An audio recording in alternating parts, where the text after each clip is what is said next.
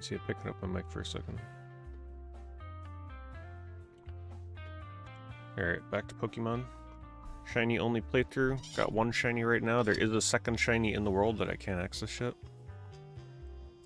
Apparently I gotta do this quest first.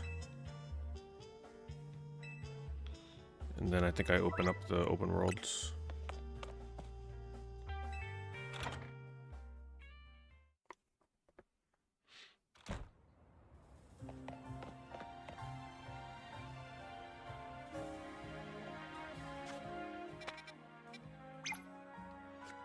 Guess we'll just go down the line.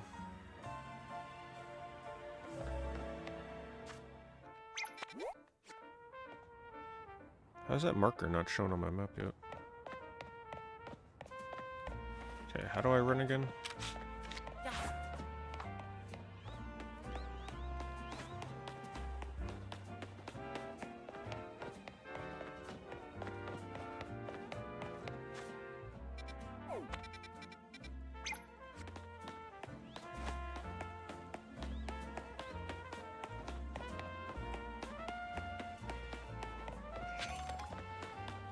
Hopefully these quests don't involve too much fighting.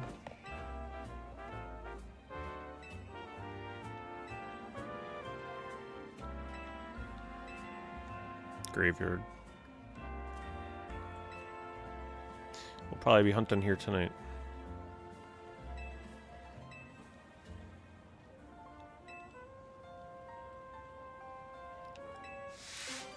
I gotta kill a fairy type. Oh boy.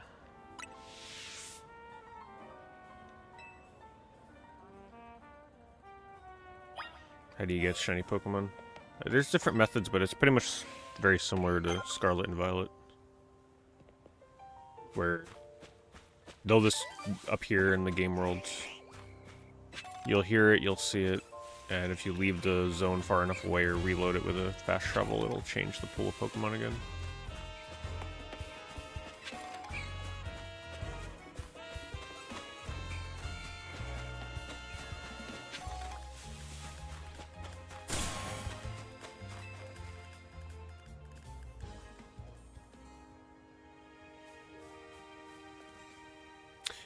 Saw the second shiny from afar. It's on top of a building I can't get to yet.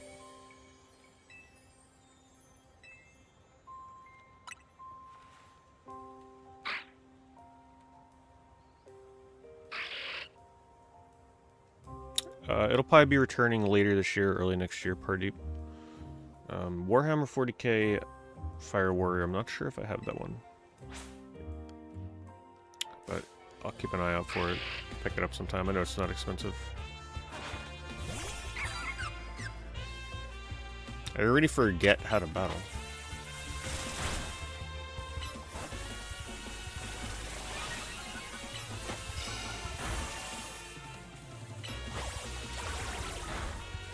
I forget. How do I bring up the item menu?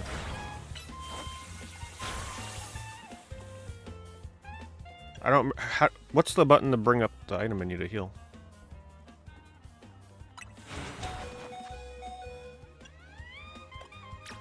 I don't even know what I pressed. I just mashed every button.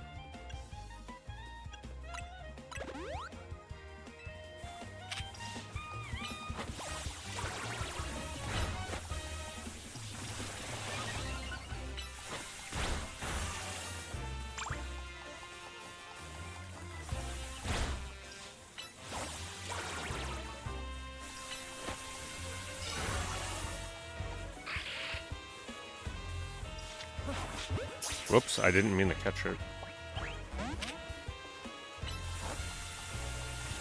Trying to figure out the damn button to heal.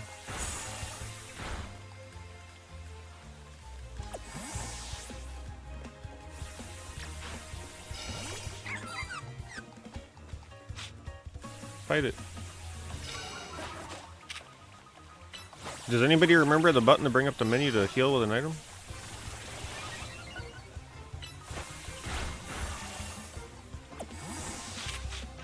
I literally can't bring it up. I don't know why X is not working. X is charm though, isn't it? X is charm. Yeah, there's X isn't bringing up items when you're not locking on. Okay.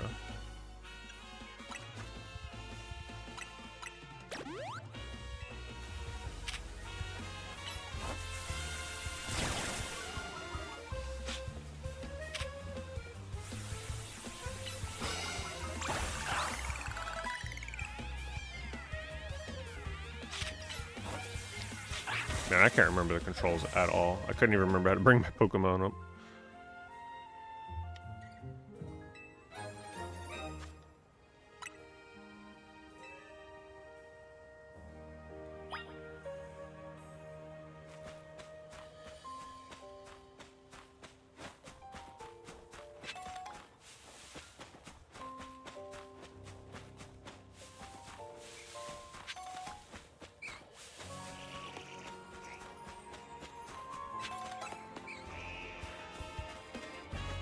Gathering some items while I'm in here.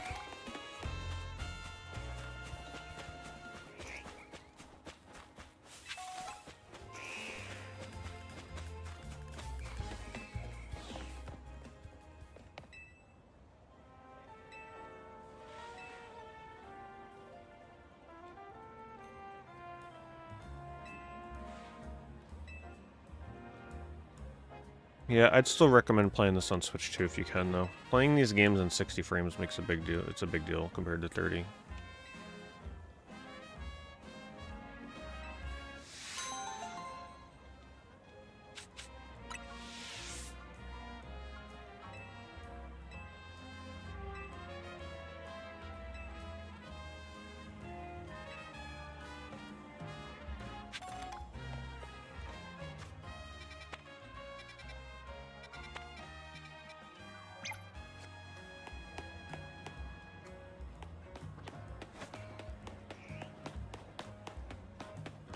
Wait, I gotta get up top? Where's it? Oh, it's right here.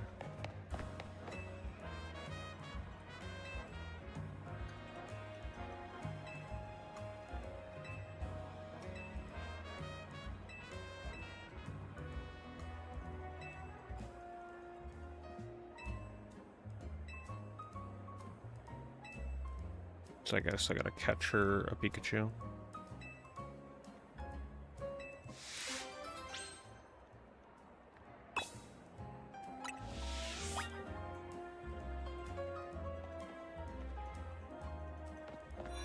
What was it? Wild Zone 3 had them.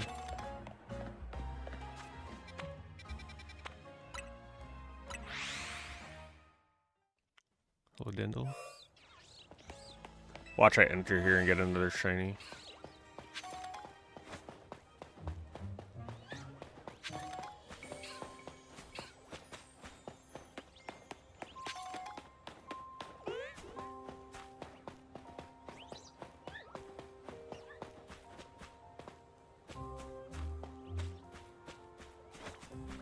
Pikachu is only a certain time of day here? Oh, there's one.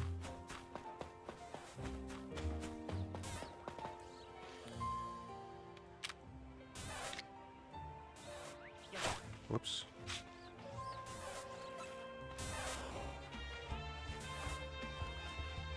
Let's go to warn his friends. Look at him.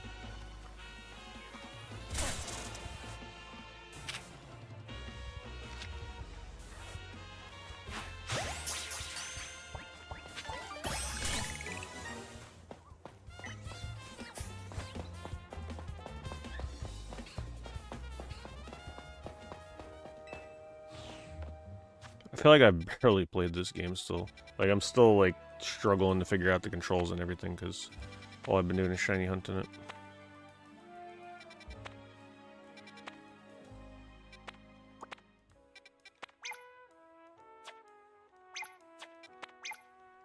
Can I not fast travel here?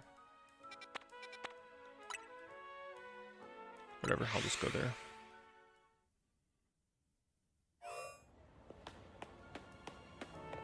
The only one that I've played extensively was the first Shadow Hearts. The second one I couldn't get into as much as the first. Third one I haven't played.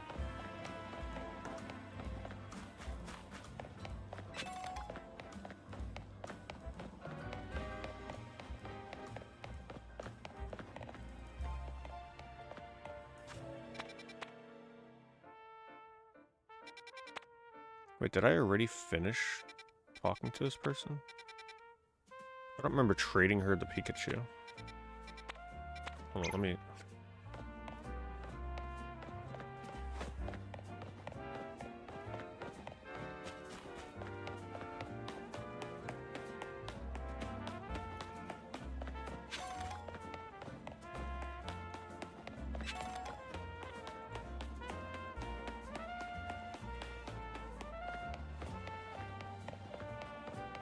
Weird that that doesn't show on the map.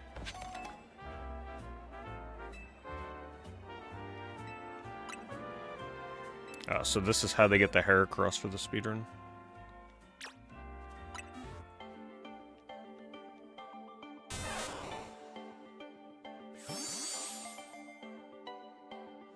I guess you have to do it to advance the game, so it makes sense.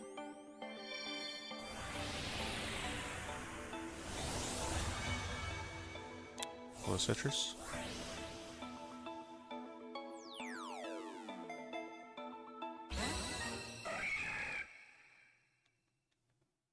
Boys? What a name.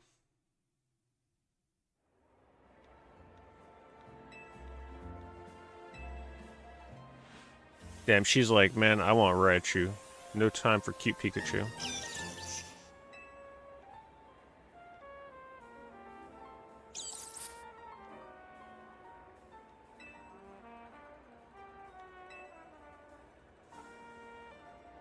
You can't change the name. Yeah, that sucks.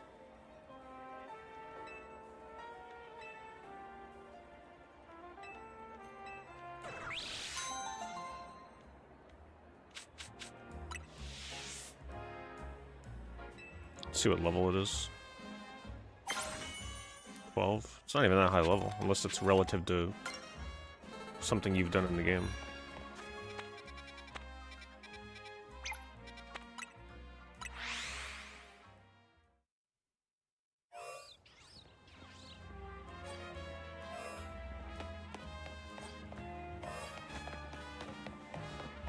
I'll just have to try and find a shiny Pokemon I can teach Rock Smash.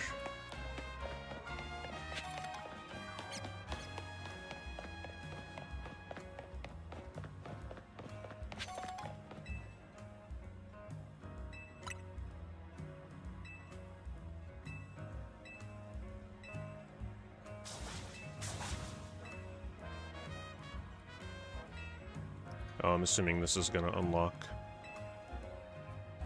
the alphas.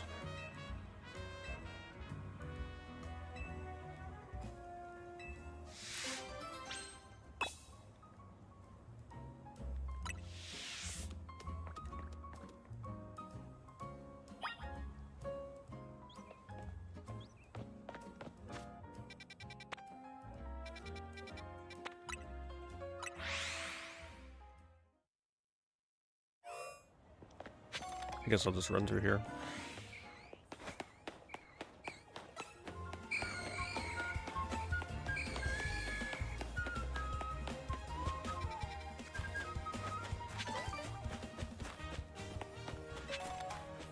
Sucks that in order to get a shiny Gengar, you still have to trade it in this game. Have I seen a Korean film called I Saw the Devil? I have seen that. I can't remember. I always get that mixed up with other ones. I remember liking it.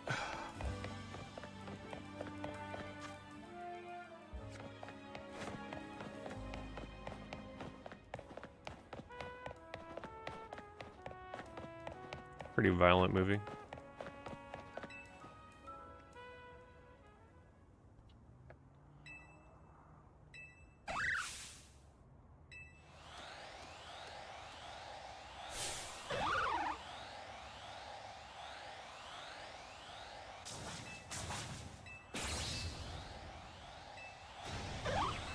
Oh boy, hopefully I'm able to fight this thing.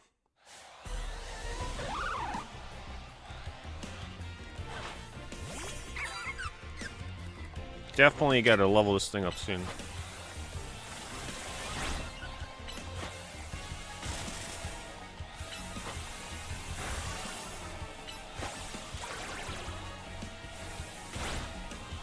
Wow. we might be in trouble.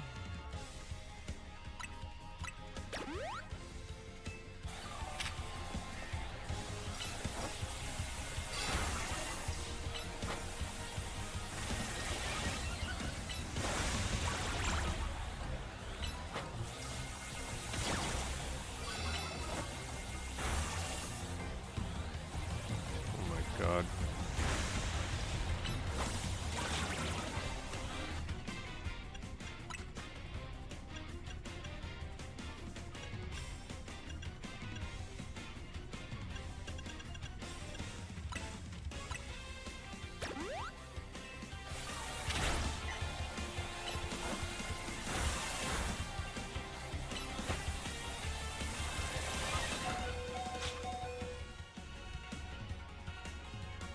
Ready to claim Mudshot?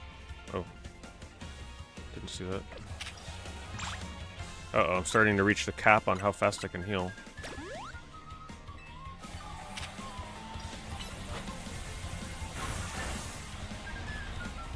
This is gonna be impossible right now. I feel like I have to level up Badoo. There's no way.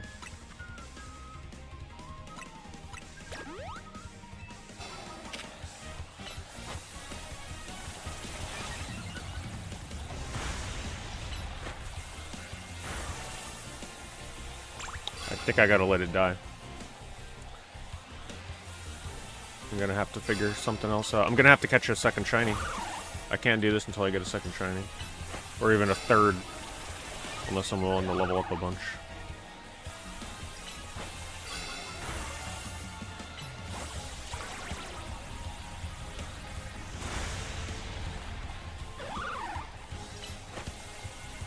I think I can pull it off with 2. Unless I'm willing to sit here and use like a million potions, which I don't want to waste. So I got it down to like a third of its health.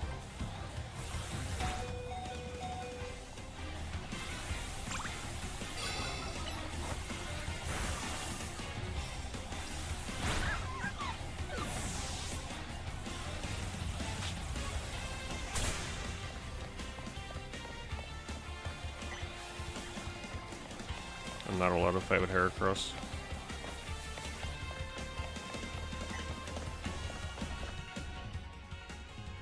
Can't back out of here.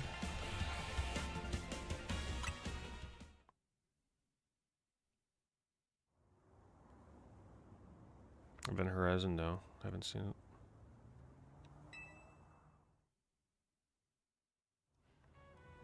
it. Alright.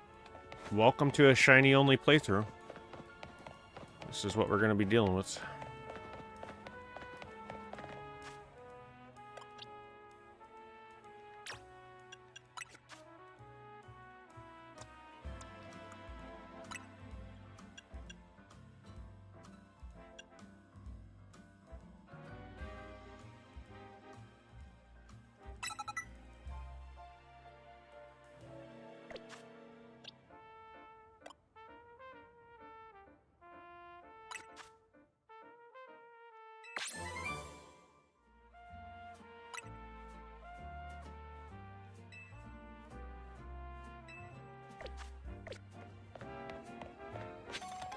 Guess it's time to pick where I'm going to be shiny hunting.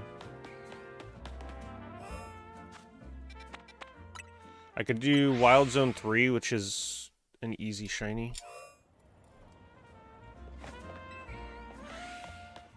Now, if I do this area, 50 meters is probably like right about here from the spawn. So it would respawn everything in this immediate area here.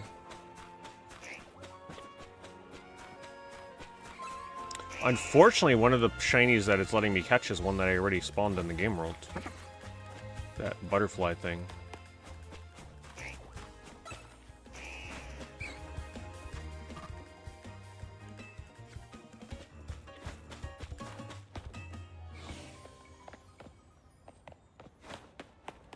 Spawning here would also spawn a Kakuna.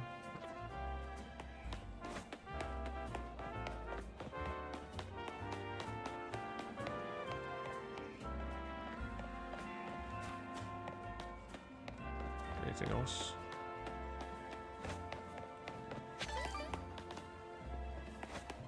Oh, a Trubbish. That would be a cool one to get.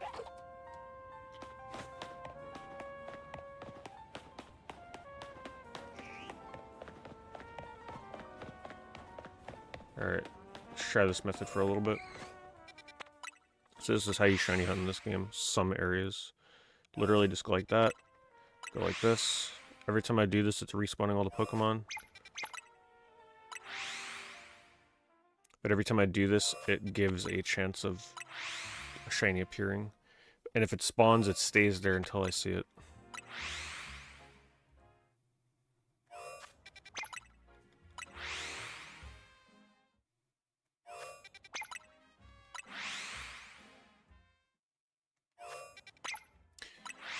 Every 20 or so of these, I'll go run through and check.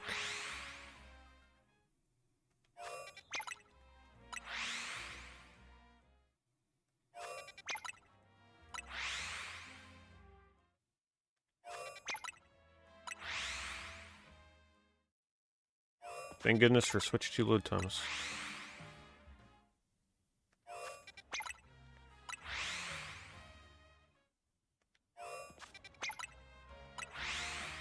All the ones in here would be cool to get. The only one I don't want to see is the little larva Pokemon, because that one's already confirmed for me on the top of a building.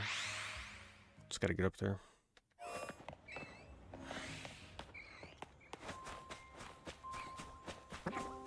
That one there, that's the one I don't want. Ghastly would be cool, but then I'd have to find somebody that can trade it back and forth with me.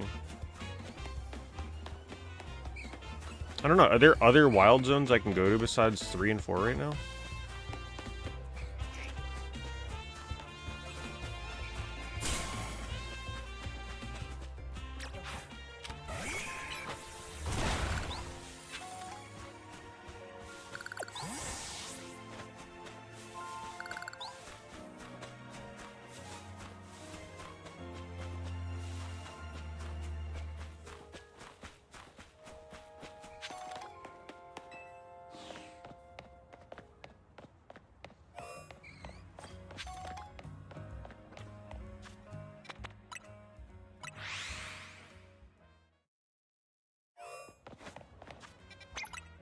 Because 3 would be really easy for me to AFK at. And at least confirm a second shiny to help me get through the beginning here. Hate to do it, but like... I feel like we gotta... Like, I just need a second Pokemon right now to get me through that fight. Still really early in the game. Oh yeah. I mean, it takes me like 4 hours right now to move on. Because I gotta get shinies.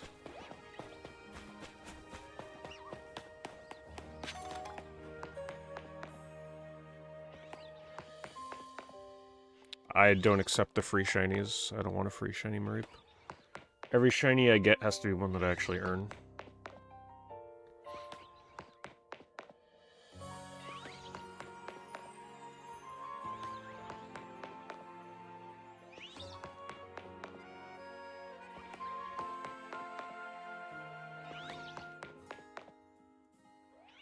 My shiny is right over there, though. Where is he? Right there, see? He's just sitting there waiting for me. I can't access the roof yet.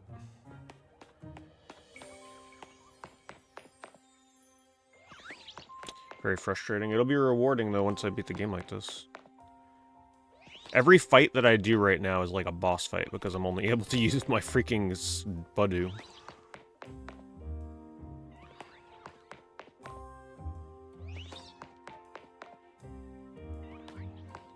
If I had a rubber band right now, I don't think I do. That'd be nice.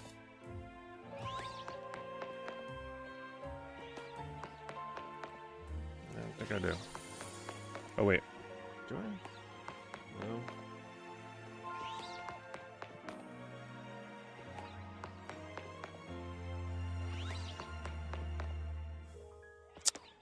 Not exactly. How do you know when they spawn shinies?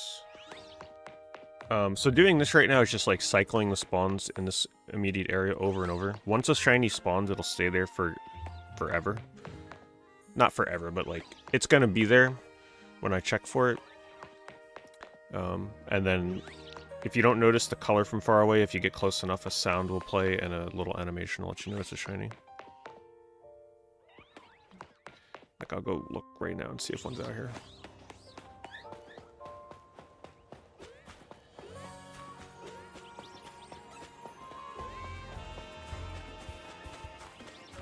So pretty much all these Pokemon in this area can be a shiny.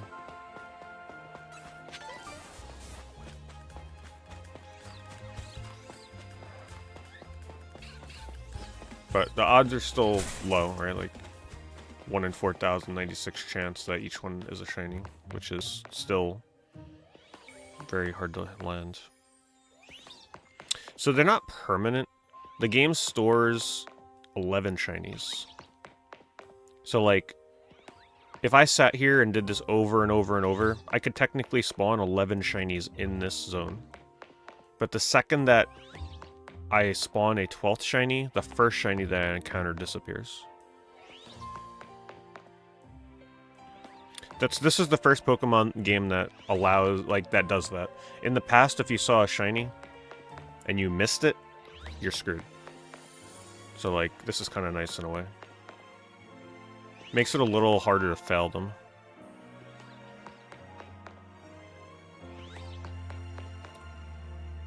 So when I find a shiny in this game, it will play a very distinct sound. And it'll give a little star animation around the Pokemon when I get, I think, within like 30 meters of the Pokemon. Other than the color. Some of the colors are really hard to tell. Like the Pokemon that I caught, my shiny, I wouldn't have known it was a shiny unless the sound and animation played, to be honest with you. I was about to run right by it. They made it not so much easier, but they made it more safer. They definitely made it a little safer to like not lose your shinies if you encounter one.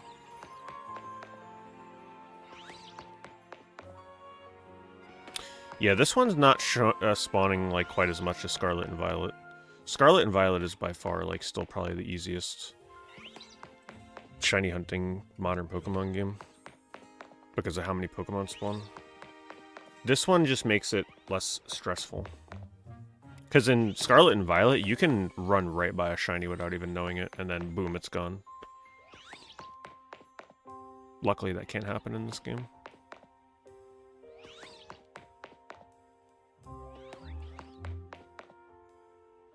So what I'm doing right here, this is like one of the only areas in the game that you can do this, to my knowledge, and like have a good shiny spawn area. Thankfully, all the other shiny spawns are pretty much like, you want to run around the area, or, you know, you can't really abuse this method in too many places. It's just that this place here, all the Pokemon spawn immediately by this door.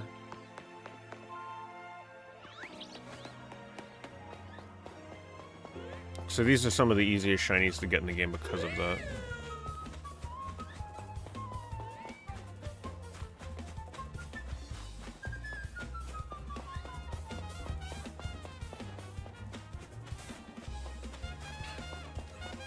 So even with the Pokemon on the roofs in the distance, that's how I spawn the shiny butterfly thing that's up there. Because doing this, as you can see, if it spawns close enough, it has a chance of spawning a shiny. So it spawned that shiny over there. So there's a couple of other Pokemon probably on the rooftops here that it may turn into a shiny if I get up there. So when I go up on that roof over there, there may be more than one shiny. I just can't get up there yet. And because I've made this rule for myself where I can only play through the game with shinies, having just this one Pokemon right now is not cutting it, so I gotta get a second one.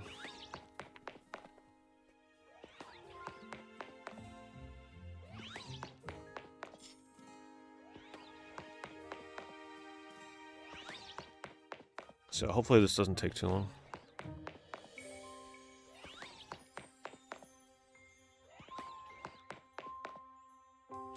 Badu, yeah, it evolves into Roserade. It evolves through friendship. So unfortunately, I can't just level it up and then evolve it. It's got to be like high friendship with me.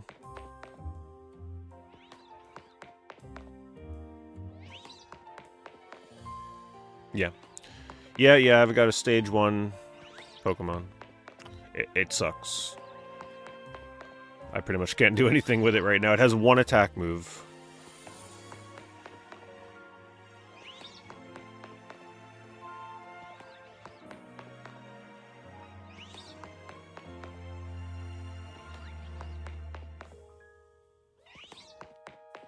Yeah, it was either going to give me that or Magikarp, so I would have been probably screwed either way.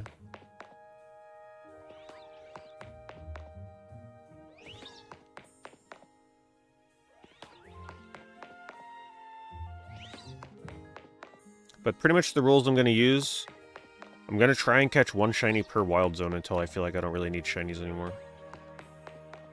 And then I'll just like find them normally, unless there's a Pokemon I see in that zone that I really want.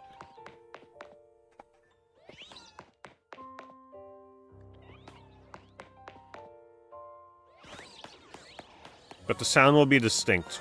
Yep, there it is. There's a shiny. Right there.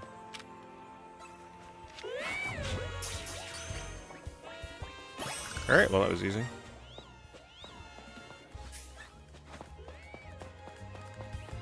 See if we got a second one.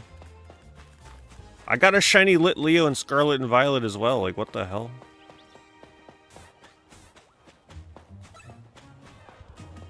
It's better than Flabébé. Okay. Let's put Heracross away.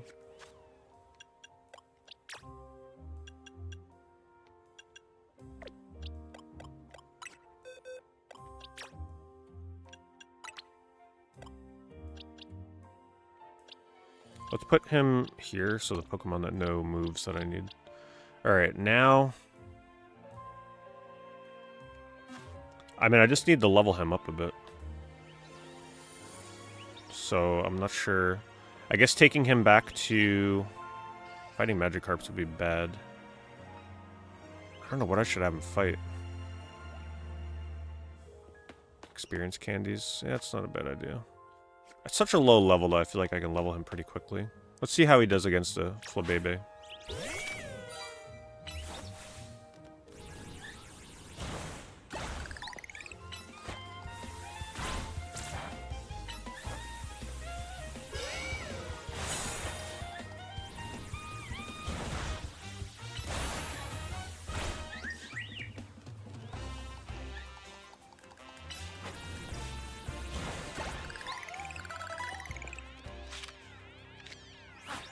I'm only catching for the experience.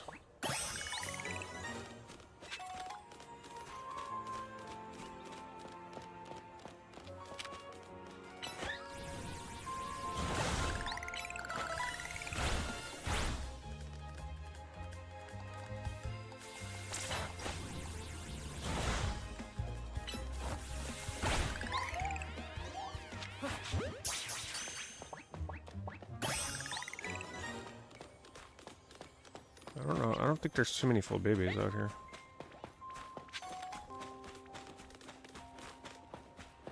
No, I'm not trying to get a shiny Flabébé. Even though a Florges would have been alright, I just don't want to... I don't want the Flabébé.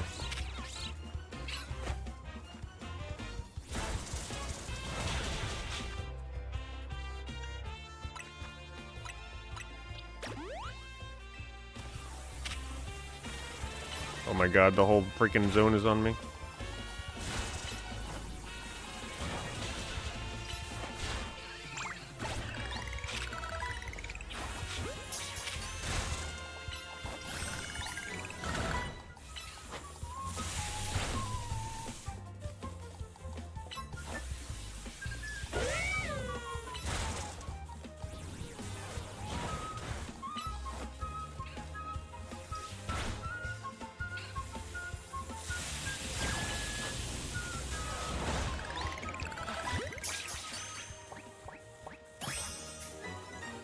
Alright, so what are we, level 10 now? That should probably be good enough to take on the Funnelbee. Yeah, I don't disagree. I've heard it's pretty bare bones. I really enjoyed the shiny only playthrough for Scarlet and Violet, so this will probably be a refreshing change of pace.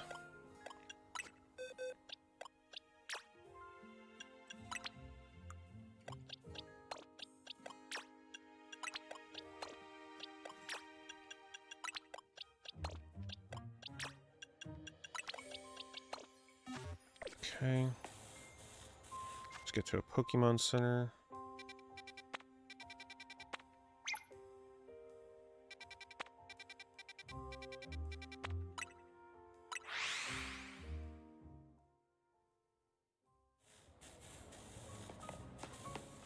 I'm only catching those Pokemon to give me more experience, and then I let go of them.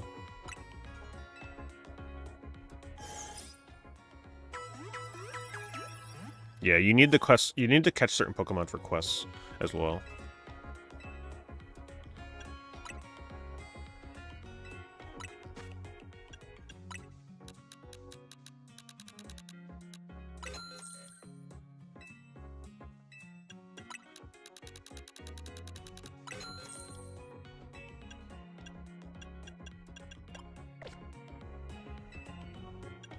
Alright, let's see if we're good enough to fight. Would you like to register your birthday with us? Sure.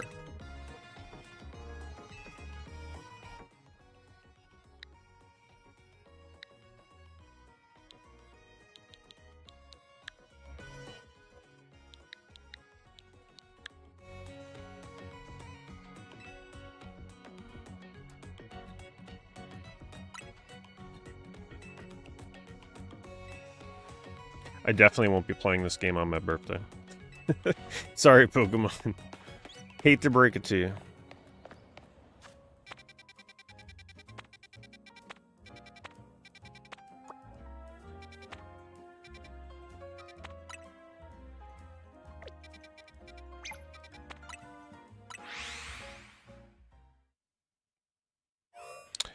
Hope I'm enjoying it. I'm enjoying it in my own unique way so far. Trying to make some fun with it with shiny only. I think in the long run it'll pay off. I'll feel a much deeper sense of satisfaction beating this game with essentially randomized Pokemon for my team.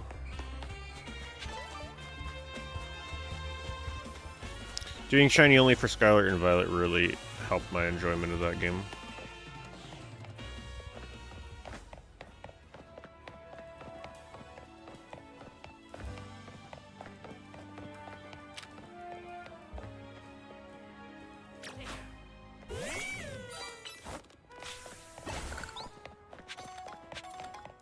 Oh, they actually get experience for doing that? Interesting.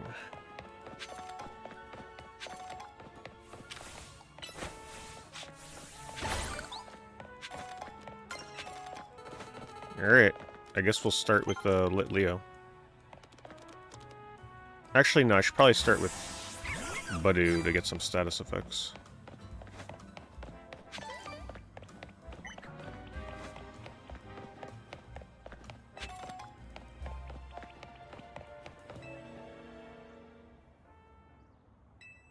Plus I got like an extra level or 2 on Budew.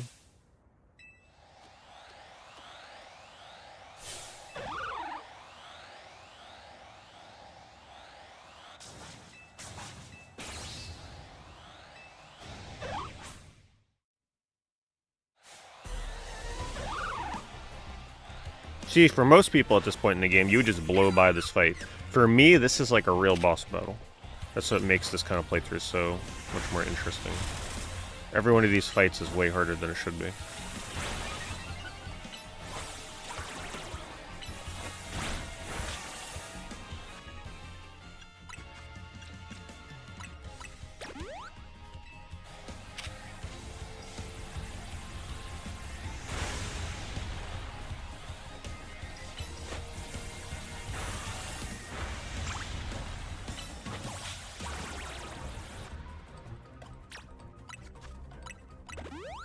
Now, I can't just spam healing items. The bar on the bottom of the screen has how long I gotta wait before I can use a healing item again.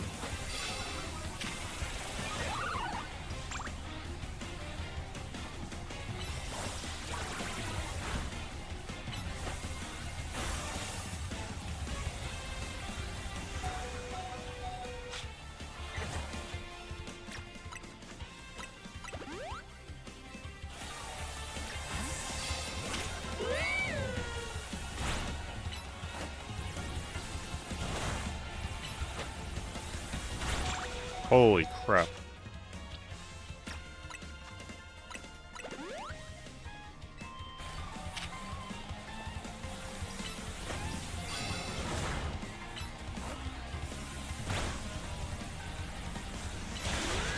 He's just dead. Okay.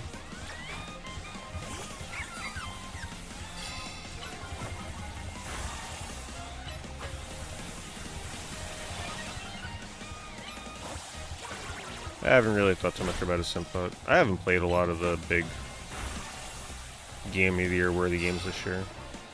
Plus, I'm sure there's a lot I forget about anyway that I'd have to look at a list.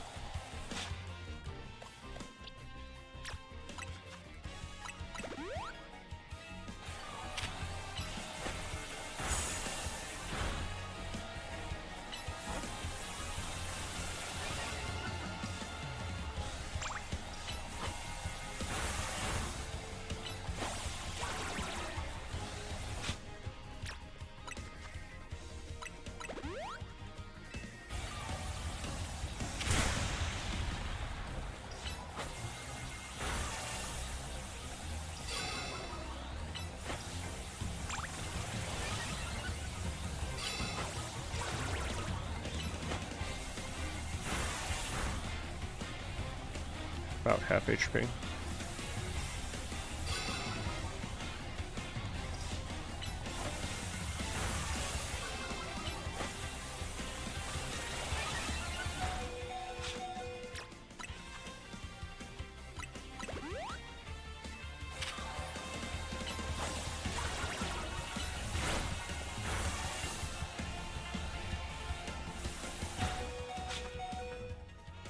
Uh-oh. Can't heal. Super potion.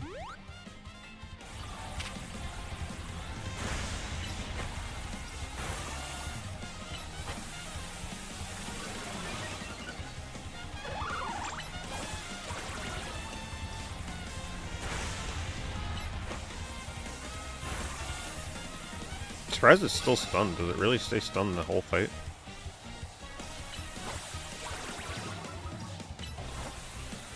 See, it's important that I use Growth because it's using a move that doesn't damage me to debuff it.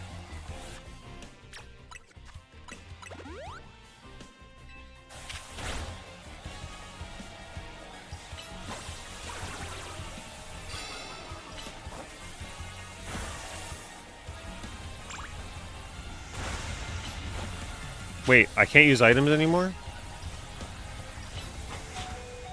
Oh my god, there's a limit to how many times you can heal in battle. Wait, is there?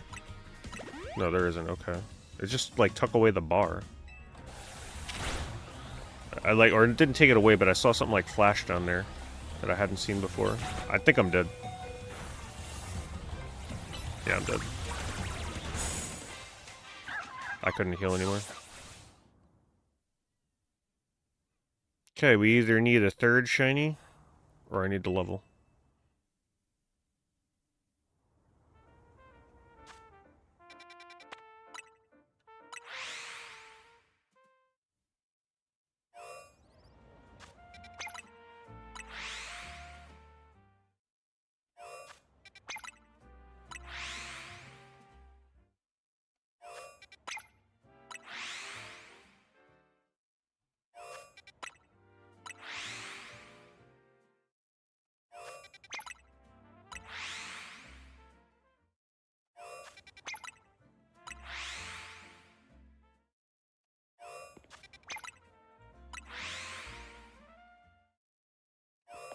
If only a shiny here would spawn as easy as it did in Zone 3.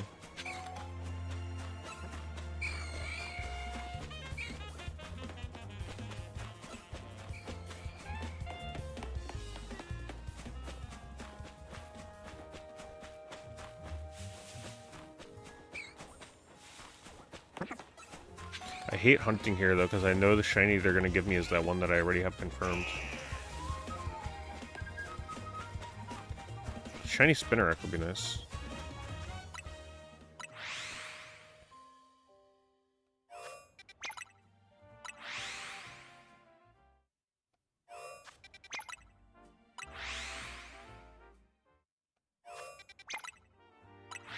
Anybody know if there's any other wild zones that I can access yet? Or am I stuck with up to 4 right now?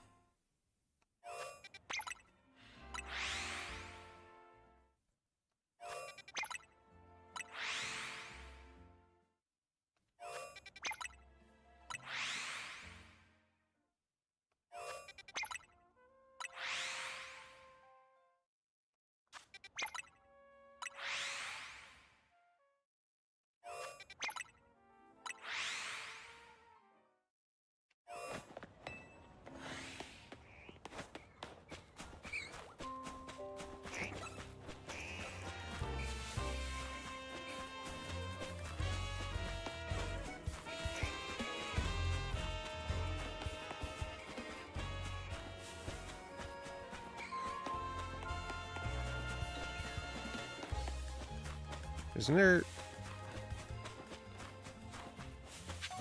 Oh, you know what? Nighttime probably affects what Pokemon spawn here. It can't be nighttime for me yet. That's right, I forgot about that.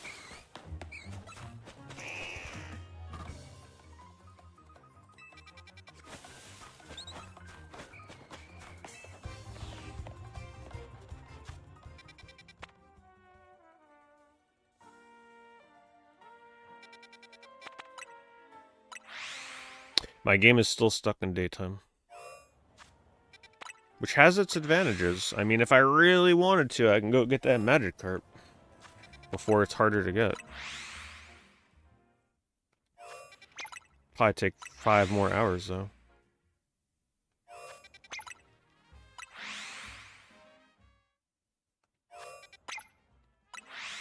Technically, right now I have 3 shinies because of that one on top of the building. But I gotta, in order to get the one on top of the building, I have to beat this Alpha Bunnelby. And in order to do that, I need to either level... I don't want to, like, over-level myself, though. I could try fighting in here and just see how much experience I get. It's obvious that leveling Lit Leo is just not worth it. He gets annihilated.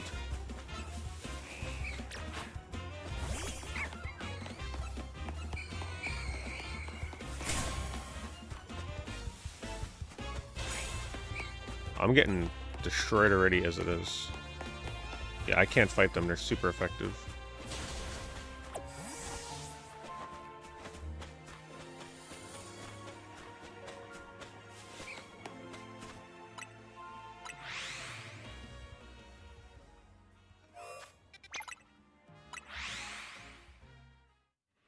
Gotta rehearse. Okay. Like, last time I found a shiny, I forgot to save. Like, I panic saved and almost screwed myself over from the shiny. I saved while the the buddy was running away. Luckily, we were reminded of a technique to use to reload the game, which saved the shiny. I mean, technically, I could also just run around the city, but I don't know where all the Pokemon spawn. Oh, that's right. Hold on. There's more shinies I can check on around here. I forgot about this. Let's see. Kadabra, no shiny. Let's see if the Trubbish is up. Any other Pokemon chilling? I really love how, like, the Pokemon can actually just be hanging out outside in the street here, and you can catch them. Oh. Oh, there's a free heal right here. Oh, that'll be useful. Yeah, so he can be shiny.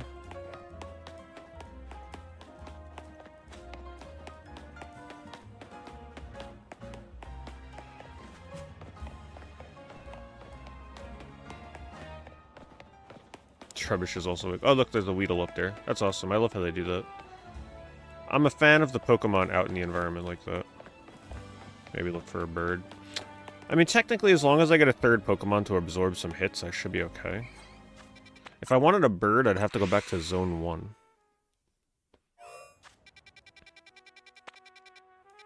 Wait, what's Wild Zone 5? Can I go in there yet? It says I've been in there? 14%? Really? I went in there? Let's go check Wild Zone 5. I can't fast travel yet, though.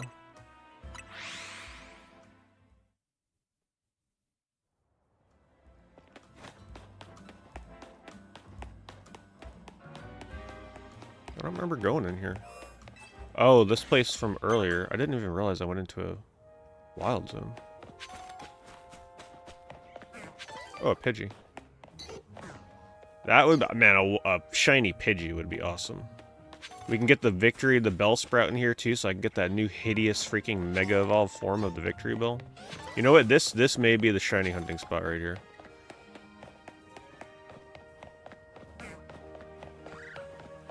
This may be it. It's pretty small. Anybody know of, like, good shiny hunting methods here?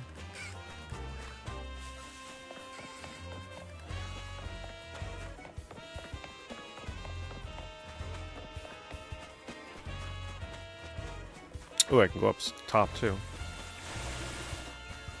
What is this? How do I take that down? What TM do I need?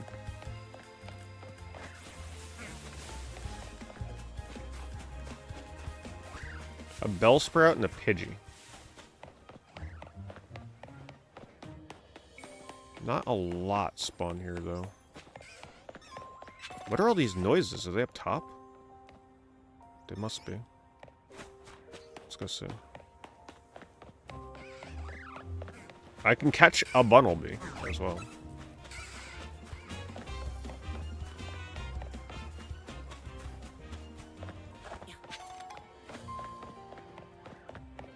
Yeah, I don't know what TM I need to... I'm assuming Gust. Looks like... Or is that Sludge? What is that? No, that's Sludge. Yeah, I don't know what you would need for that. I don't know if it makes sense to shiny hunt here until I can clear that, though.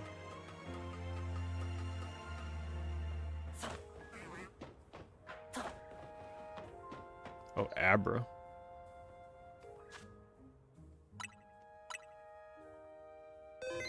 I wonder if I can, like, completely lose Abra. Like, not being able to reload kind of thing. Since he flees.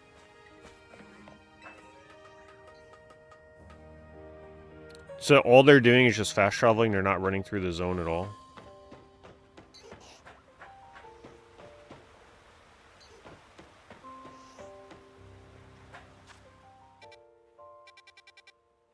Where did I come in from? Here?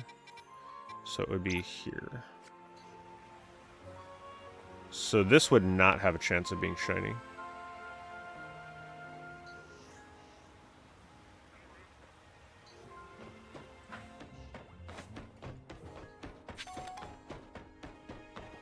Can't remember, do I have what I need to cut this stuff down?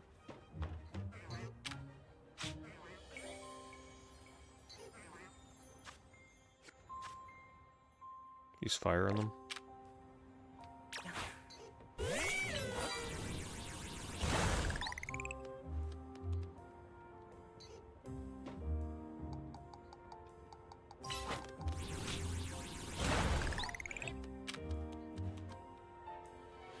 Yeah, having a shiny Pidgey or Bellsprout would be awesome, because then Bellsprout also gets the Mega Evolution. I'm sure Pidgey probably has one too.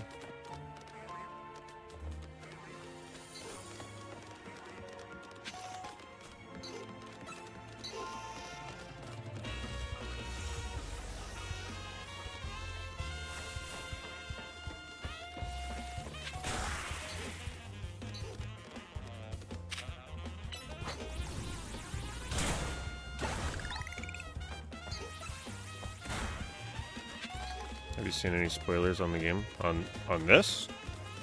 Not so much, no.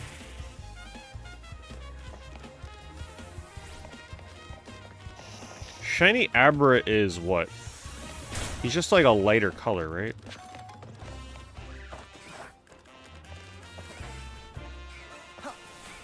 Anybody remember what I can use on these to clear them?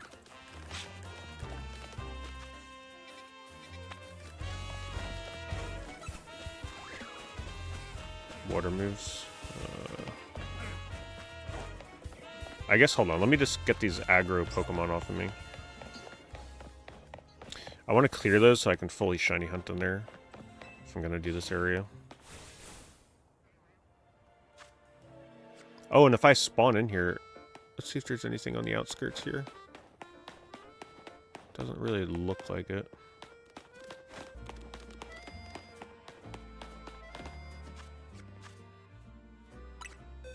Water. Oh, come on. You gotta have a water move. Water gun. Okay. Let me just clear the sludge.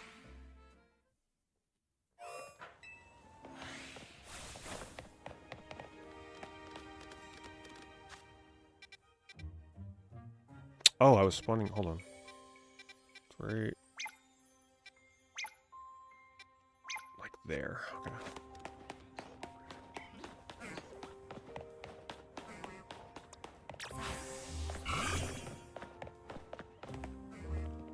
It's nice to hunt here later in the game because I got a wild zone right beside it as well. Oh, so I would be respawning for 2 wild zones instead is what you mean? Hmm.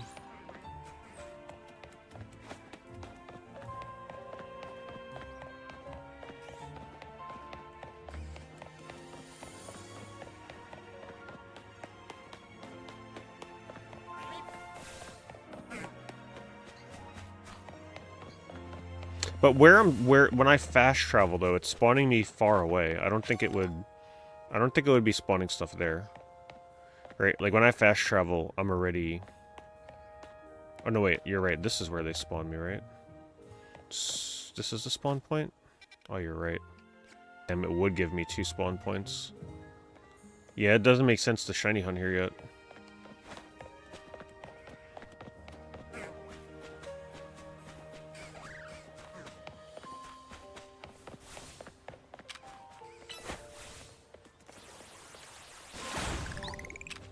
How long do you think it'll take before I get to Wild Zone 15? Much later in the game.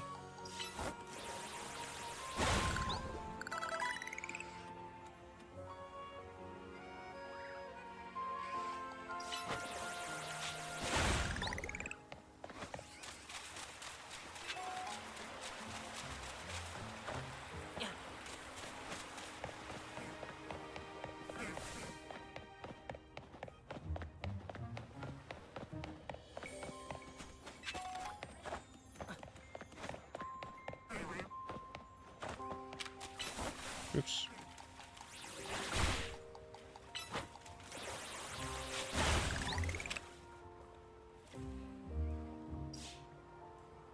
I guess I'm just gonna have to level my freaking Pokemon. If I can level up the Sun, or the Budew, then I'd be in a much better spot. Main mission 24. Yeah, it sounds like it's pretty far away.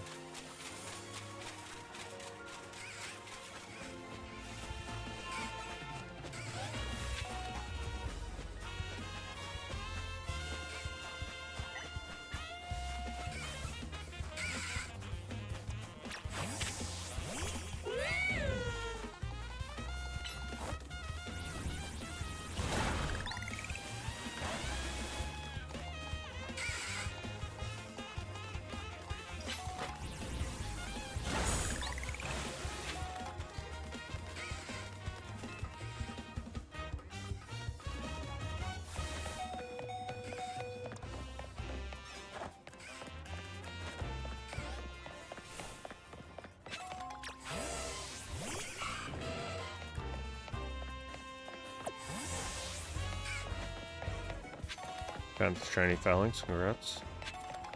Is that a hard one to get? Alright, it doesn't make sense to shiny hunt there, because it is true, like, it would be two shiny hunt zones with 1 respawn. Ugh, okay. You know what, let me go back to Wild Zone 1. Because I'm sure I could just plow through anything here with Budew. Let's also go heal.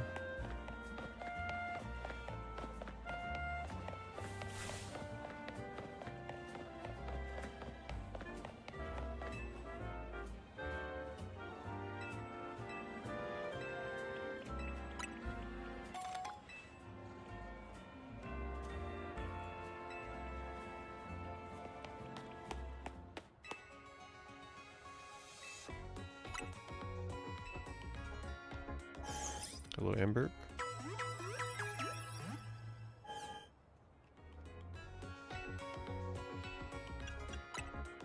Oh, that's right. I can clear the rocks over there now, too.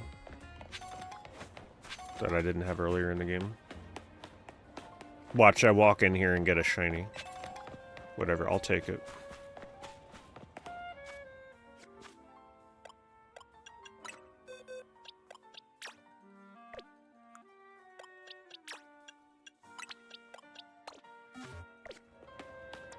Let's clear the rocks first.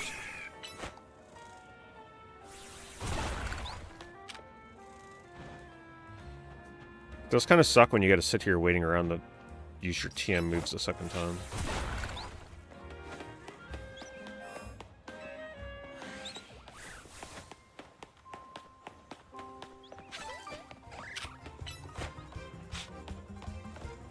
They're really aggroing me, huh?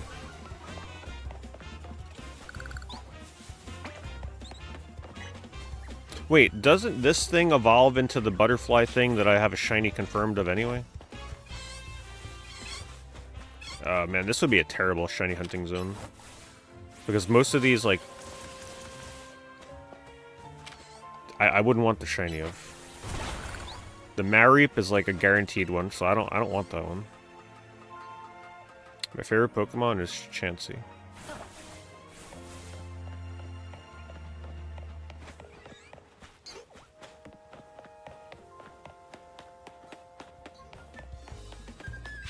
Favorite shiny? I really like shiny Psyduck. I just love the complete switch to a baby blue on him.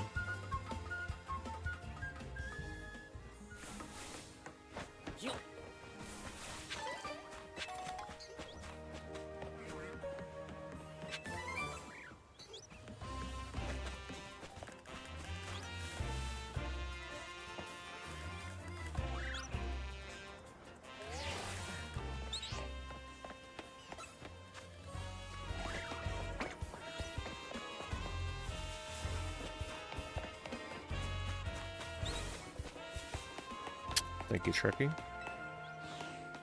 Alright, I think we gotta just, I don't know, what would you guys do? Would you just level, should I level my Pokemon a bit, or do you want me to try and catch a third shiny from here? I'm thinking I just level a bit, and then try and destroy the Bunnelby.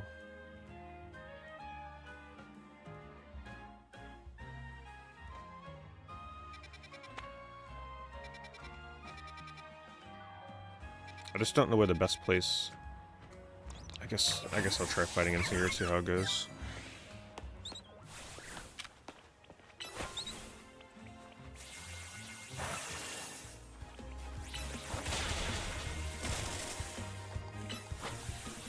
Level 3 though, they're gonna give like no experience. Wait, didn't they give me an item to increase the amount of experience my Pokemon gets? I could swear they gave that to me.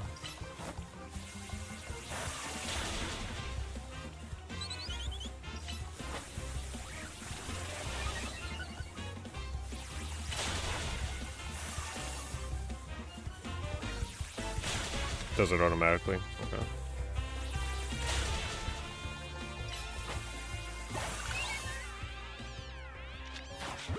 Six experience? Nah, it's not worth fighting here. Right now I have 2 shinies.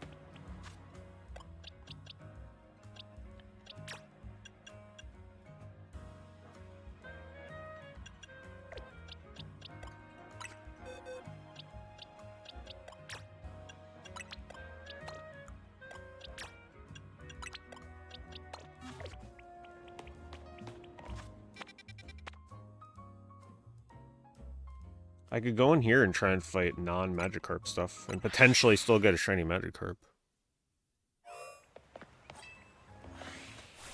Or actually, no, fighting Magikarp here wouldn't be too bad.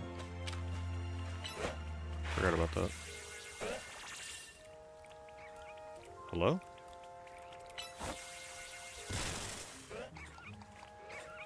Damn it, where's he going? Yeah, this will be the best thing to do.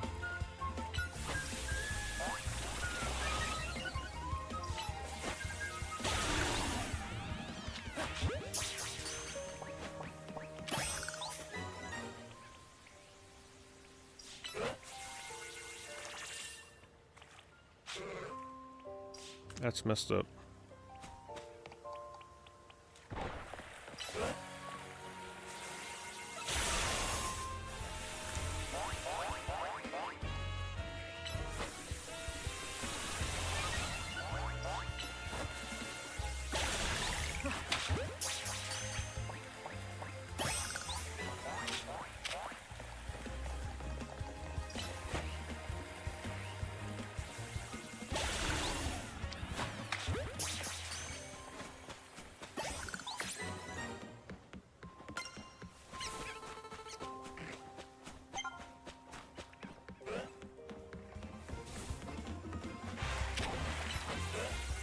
I just love how the Magikarp just flop out of the water here into the bridge. I keep using Absorb, but then he doesn't, like, see the Magikarp, and then I have to wait again. Kind of annoying.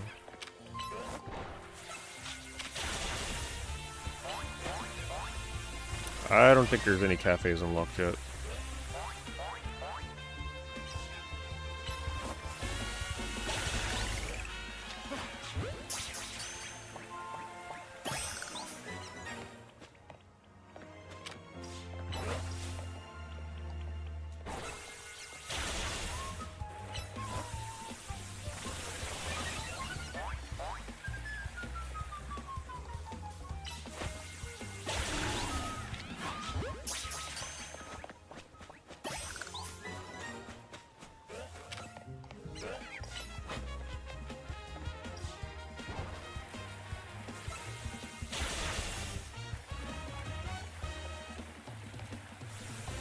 I would kill to have a second attack on this thing.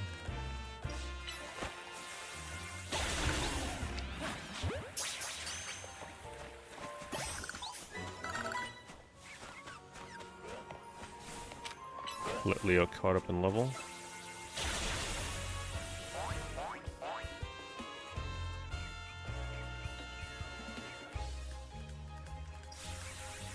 Would it be easy to tell if I have a cafe if I just look at the map?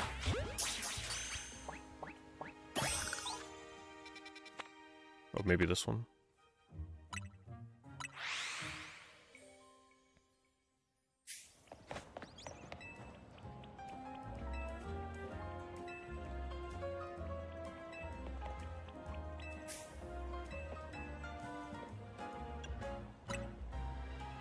Does it matter what tea I drink? Oh, I mean, I'm assuming the one called Roserade tea might help.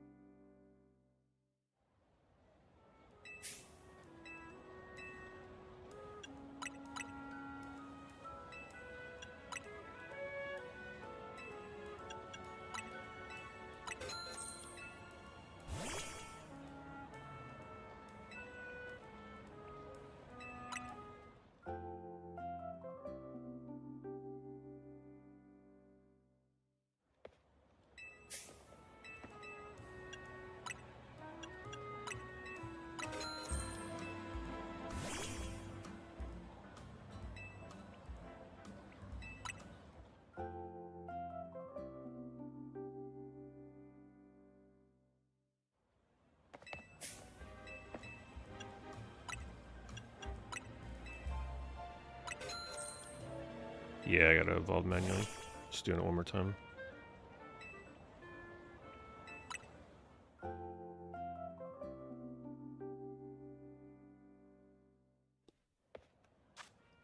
Did they do that for all Pokemon?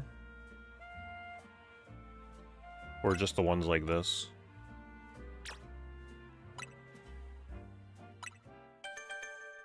Oh, look at the Sky High evolution screen.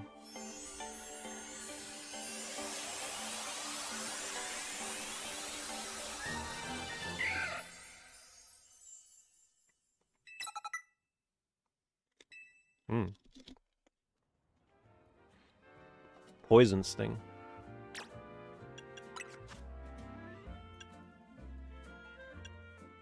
Wait, I had all these moves this whole time I could have been using? Oh no, maybe because I just evolved.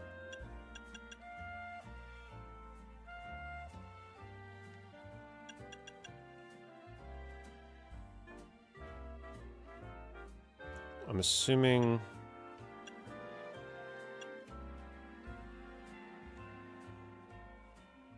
Leech Seed would be really good. We're just gonna replace all the bullshit.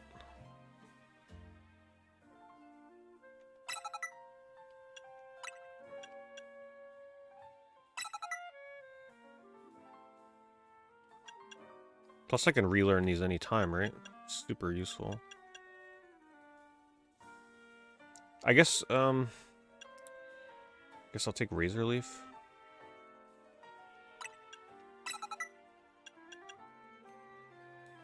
That should be good enough to win now. Let me just like win one more fight so she levels up.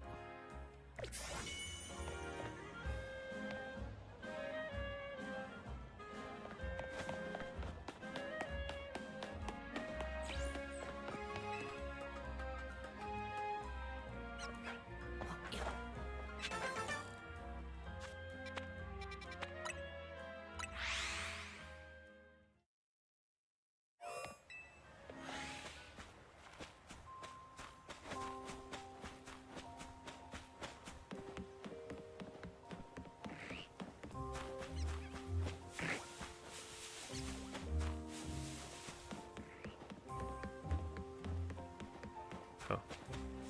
They haven't respawned yet.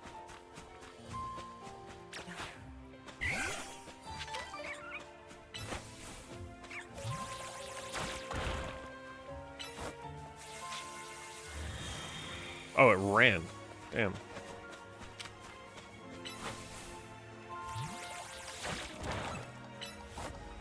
Cocoon is like, oh my god, who is annoying me right now?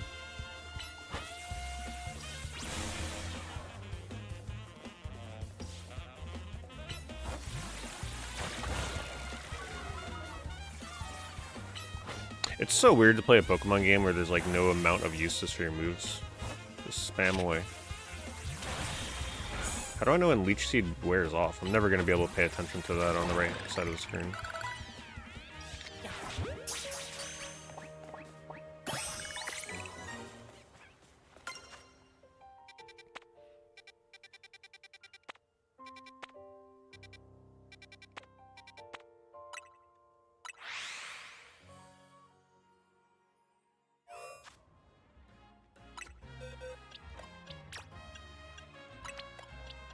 It's gonna be faster to release them. I'm sure it's a single button press.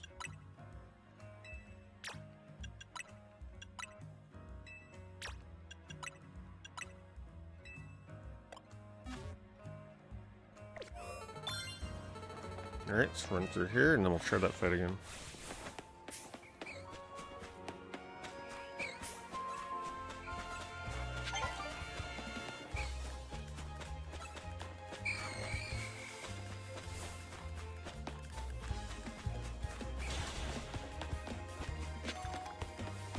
Wait, did they just kill my Roselia? No, but they weakened it.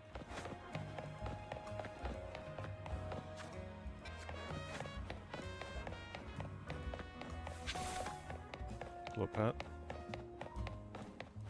Yep, catching and releasing the Magikarps, just like real life.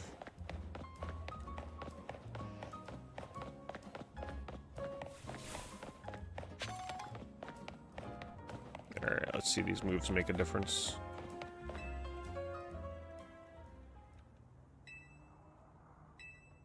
Should make a big difference, just having more attacks.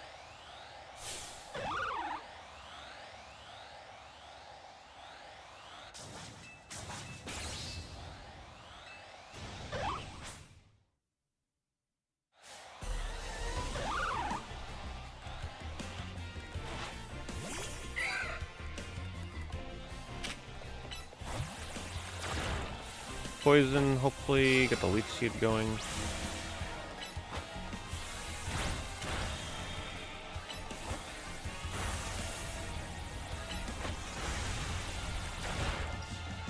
Doing much more damage. Yeah, I don't know how you're supposed to know when you're supposed to recast Leech Seed.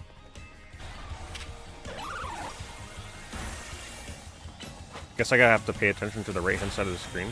That stuff goes by so fast though, I'm never gonna be able to notice it.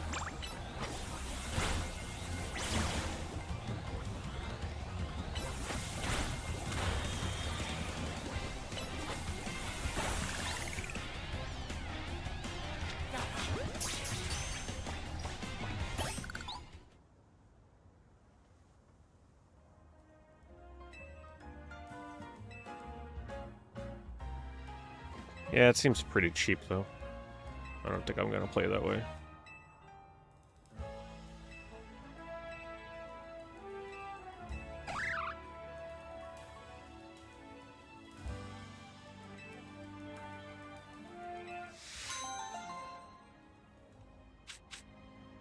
Have a good night, Jet.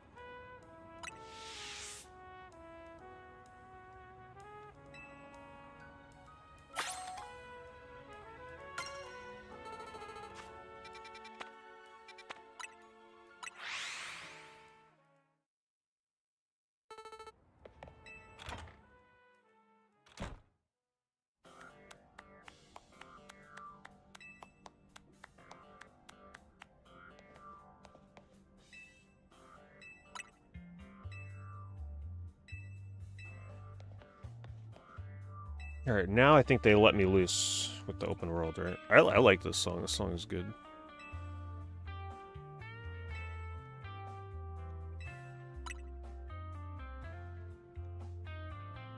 I love how she just asked, I'm sure a Pokemon trainer like you is all familiar with Pokemon evolution, right? And I'm like, yep, I know everything. She's like, well, some Pokemon can evolve with certain conditions. It's like, did she just not hear me? And by evolving, Pokemon get stronger. No, duh. Why do you think I chose the first option? Well, I guess she's gonna go over the Mega Evolution.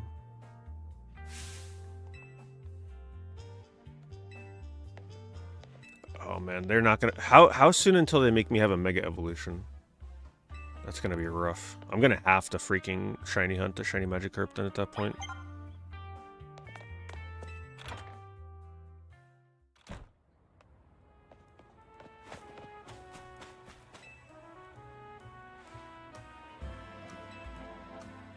I kind of want the Starmie though. Just because I've seen the Mega and it looks ridiculous. Wait, am I really gonna have to fight a Mega? Oh boy.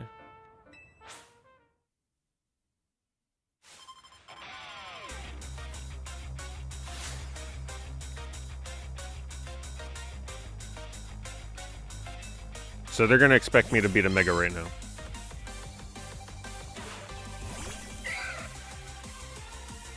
At least we got the hype-ass song.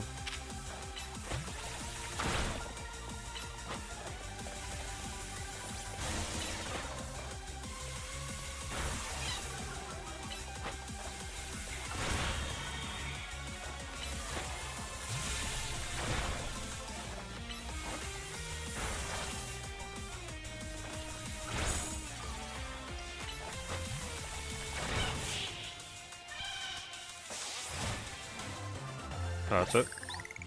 So much for a Mega Evolution. She's like, if you want to see what Mega Evolutions are all about, come fight me, and then that was the fight.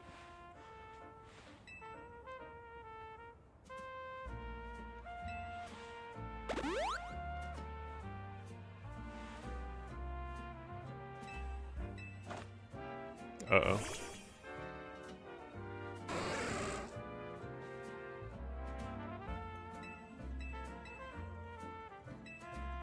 I spoke too soon.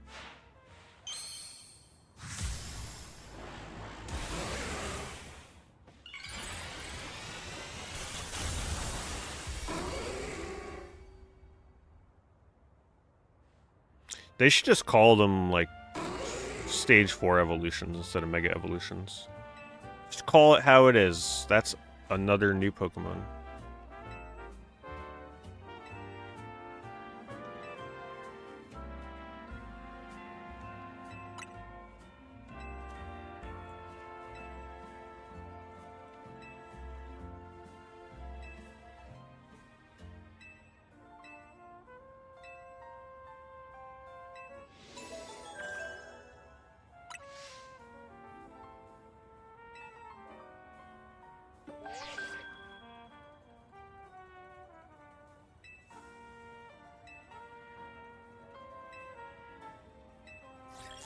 Yeah, this rank stuff doesn't really mean anything.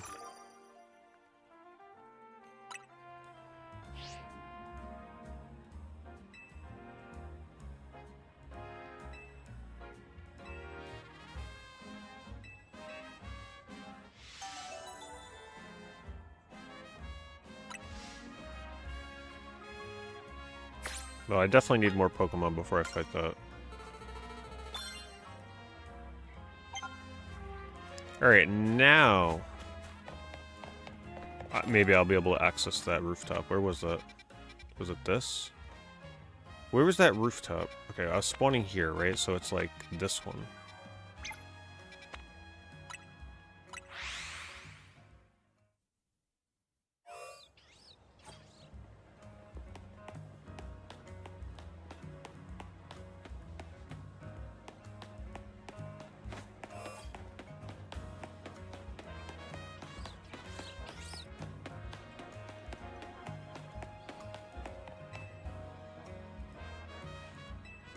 Oh my god. I still can't access it. Wait. Oh, wait, maybe we can do it now.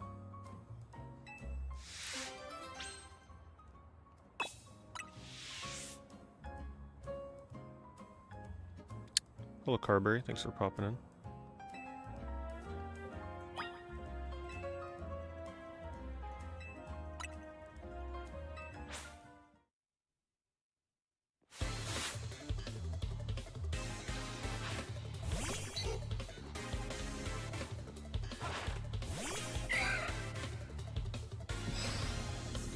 I like how, like, her cry is in sync with the shiny sound effect, so you can barely hear the shiny sound effect.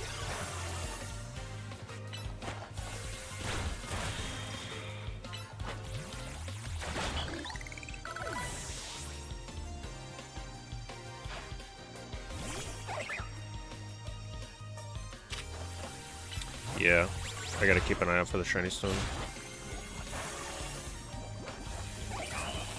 But it makes me decide between the main channel and here. Too many people are just not used. Most people that subscribe to a YouTube channel do it for occasional videos, not non-stop streams clogging their subscription feed. So when I stream on the main channel, I tend to lose tons of subscribers. So I just choose to do it on here instead.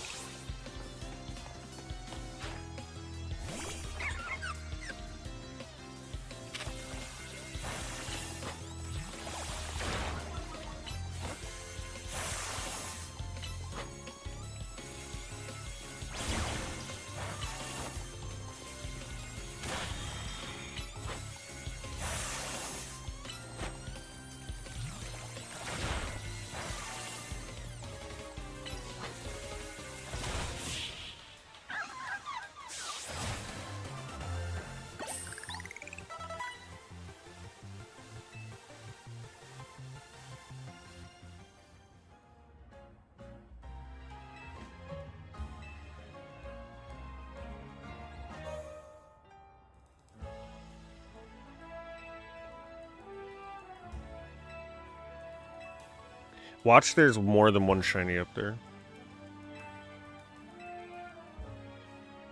That'd be awesome.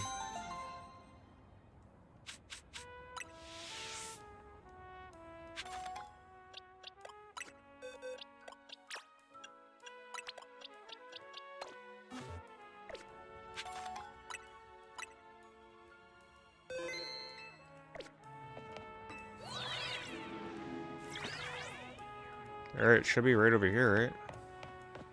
Yeah. There it is.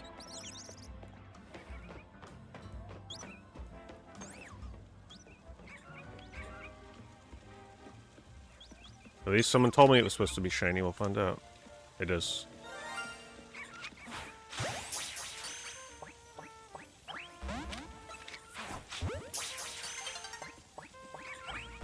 Hello?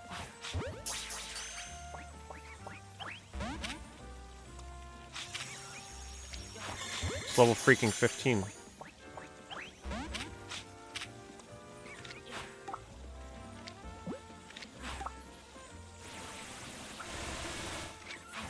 I can't hit it with anything now. Whoops.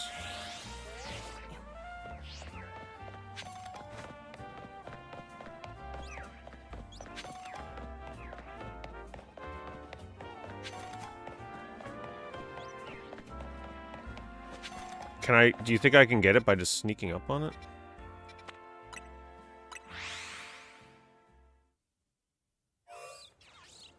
You've yet to find a shiny, you've been playing for 6 hours. Yeah, I'm about to get my third one. There's certain methods that you can use that, like, kind of accelerate it. By reloading zones over and over and over. But you're not the only one. There's plenty of people that play this and say that they don't see a shiny for, like, practically the whole playthrough. Just running around.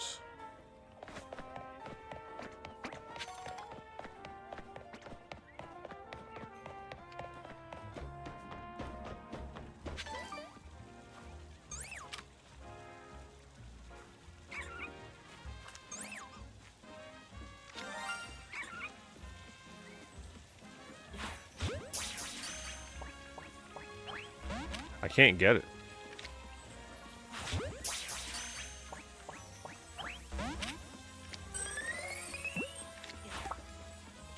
I just wasted a Premier Ball.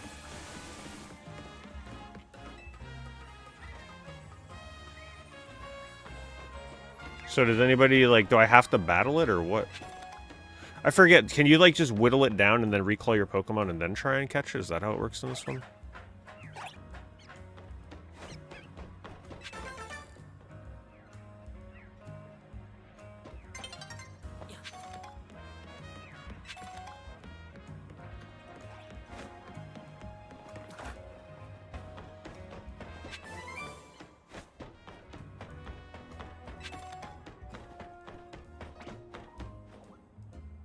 You can save after you kill it in this game, like during the death part.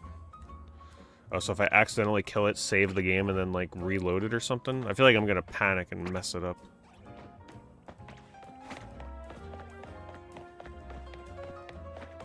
I guess I'm gonna have to try fighting?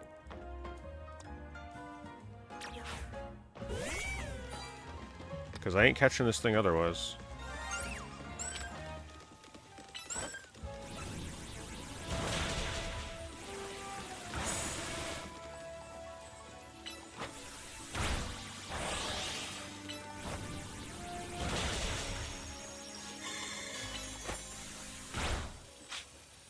So how do I, like, recall Litleo?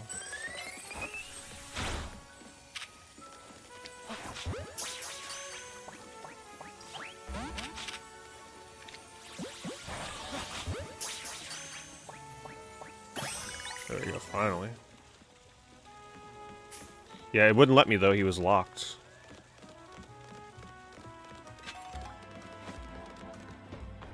Alright, third shiny.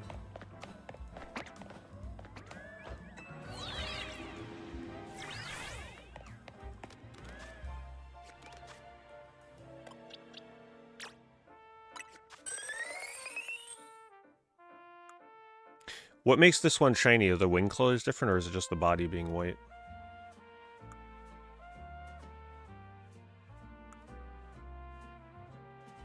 Docile, so it's got nothing up or down.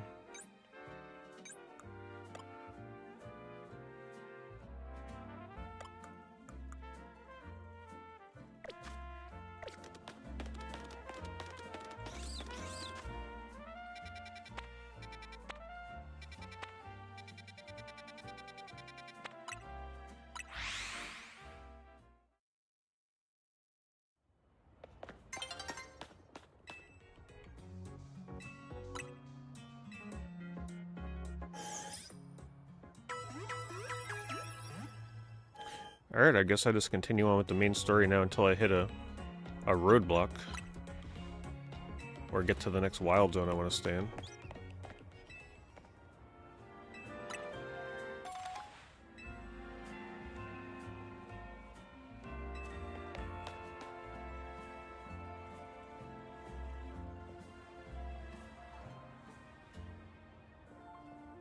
Can I access any of the shiny stone spawns yet?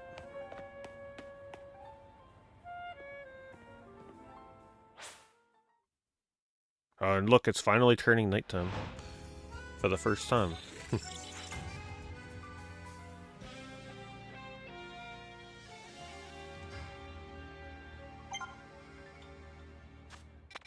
I guess I'll do a battle zone. Good way to get experience, right?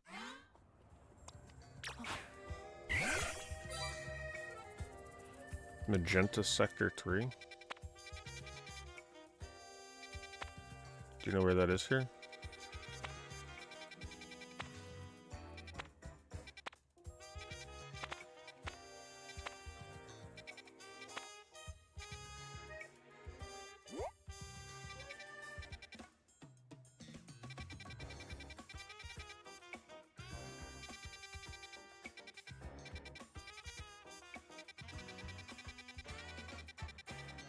don't think I've seen it yet.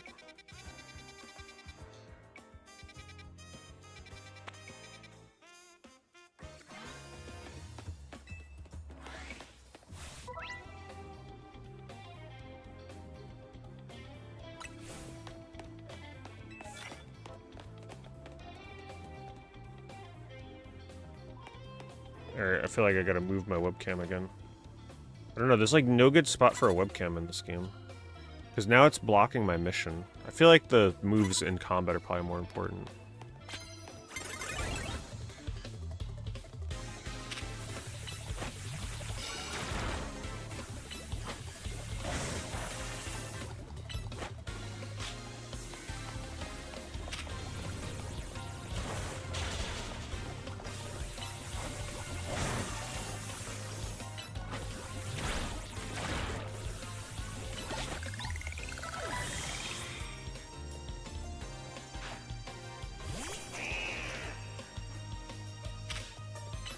Well, I don't think poison's gonna do much.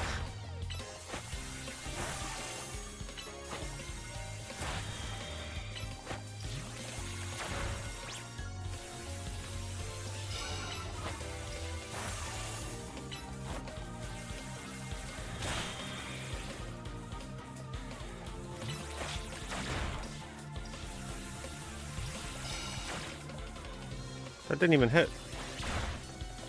Attack, what are you doing? Man, the combat's pretty janky sometimes.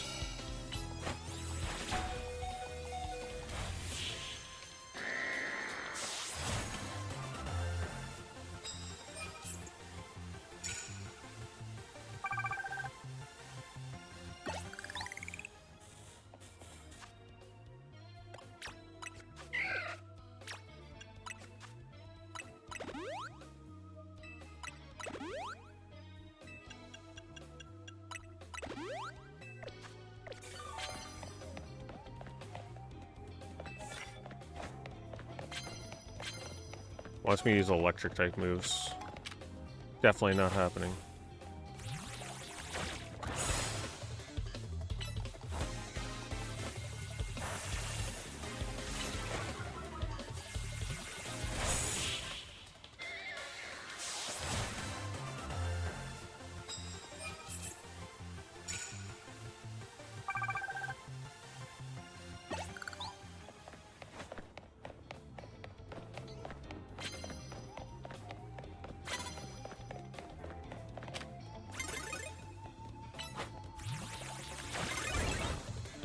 I love these like arcade noises in this game. Uh-oh, that's a fire type.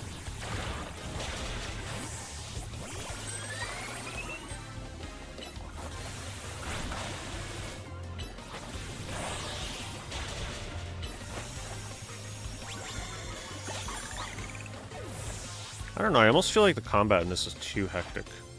It's just so hard to understand what the hell is even going on sometimes. There's just so much happening at once. It's just so many moves non-stop happening. I feel like there's very little strategy behind it.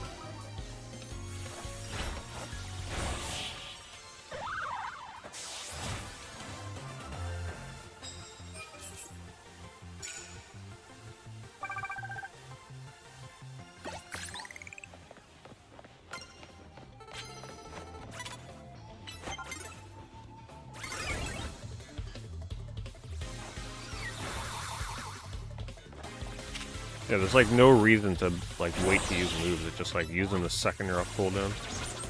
Yeah, maybe there's certain timing with things like light screen or something, but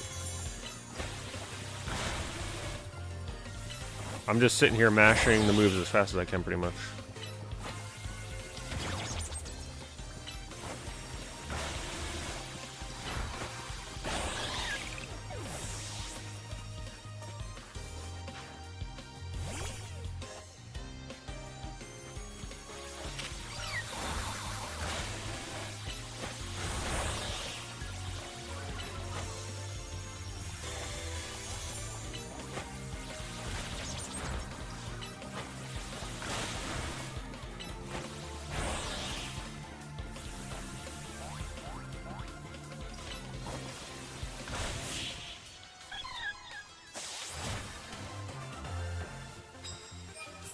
Yeah, I'll be on for a while.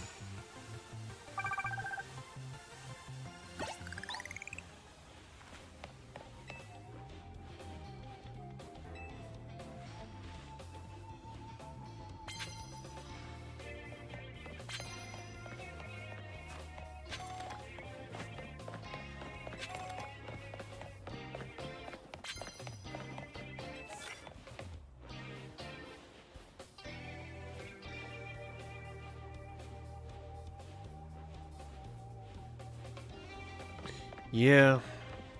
I mean, don't forget, I haven't played too much combat in this game yet because I've been doing a lot of shiny hunting, so I still haven't been like fully exposed to the combat in this. But the more I play it, the more I realize that it's just very mash heavy, very little strategy. I'm sure if you're playing online and like you're playing against the meta and everything, there's probably strategy to it. You know, the diehards will come in here and be like, no, it's super strategic. Yeah, if you're playing online against people in Japan playing this game 24/7. But if you're just playing the main game here, I mean, it doesn't really... I feel like I have almost no control over strategy. I can't even keep track of the right-hand side of the screen because there's so much stuff popping up over there. It's just, how do you keep track of it? When I use Leech Seed, I can't even tell when that crap wears off, unless it just doesn't.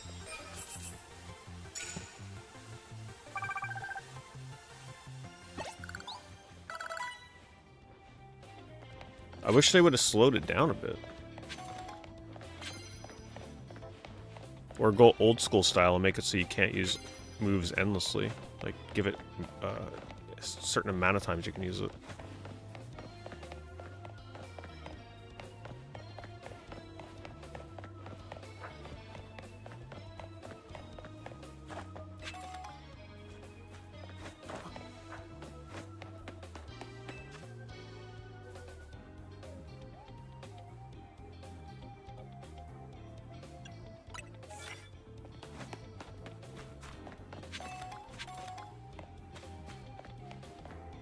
I don't think I have a fighting move.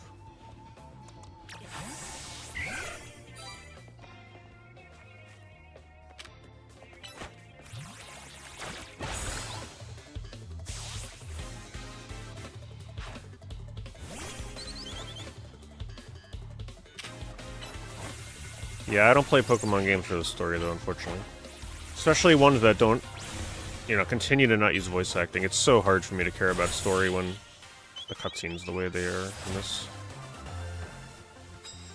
Because usually when cutscenes are happening, honestly, I'm like half paying attention. Because I'm usually reading chat or something.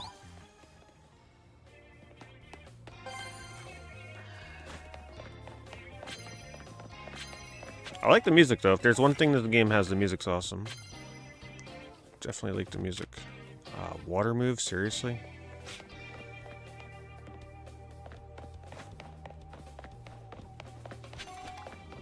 Gotta stick to my shiny only, I can't use the water move.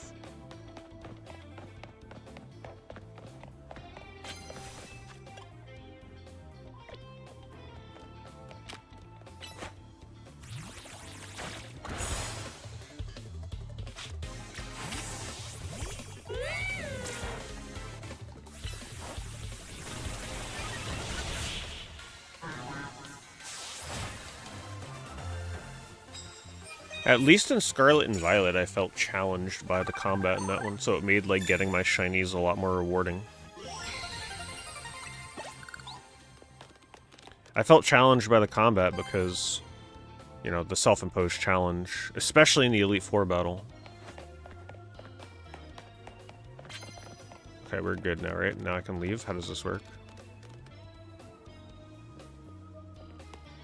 It says I have max... So what am I supposed to do? Just leave?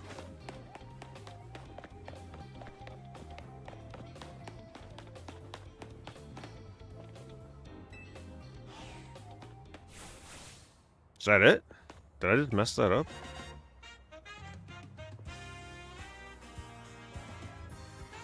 I don't understand what I just did in there.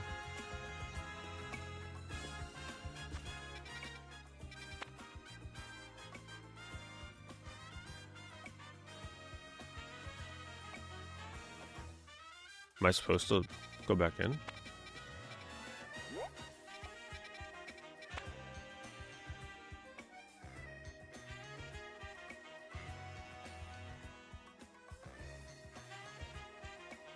says to earn points.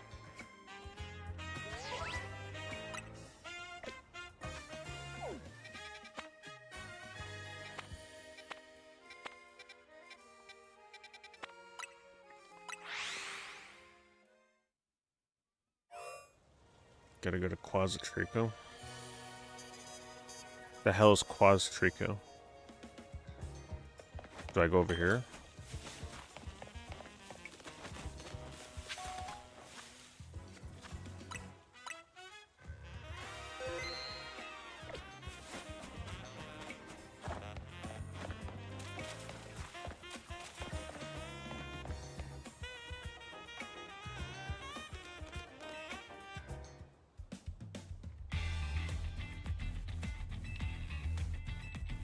Alright, hopefully it's not too hard of a match.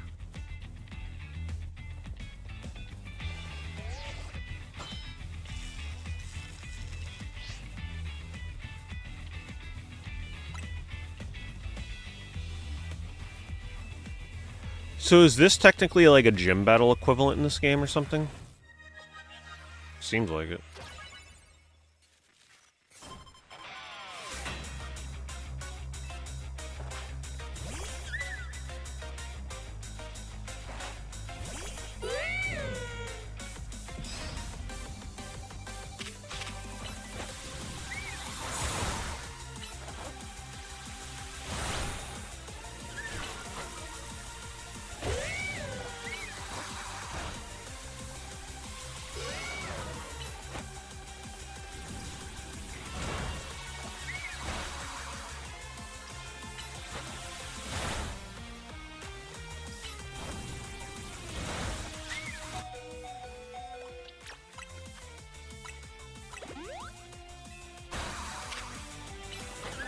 Hello, Tommy.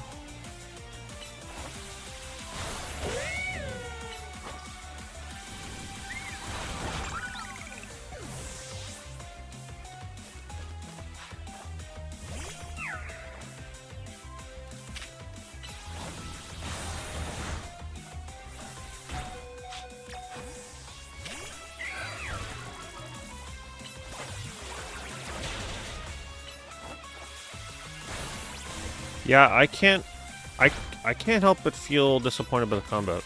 It was one of the things I was looking forward to the most.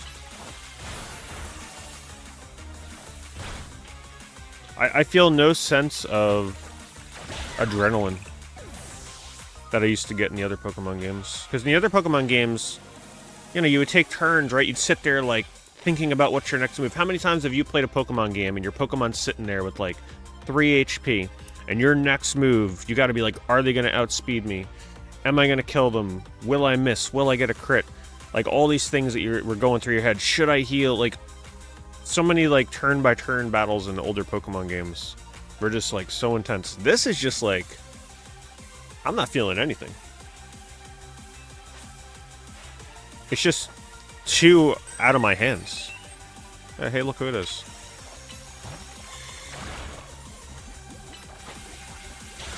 I feel like I have no bearing on the combat. Am I just dead? I tried to swap, it wouldn't let me.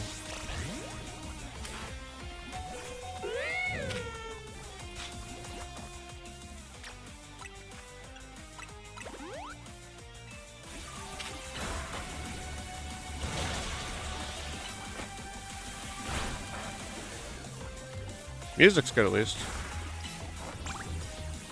Yeah, they need to slow the combat down and have some limitations to moves. Moves need a longer cooldown. It's just too spammy.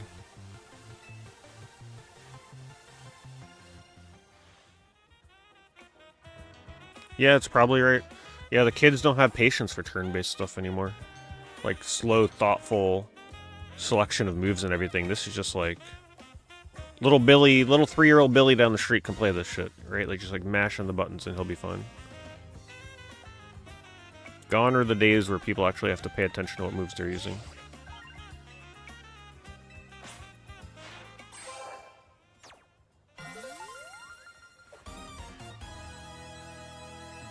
I don't know, just early impressions on the combat, I'm not impressed.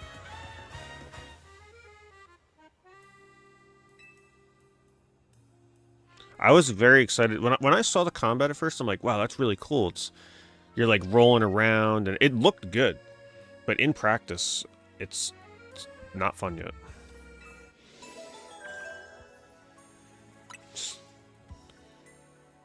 Maybe it looked better to me when you weren't like, because in the combat they showed that I saw, it was earlier in the game, so you didn't have as many moves to spam.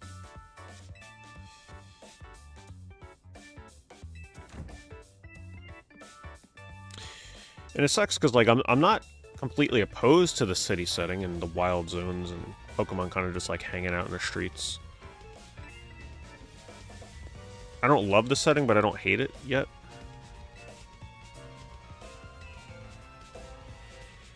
Just hope I warm up. If I don't warm up to the combat, I'm not even sure if I'd be able to finish this.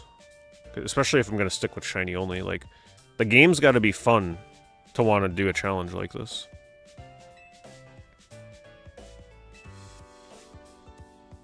Thanks, Kaiju. Appreciate that. Thank you for the Prime sub. 22 months. Have I tried leaving the city yet? No. I'm just following whatever the main story is right now.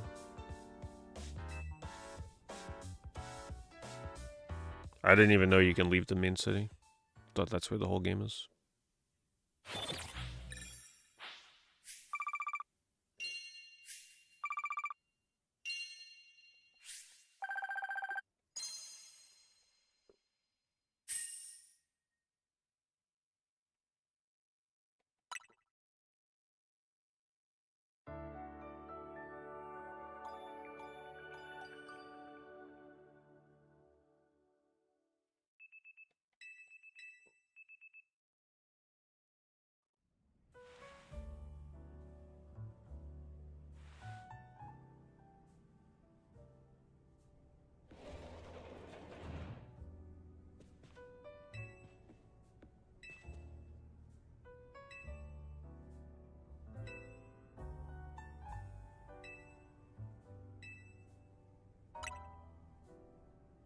See, I don't trust people, though.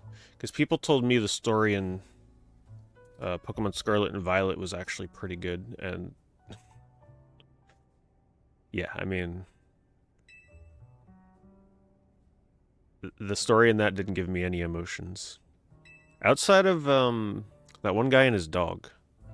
That was probably the best part of the story in that entire game.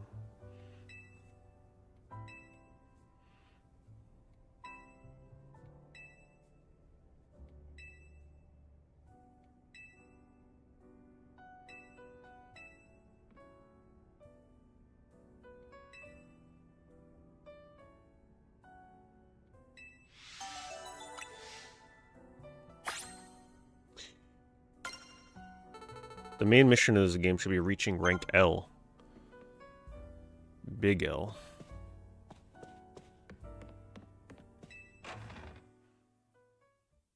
I'm supposed to battle you?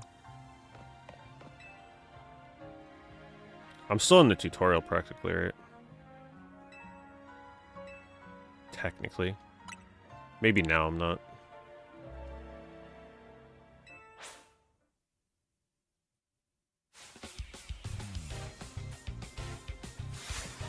I definitely don't remember anything having to do with the story of X and Y.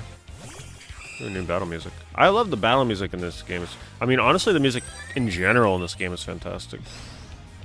I haven't heard a song yet where I'm like, ooh.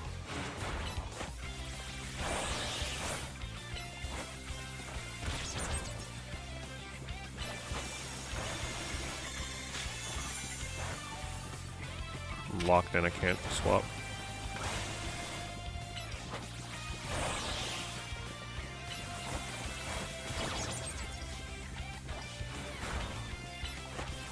I don't know why, I guess I'm locked down.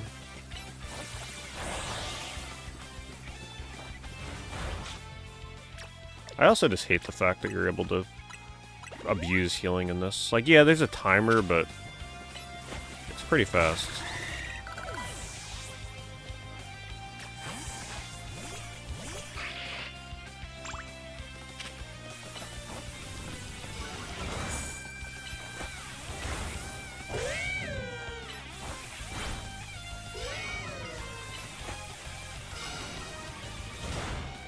It is true, these tend to be the experimental games in the Pokemon series. They haven't quite nailed the formula yet, though.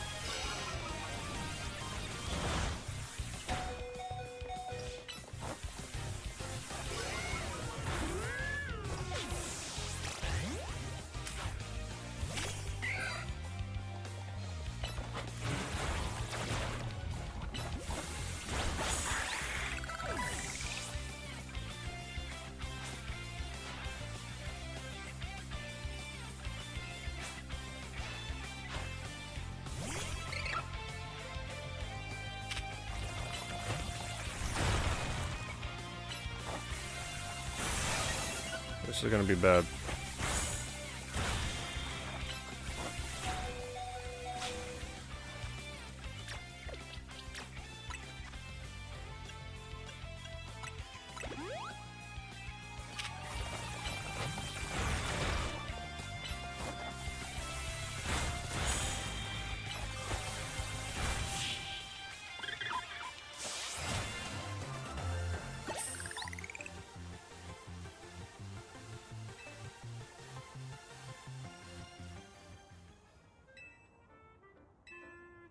Well, they definitely took a risk with this game. The combat is a huge risk.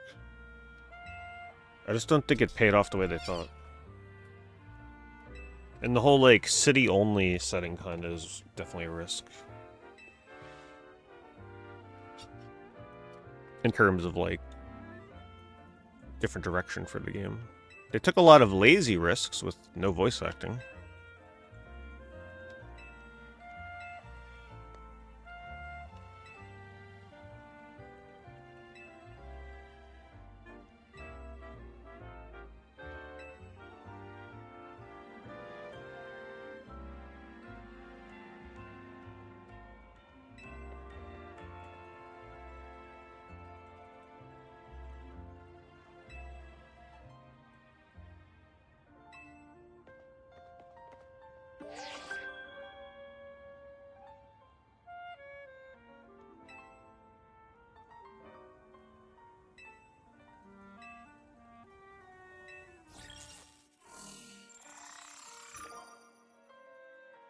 I've caught 2 shinies today. But, to be fair, one of them already spawned last stream, and the other one was in a zone that's really easy to catch shinies.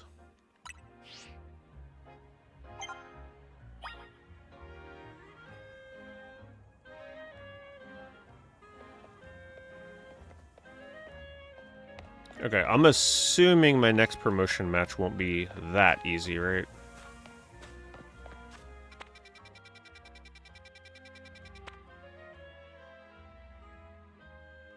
So I gotta wait until night. I guess I might as well just shiny hunt in the cemetery and wait until it's nighttime.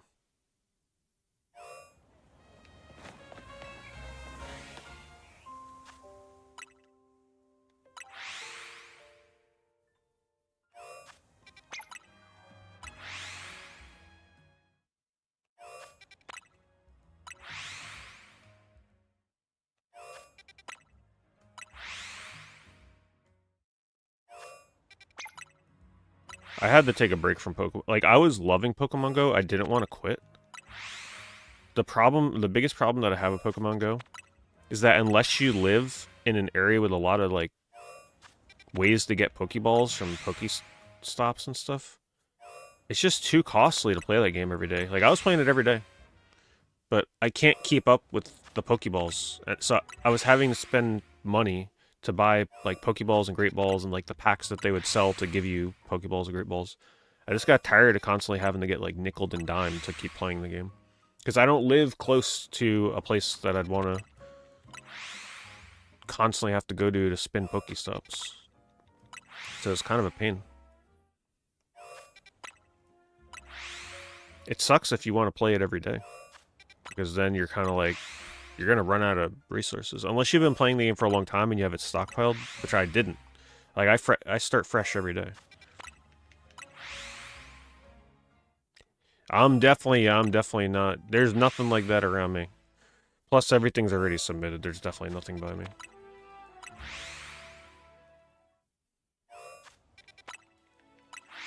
I'm saying if you're lucky enough to be able to wake up from your bed and, like, spin Pokestops, without having to leave your house. Huge advantage in Pokemon Go. Doing this constantly spawns shinies within a 50-meter area, yes. So everything pretty much from... Let's see. So that indicator right there, once it reaches 50, every Pokemon that spawns between me and right about here is refreshing with a potential shiny chance.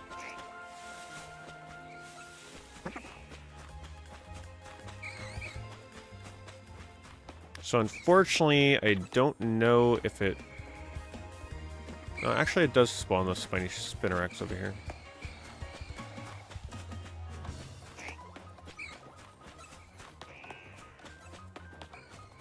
But if you want to check the whole zone, you gotta run in and look around.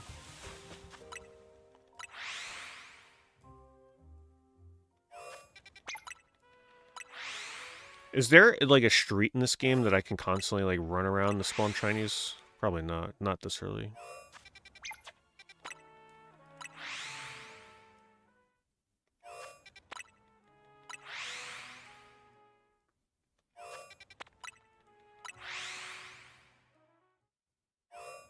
Do you need to reset your progress if you switch versions from Pokemon X and Y?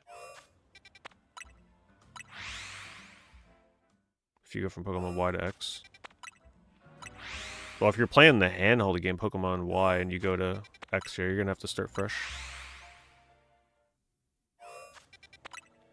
The only thing you'll be able to save is obviously just transferring your Pokemon.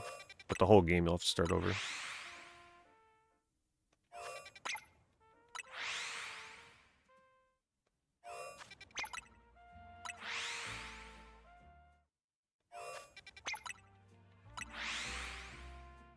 Luckily, I can kind of do this without looking at the TV.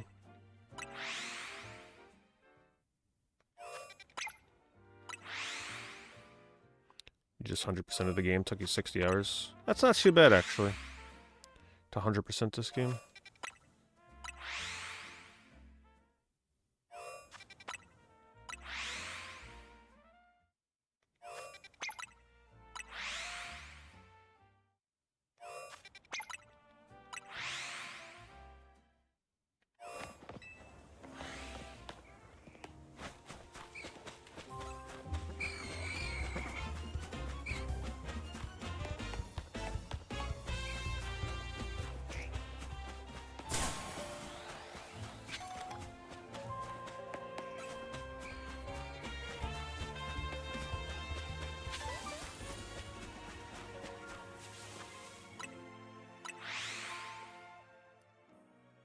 Where were those Pokemon on the street?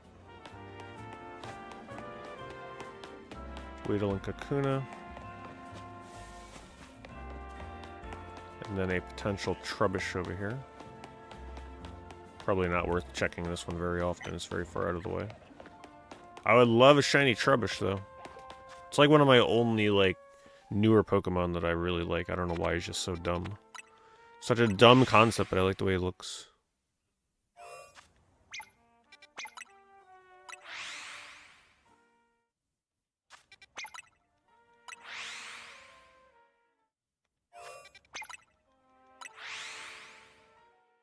Yeah, Pokemon still not having voice acting is like...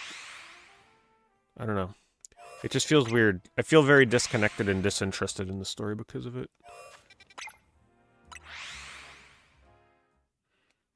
There's really no excuse for no voice acting at this point.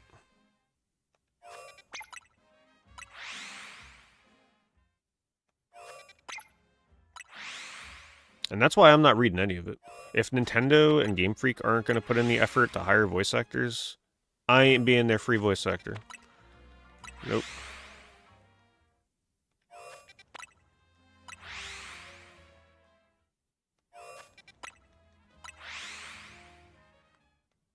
Well, to me, Trubbish is still a newer Pokemon. Honestly, to me, anything past, like, Generation 3 or 4 is newer slop Pokemon.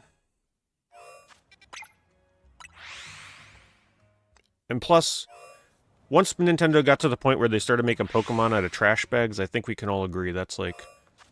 That's the new gen of Pokemon. We're past the cute little watercolor painting Sugimori Pokemon now. We're on to like ice cream cones, giant walking noses, trash bags, whatever the hell else they got going on these days. But I like Trubbish. I like Trubbish. I like Garbodor.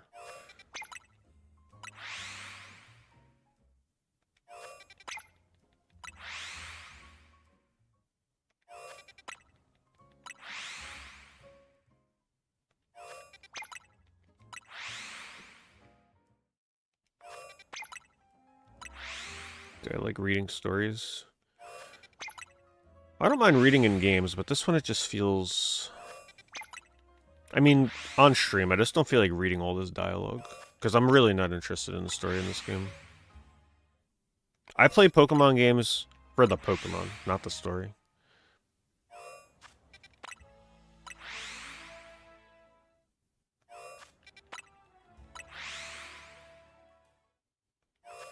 Hell no. Jinx is a top 10 Pokemon. No Jinx hate.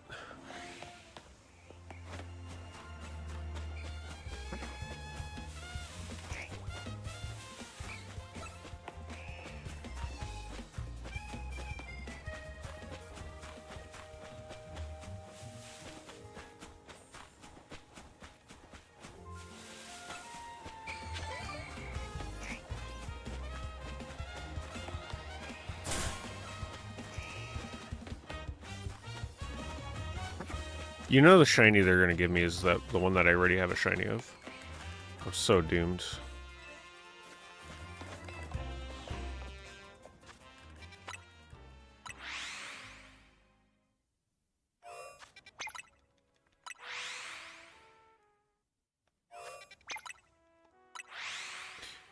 Yeah, I don't disagree. I mean, some of the silly Pokemon, like I think Trubbish actually fits in as a Pokemon, not too bad.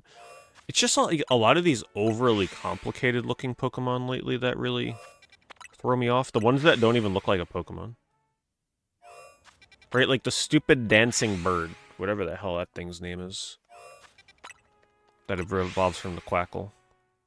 Flaquoka, not the... whatever the hell. Like, that thing is terrible. And then a lot of these newer Pokemon... I don't know a lot of their names, but like, I'm envisioning them in my mind, and I'm like, that does not... That really does not look like a Pokemon. Not because of what it is, but because of just the design in general just doesn't fit. Yeah, that's the one I'm thinking of. I don't know his name. The giant muscled bee thing. That looks like a mosquito, like that took steroids. That ain't my Pokemon.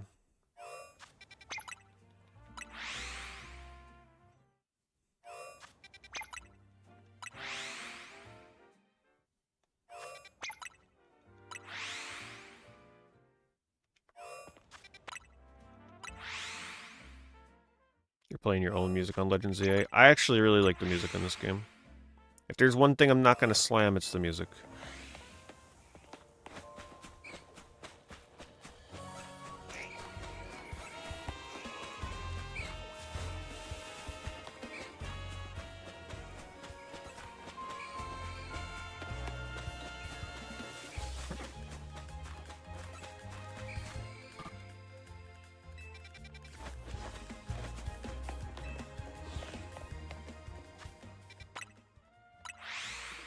Why is the music so calm? It's pretty calm. I really like the battle music, though. Why am I running in here? I'm gonna be honest, I hate this shiny hunting method. I hate that this is the optimal way of doing things. I much prefer shiny hunting in Scarlet and Violet. Because at least there I had to be engaged running around. This kind of sucks. Is this how you shiny hunt every damn zone in this game? Is this the method, pretty much?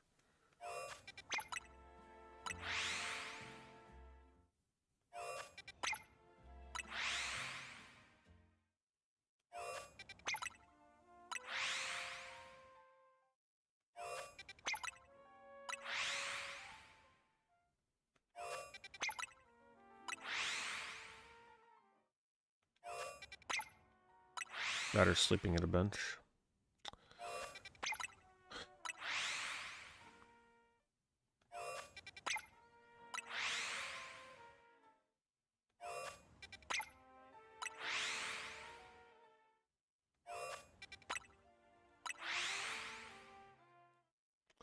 I agree.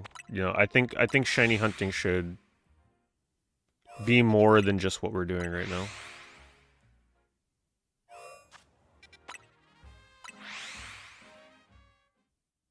It should be something where you have to engage with the gameplay a bit more to spawn a shiny.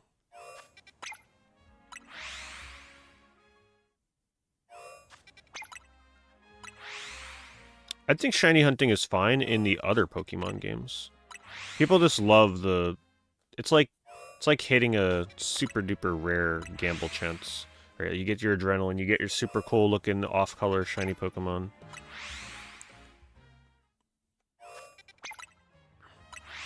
But it was a lot more fun to shiny hunt in Scarlet and Violet, because at least with my method. My method was running around the game map. Not everybody uses that method. A lot of people actually use a method very similar to this in Scarlet and Violet.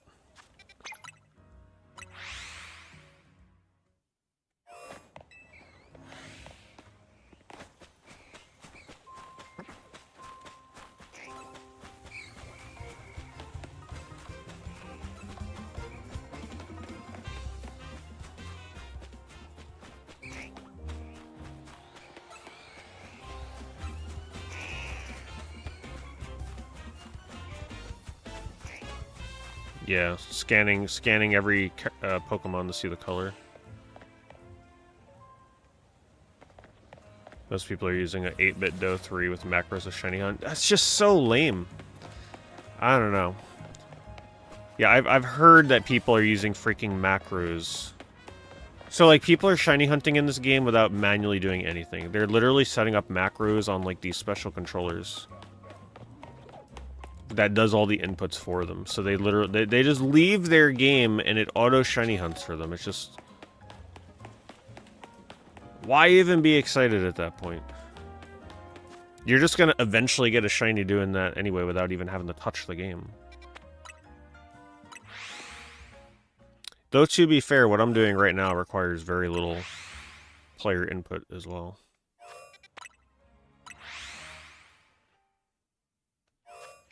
I will say shiny hunting in this one doesn't feel quite as satisfying as Scarlet and Violet yet.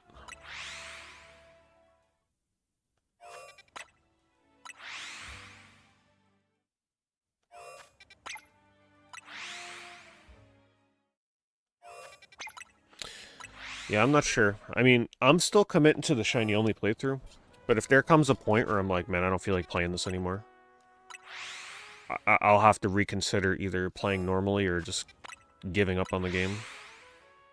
If I don't feel the satisfaction of catching shinies, then what's the point? We'll see.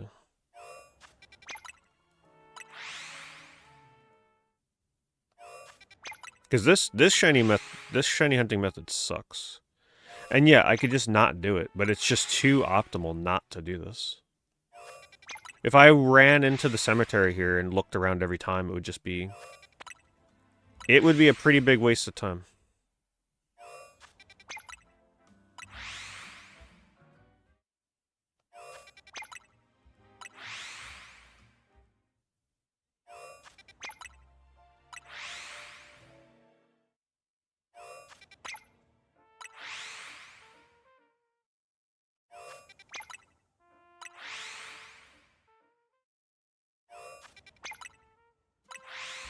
It would be so cool if you were able to just run around the city and, like, just keep running around. Go on, like, a bike or something and just ride around until you found shinies.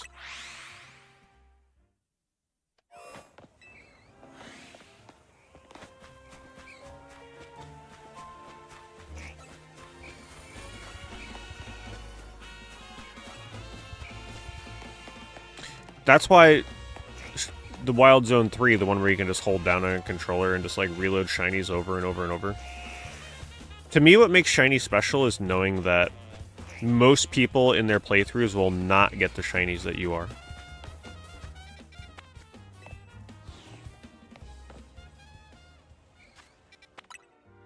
And Wild Zone 3, I don't feel any, like, excitement getting a shiny there because I know everybody and their grandmother is getting shinies from Wild Zone 3. That's the one where you just walk up and down the stairs, and that's where I got the Litleo.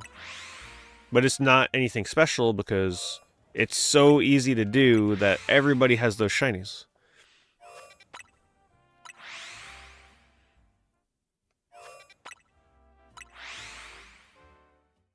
That's why everybody's like, oh, take the shiny Marip that they give you for free. No, I don't want the shiny Marip.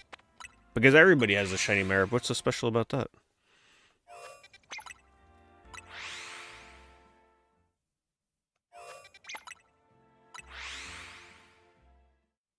When everything's special, nothing's special.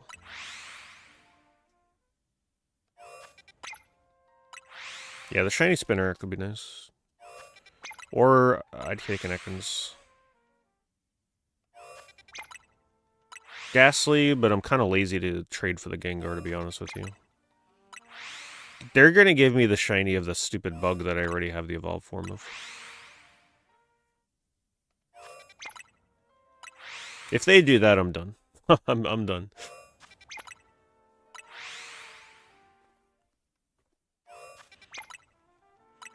Well, the hardest shinies to get historically in any Pokemon game are the ones that are typically tied to having to reset the game over and over and watching a cutscene. So, like legendary Pokemon, starters. This game, I have no idea. If you go at night, you can hunt a shiny Honedge. Does it replace any Pokemon in here? Plus, I'm not sure if reloading the way I am is going to spawn the Honedge. I might have to go to, like, the other side here. I have to see where it spawns.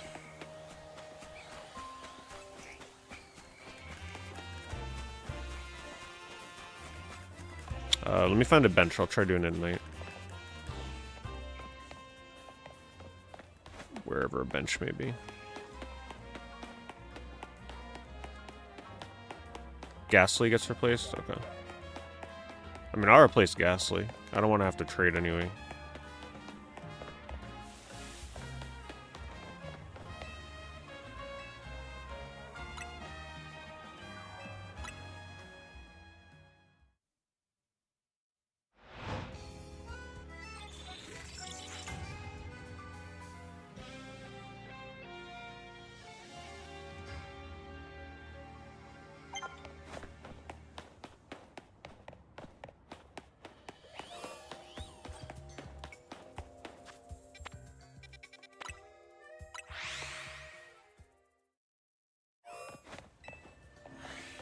Here, let's see. Let's see where he spawns.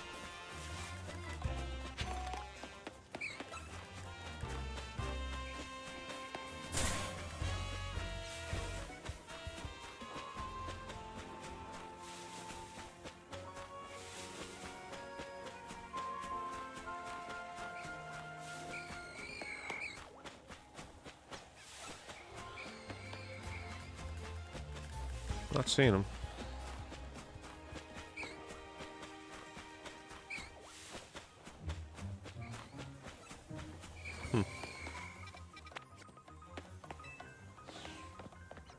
Did I do it wrong?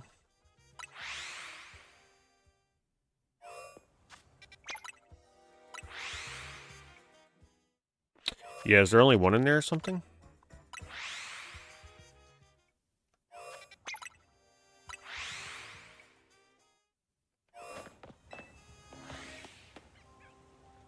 Might not spawn all the time. Okay, so he's like a rare spawn.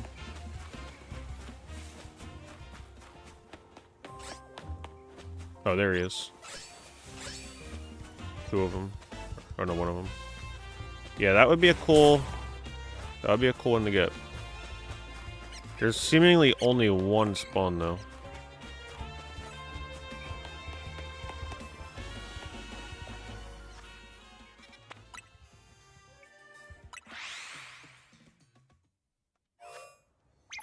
Trying to see if he's in the radius.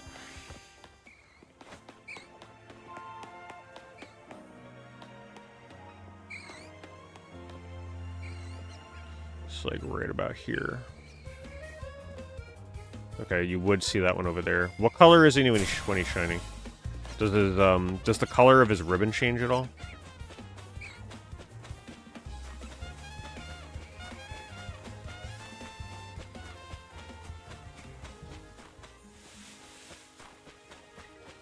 Okay, so he'll be easy to tell. Not that my shiny will be the Haunt Edge. Oh, there's another one right there. Okay.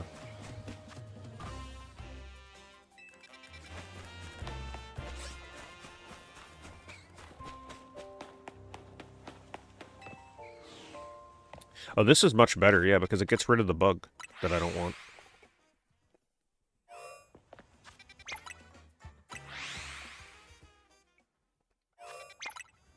See, the only thing that sucks about this shiny hunting method is, like, I wouldn't mind doing something like this in my own time, right? But I know that this sucks to watch. Who the hell wants to watch me fast traveling over and over? The only payoff is when I eventually run through and maybe find a shiny. But if you're being optimal, you're only doing that once every, like, 10 or 15 minutes. I only do it more frequently for the hell of for the sake of the stream. Otherwise, I would do it way less infrequently.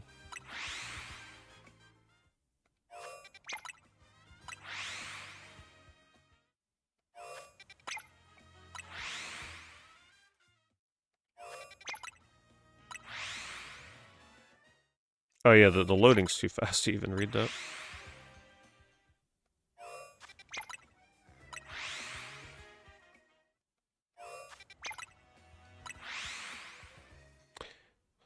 I feel like the better way to go about something like this, instead of doing shiny only, you use AI and ask it to generate a list of Pokemon that you must catch for your team as you progress through the game. So, like, once a wild zone unlocks, the AI will tell you what Pokemon you must catch and use in your team.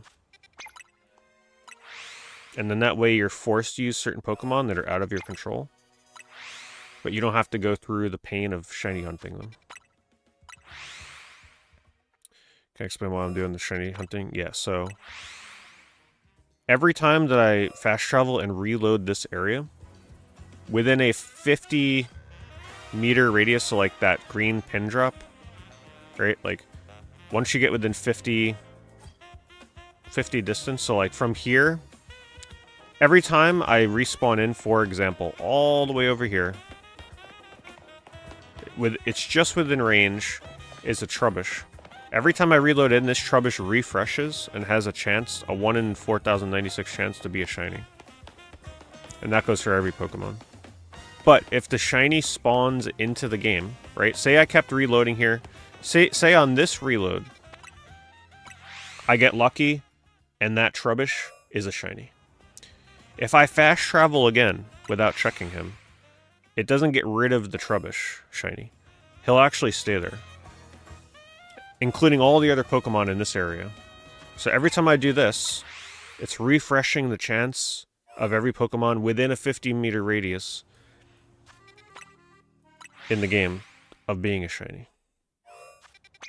But if they spawn, they don't leave until you see them. That's why you do this a whole bunch of times, and then once in a while you go in, you run around, check for a shiny, because if the shiny spawned in a previous reload like this, it saves the state of that Pokemon being there. The only time it gets replaced is if I somehow already spawned 11 shinies without knowing it previously. Like whatever the earliest shiny was out of those 11 will get replaced.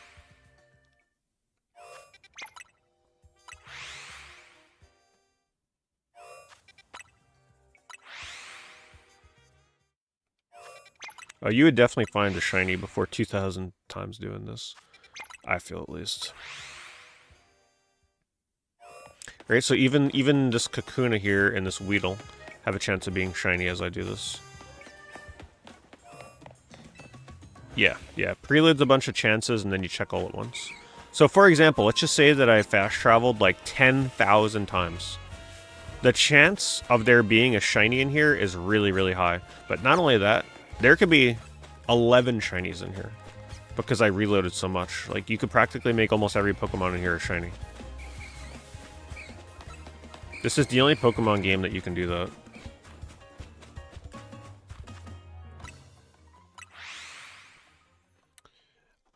It's nice and convenient, but at the same time, I kind of hate it. Because it promotes just reloading over and over and over. The shiny hunters will tell you it's amazing, but deep down I think they miss the old methods.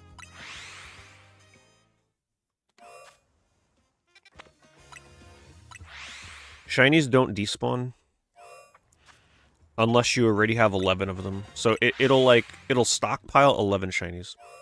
So let's just say in the beginning of the game, I spawned a shiny but didn't realize it from hours ago, days ago. Let's say it's the first shiny that I encountered in the game. But let's just say that I also, throughout playing, start running into more and more shinies that I either miss or don't encounter or whatever. Once you encounter your 12th shiny, I think it's 12th, it's like 11 or 12th, I don't remember. That first shiny will be replaced with a non-shiny Pokemon. But technically, if you're, like, there's probably a very low chance you're gonna somehow encounter that many shinies without knowing it. The only way that would happen is if you're running by buildings and spawning shinies on the rooftop without knowing it. Yeah, the macros. People are setting up macros so they can go out, work all day, come home, and just get, like, free shinies with no effort. To me, that's not even shiny hunting at that point. Shiny hunting is the pain that you felt along the way. Right? When you gotta shiny hunt a Pokemon potentially for hours, especially if you're looking for a specific one, you can spend a lot of time. And then when you finally find it, it's like, you get that adrenaline rush, you feel like so happy that you got it. Now people are just going out, coming home, and then boom, there's the shiny waiting for them without doing anything. I don't know how I feel about that.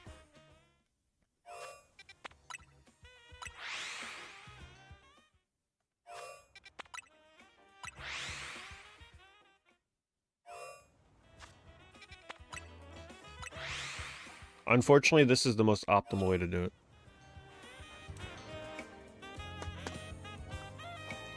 Now, the way that I would prefer it to work is for me to have to go in here and run around in circles every time.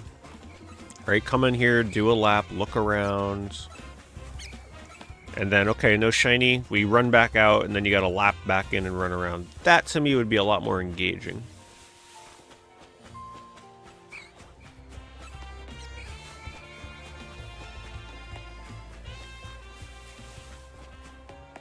Right? Like, do this every time. Did I know about this the first day? Yep. Yeah, I looked on YouTube to see what the shiny hunting methods were. And on the first day of the game release, people were already talking about this method.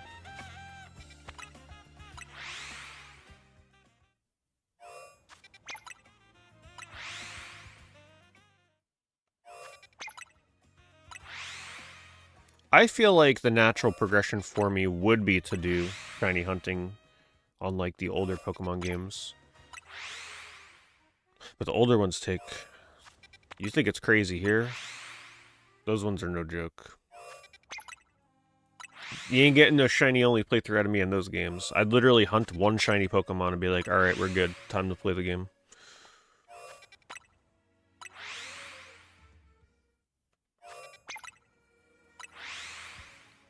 But then you get to the level of dedication where, like, when you're shiny hunting, you need multiple DSs set up. Multiple Game Boy Advances, like, multiple anything. Most people use Game Boy Advance SPs because you can put it down and, like, tilt the screen up. Which is convenient for having multiple of them.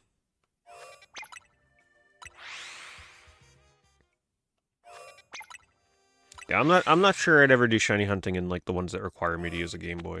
But console Pokemon games, like, I would do shiny hunting in Pokemon Let's Go. Because there, I wouldn't care what shiny I got. They're all cool. They're all original Kanto Pokemon.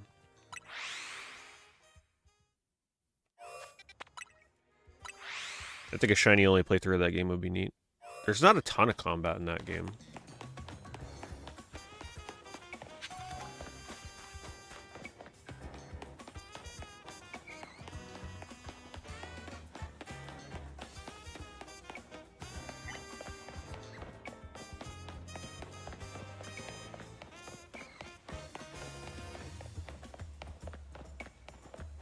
Let's Go shiny hunting is broken. It's so easy. Yeah, I don't remember the exact methods of what they use in there. But at least it's not as, like, brain dead as this one, right? I think you gotta, like, chain catch Pokemon and then they have an increased chance of spawning as shiny, right?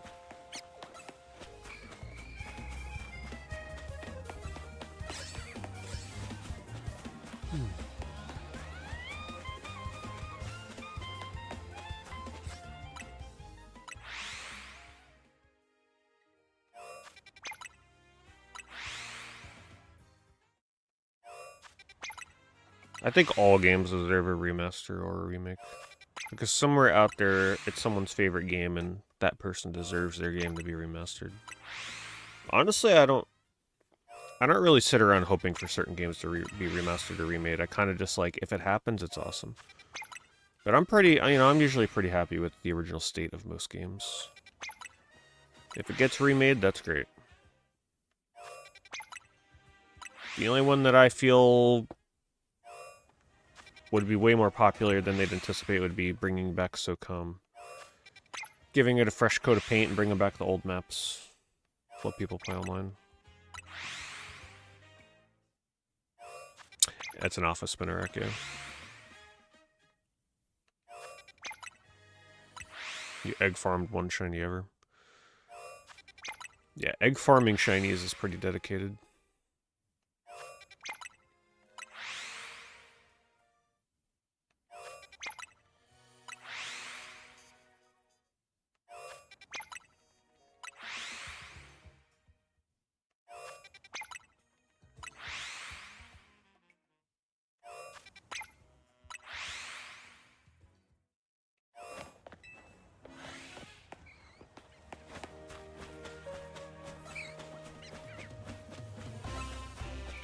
I just want to remind you, I caught a shiny in Wild Zone 2 without using this method.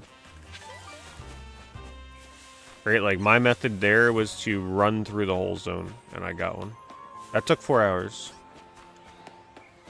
This is like a way faster method, and I'm still not spawning a shiny yet.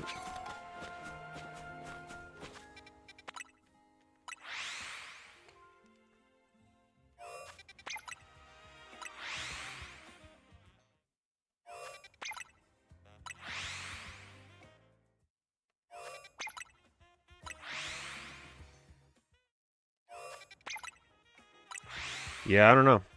I don't know if I'm gonna be able to stick with a shiny only playthrough of this game. Like I just can't imagine doing this the whole freaking game. At least in Scarlet and Violet, shiny hunting was so awesome for me. Because I put in self-imposed rules. I didn't use the picnics or whatever it was. I didn't use any outbreaks. No outbreaks. No picnic spawning like over and over. I caught every shiny, full odds, just running around the game world. Like, just riding around in circles. Ride far enough away to despawn, come back in. Going through those big, wide open zones was so much fun. I had to be sitting there, like, super wide awake, paying attention to make sure I don't miss one. I do miss that.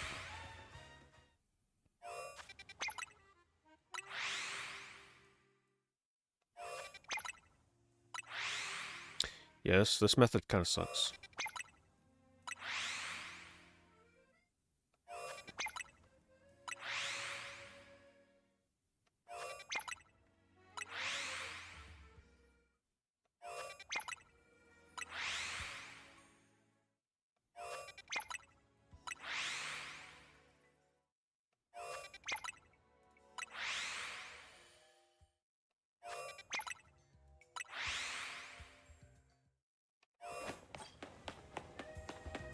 Kakuna's gone.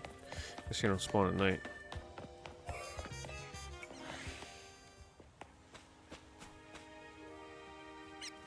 Well, that's what I was saying earlier with AI. Have the AI pick what Pokemon you're forced to catch. That's the best way to go about it, I think.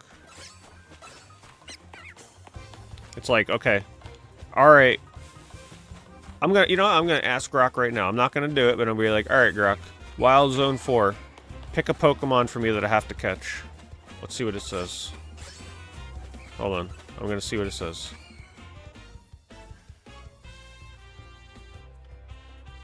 Let's see what it would give me.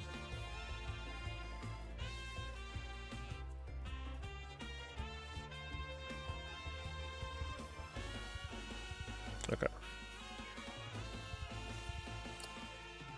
Pick a Pokemon in Legends ZA in Wild Zone 4 that I must catch and use on my playthrough.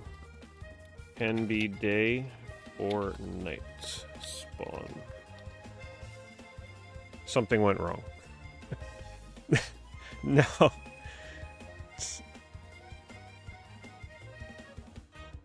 It can't compute. No, something's wrong. It keeps telling me to try again. Conversation not found.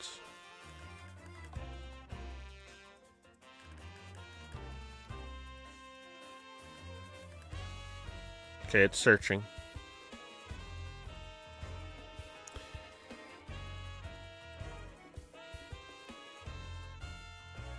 It's saying why Honedge is a must catch for my playthroughs. I don't think it's understanding my question. Okay, I'm just gonna say, okay, pick one of the Pokemon that can spawn here. Pick one of the Pokemon at random, not based on its usefulness, that I must catch and use in my playthrough. Think of it like you're my randomizer.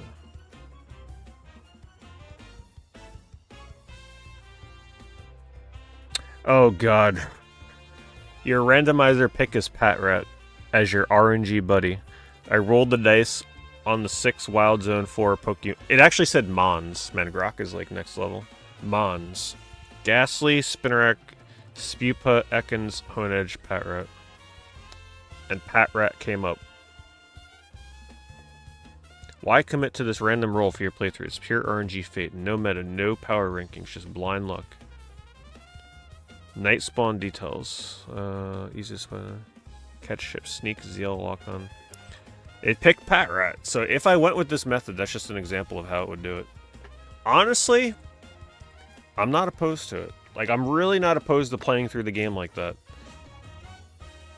Because this shiny hunting sucks in this game. I don't care what anybody says. This shit sucks. If you think this is cool, you're lying to yourself. From, like, an entertainment standpoint.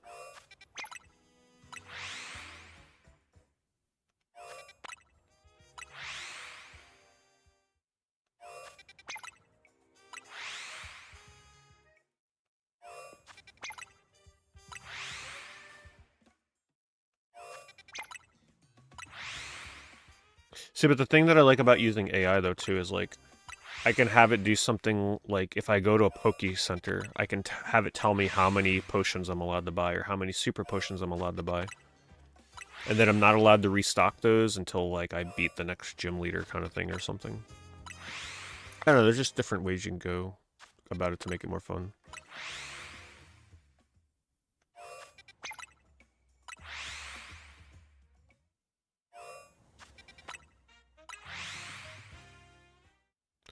So when most of the shiny hunting community mentioned they would rather shiny hunt in Legends Arceus over after beating this game. So they don't like it?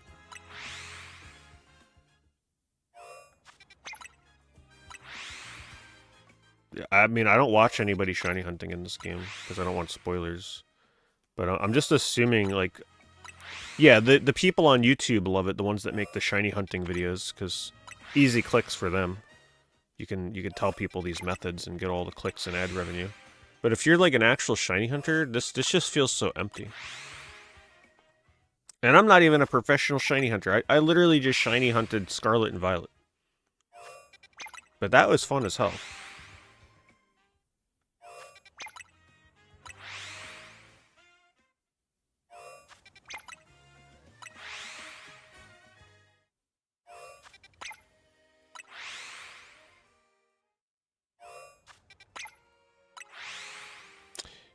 Flying and biking around. Yeah, that was so much fun. Looking around for the shinies.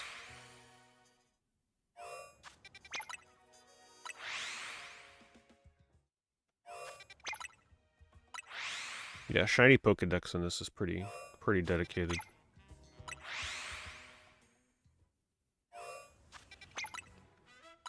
What am I looking for? Any shiny in this zone.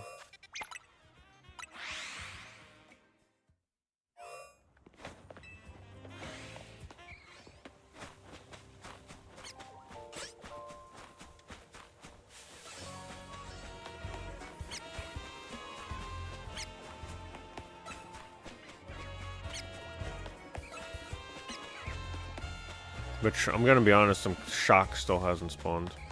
I know the odds are definitely not in your favor, but I feel like it should have happened by this point.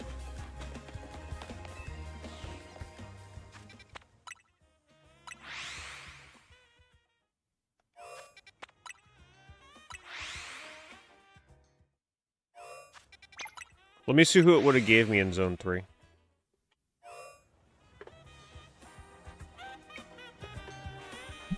Pick one from Wild Zone 3.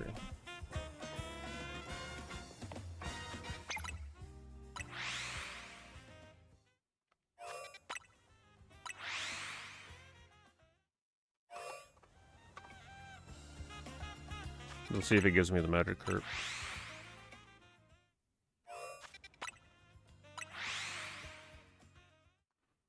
It would have given me Pancham?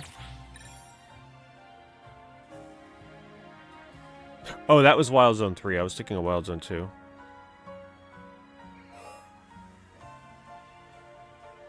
What about Wild Zone 2?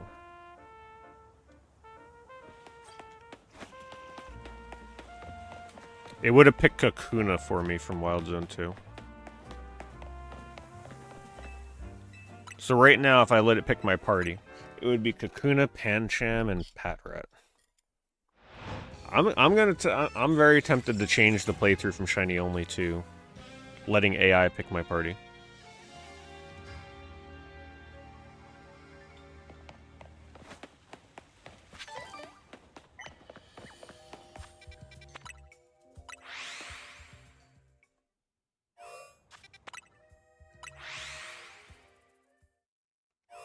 Because one of the things I really struggle with is in Pokemon games is I hate trying to settle on a party.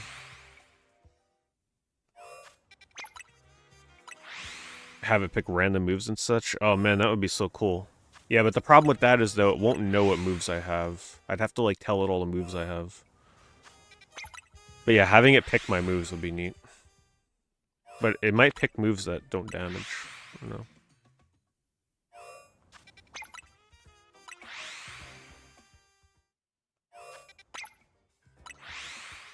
Yeah, because it won't know what moves. I'd have to tell it all the moves I have. That would be a little crazy.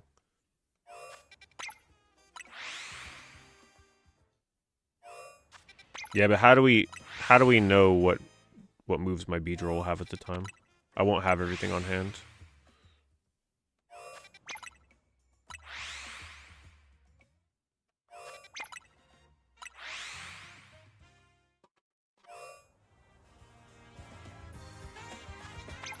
Yeah, so this reloading monstrum is essentially refreshing the Pokemon in the surrounding area to be a shiny. But it doesn't delete the shiny if I keep doing this. It'll stay there. So the idea is reload a bunch and then check occasionally to see if one spawns.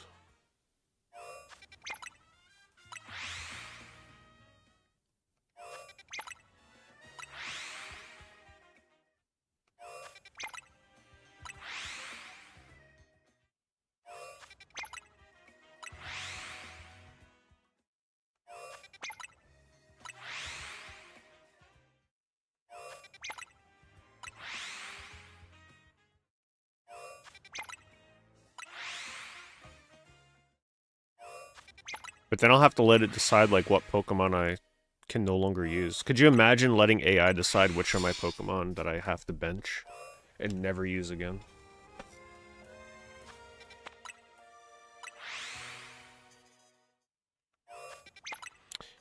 Could be fun. Could be fun.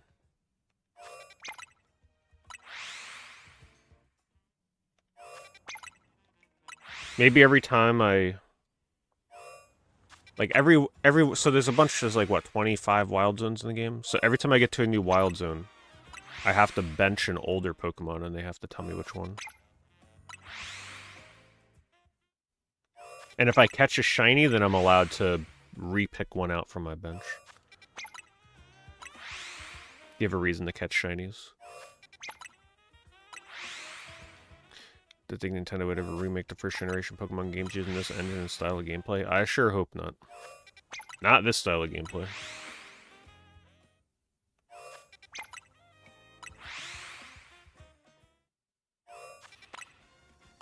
Yeah.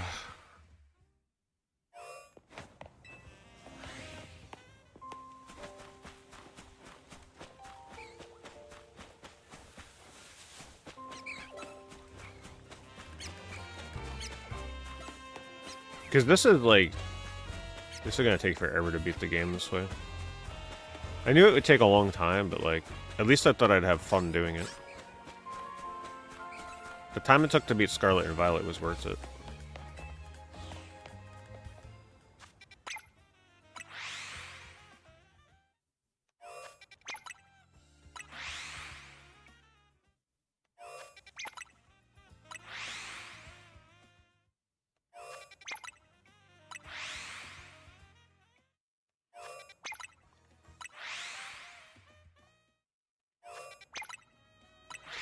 Unless I can have it do something too, where like I tell it to flip a coin, and if it lands on heads, then I have to catch a new Pokemon in the wild zone. I don't know.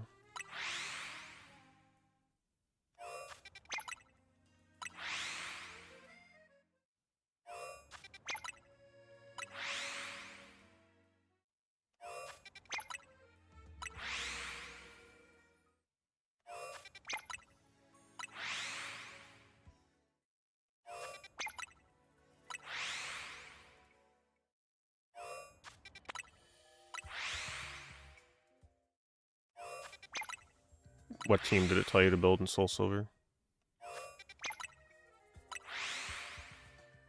See, am I the only person that struggles to make a party in a Pokemon game?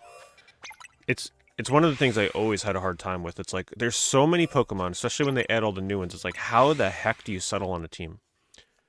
You're always finding new Pokemon that you want to use, and then what? Getting rid of your old ones? Like, there's too many to choose from. So, having something else choose for me is what makes it exciting.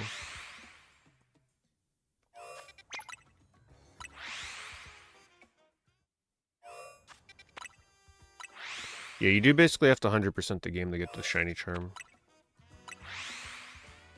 But then by the time you get those shinies, I guess the only reason to keep using them is the online battles. You'd be done with the game by then.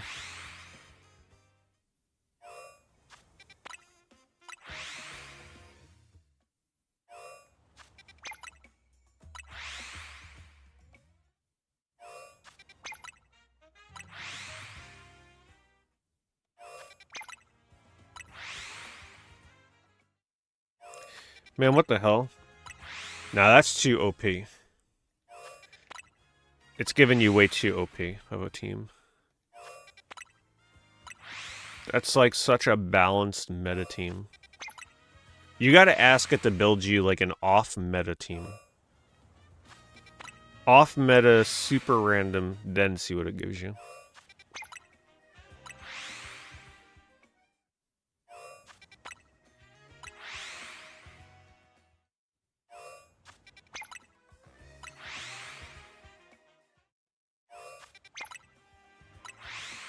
It's gonna give you some... It's gonna be like, alright, use Lickitung, Ditto, Tangela. Let's check.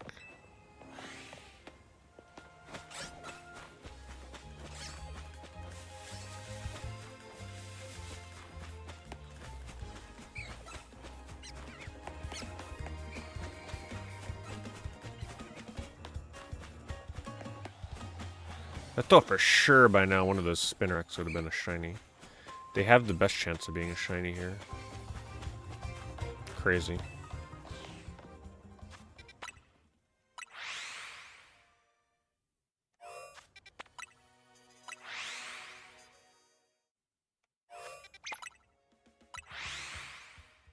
Well, you can tell it too to build you a team for the first half of the game, and then after you have a certain amount of badges, give you like a second half of the game team or something. Instead of having to use the same six Pokemon the whole game. Yeah, this reinforces Pokemon spawns. And if a shiny spawns in one of these attempts, it stays there and doesn't leave. It sucks. Yeah, I mean, it's as bad as it looks.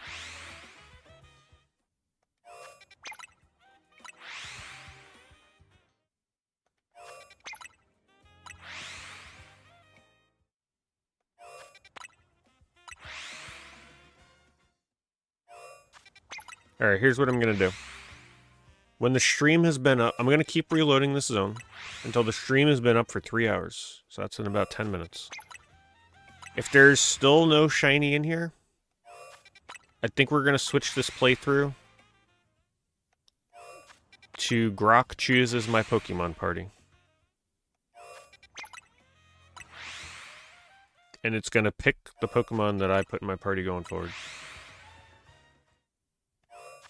The thing is, though, that you can catch Pokemon in this game outside of wild zones. So... Oh, God, Jinjo to Jimmy. Donphan, Noctowl, Arbok, Magmar, Victory Bell, and Jinx. I was gonna say it's gonna give you Jinx.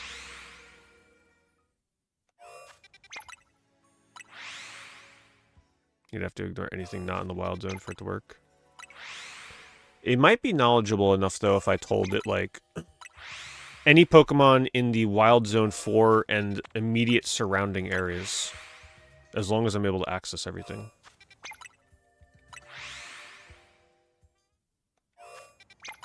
I catch non-shinies to level up. Yeah.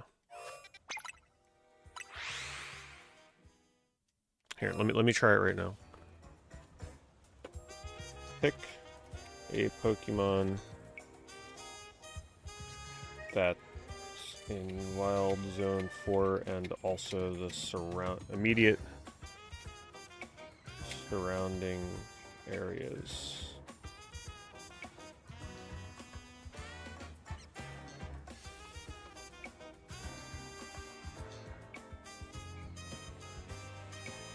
It's telling me to catch Spinarak.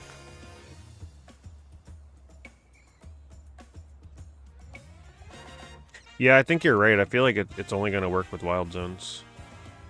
Pick one outside of the wild zone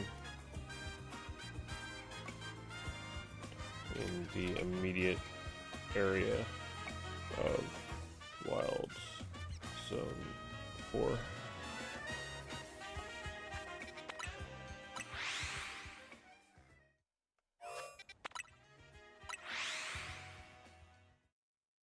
Cleffa. It's telling me to pick Cleffa now.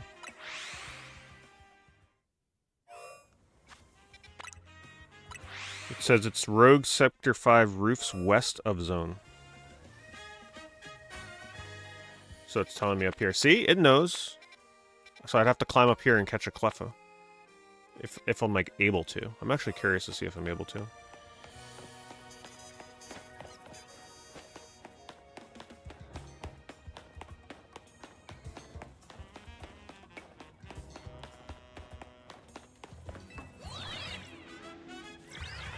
It may only be out during the daytime.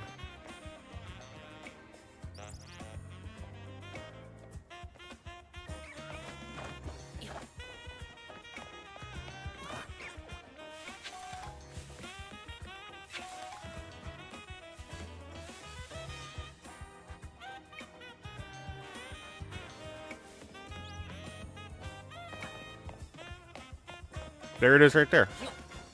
See, Grok knows its shit.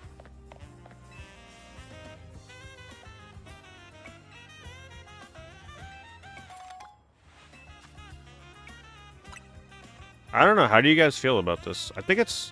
Honestly, I think it's just as exciting as Shiny. I mean, not... It'll never be as exciting as Shiny only.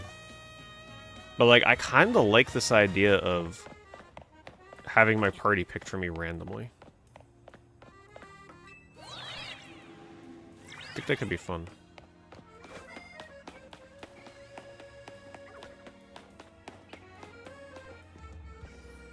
But like I said, we're gonna keep doing this until the stream's been up since 3 hours. We're gonna add a couple minutes onto that.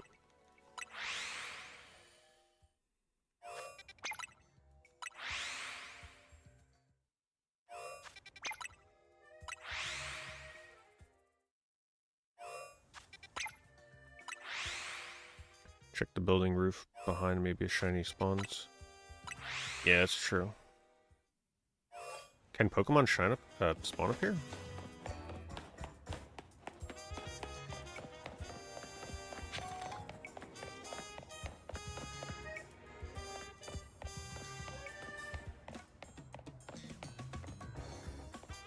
Yeah, but chat's not gonna know all the immediate... See, like, nobody even realized that Cleffa spawns on that rooftop. So how are people gonna vote for Cleffa? If they don't even know it spawns up there.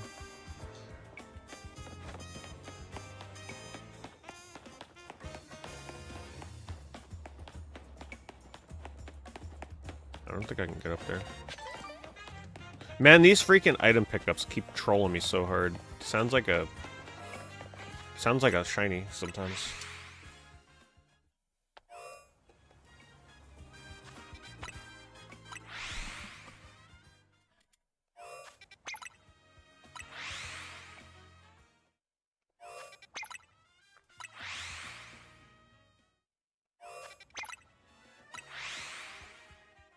All right, this is the final stretch.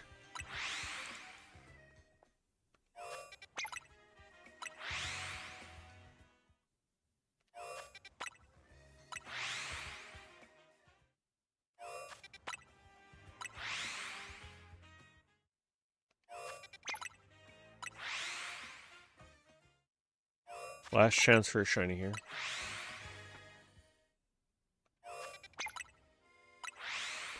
I have 3 shiny Pokemon, but we're getting very close to abandoning shiny only playthrough. Believe me, I have the endurance to do it. I did it in Scarlet and Violet.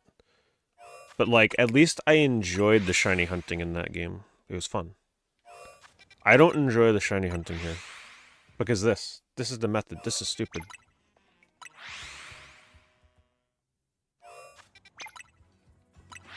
Yeah, I've thought about the Pokemon pack thing. It's just really hard to open Pokemon packs. You literally can't find them in stores. So that's not going to work. Plus, the cards you get in there, like those Pokemon probably won't even be in the game anyway. It's like, okay, you open a Mewtwo. You ain't getting a Mewtwo right now in this game.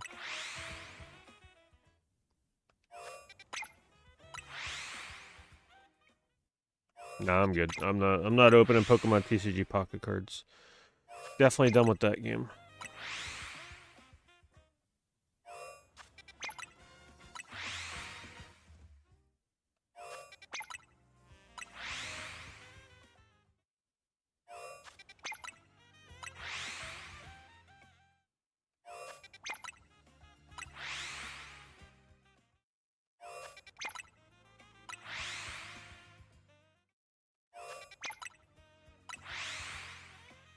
The only way that would work is if you open a pack of Pokemon 151 and you do a playthrough of, like, Pokemon Let's Go.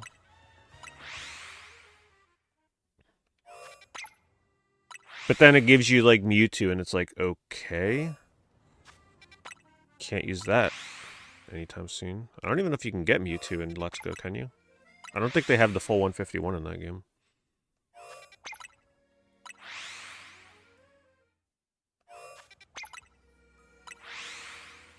You got burnt out on ZA, now you're back to modded Game Boy Advance shiny hunting on Gen 3. Yeah, see, that seems like the way to go.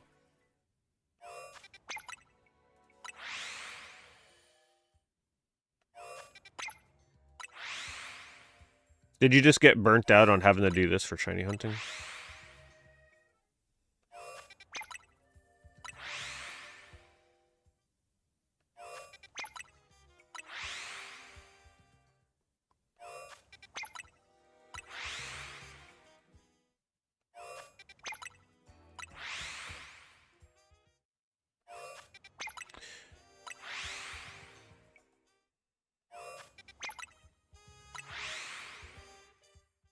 Okay. I think I'm just thinking of the speedrun in Let's Go. Like, they call it a all catchable Pokemon playthrough or something. There's one of the speedruns in Let's Go where they can't catch all the Pokemon. But I forget the rules of it. Because some of them are just not catchable for... I guess it's the ones you maybe got to trade for or something. I don't know.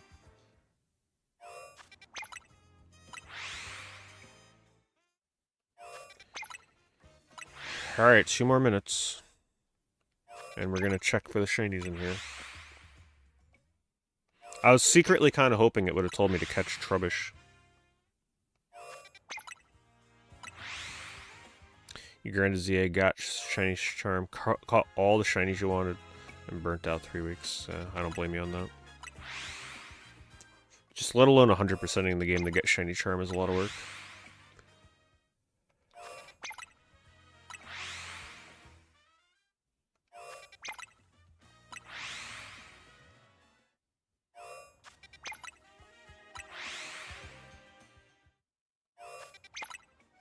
Alright, come on. Shiny Honedge. That would be awesome. If they give me the shiny Honedge, then I'll keep doing shiny only.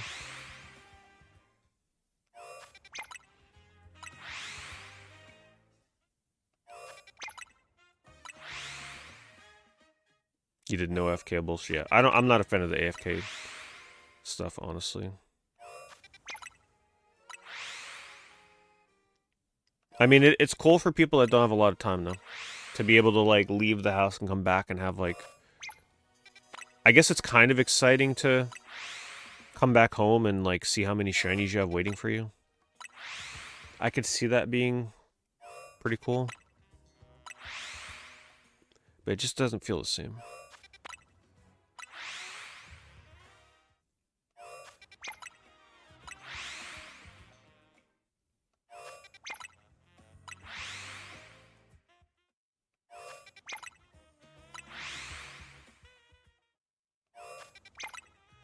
Alright, I'm gonna check 3 more tries, because 3 is my lucky number. 3 more. Alright, 1. 2. 3. Check the surrounding area first.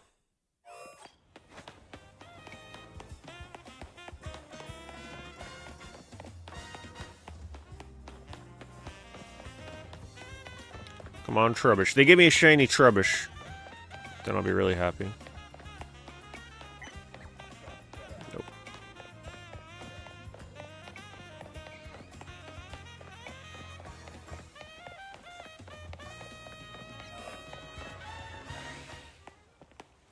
If there's gonna be a shiny, it's most likely to be Spinnerack.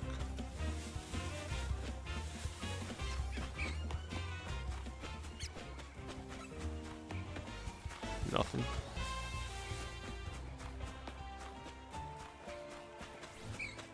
Not very lucky with shinies in this game.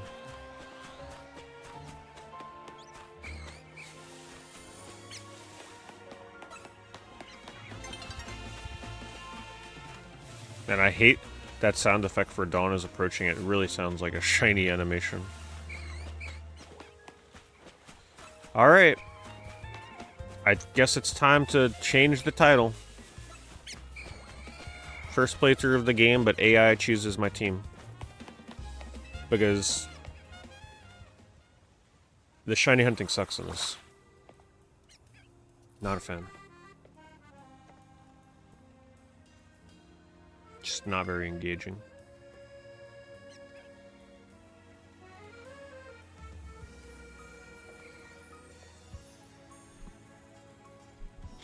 ChatGPT? Nah, I've never used ChatGPT. Grok is the one I use. Plus, it rhymes with Brock, right? How come we not?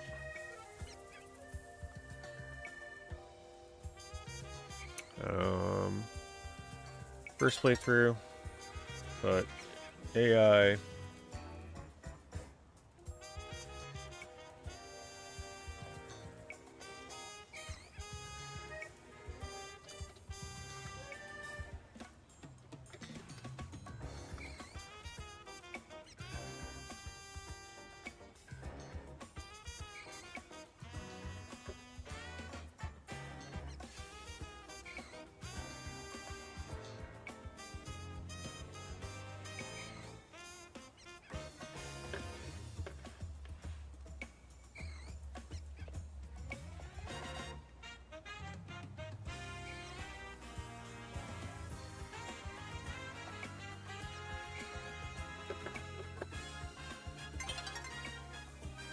God, these sound effects.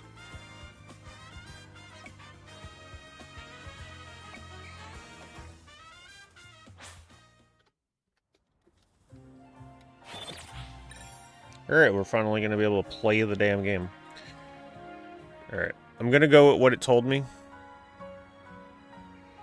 I mean, I'll be honest with you, this seems very detailed to me. You guys are not seeing what it's telling me with Clefo. Like, it's not just like, okay, I picked Cleffa. It's giving me, like, a giant breakdown on Cleffa and how to find it. It even tells me, like...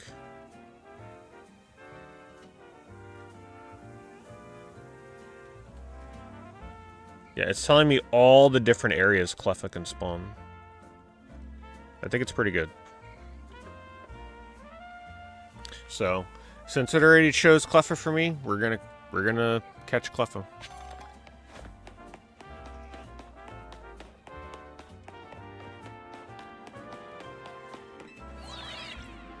Which sucks, yeah, because I don't know where you get a moonstone.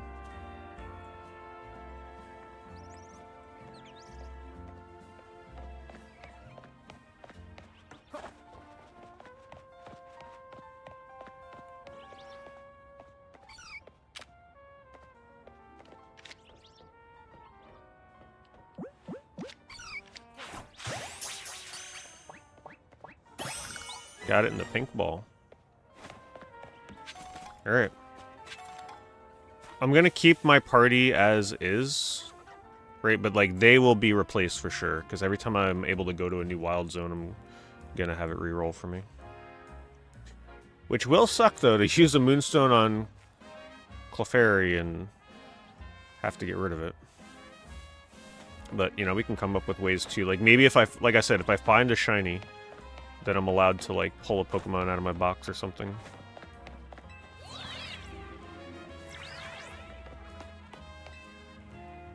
Figure it out.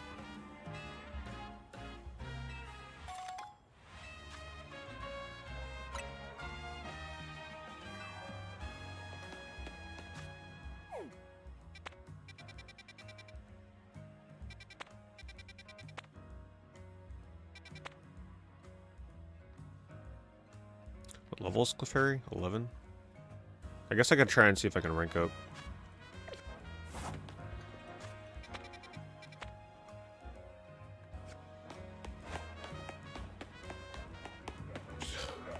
I'm definitely not going to have it force shinies onto my team.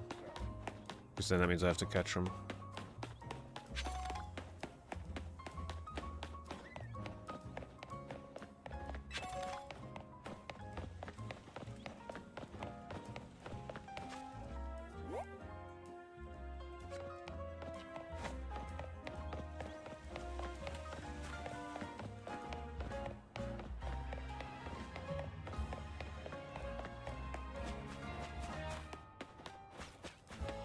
I mean, I guess technically, since I do have Wild Zone 5 open, right? Wild Zone 5 is a thing. I should ask it. Oh, N6?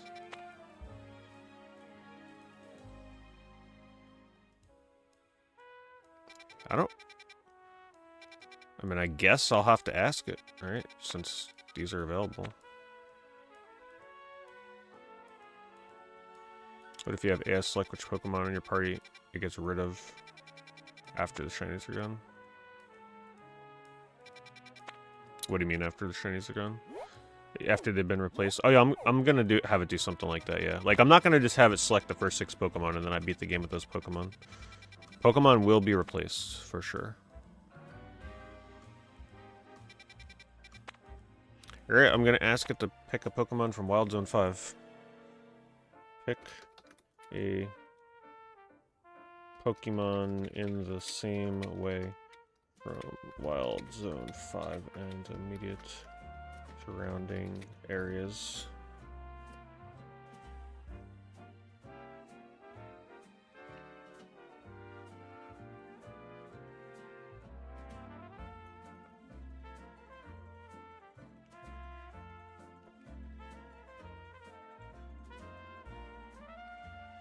I was searching a ton of websites. It picked Bunnelby.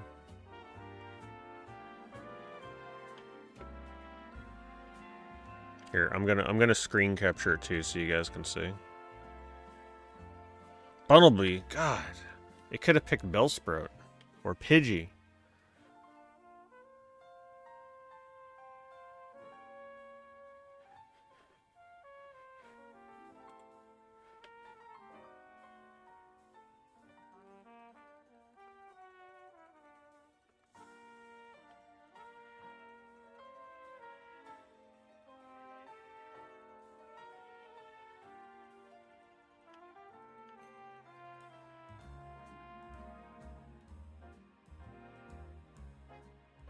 Alright, see? Just so you can see what I'm dealing with here.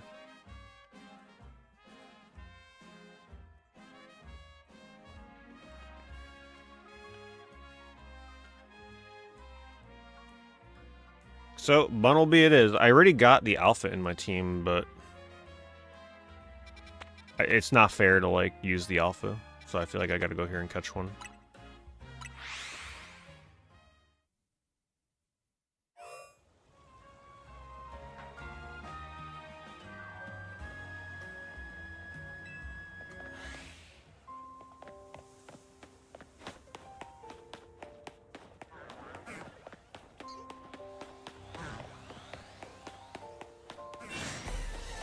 Oh, what the hell? I'm not used to that triggering. It's pretty terrifying. Is he in Wild Zone? Where is he? Is he in here or in the surrounding areas? He might be in the surrounding areas.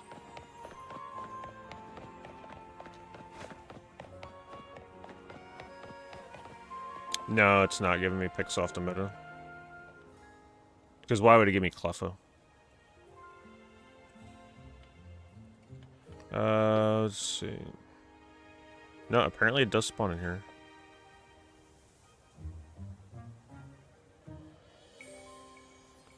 Oh wait, blue sector 1 and 2. Okay, no, it's just like in here somewhere. I don't know where.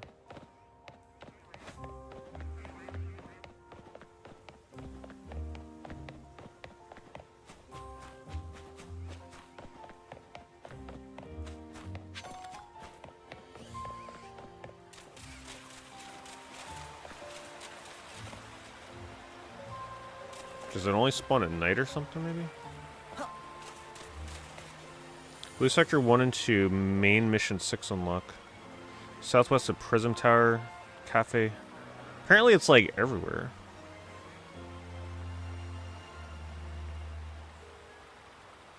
Near Venipede.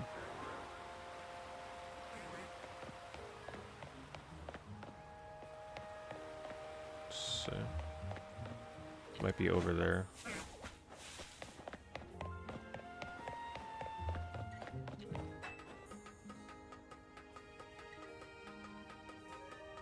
I doubt it, Mike. It's probably dead at this point. I don't have the original. That got stolen. Abra. Would have been cool if it said to catch an Abra.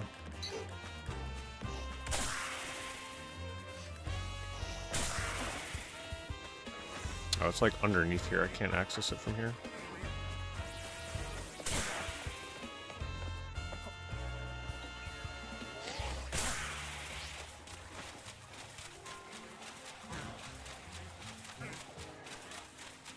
Oh.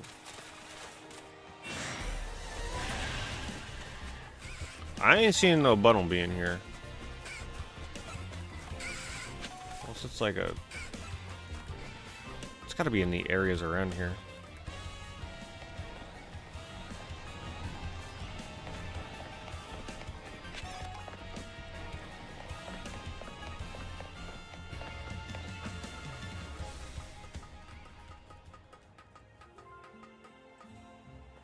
Southwest of Prism Tower.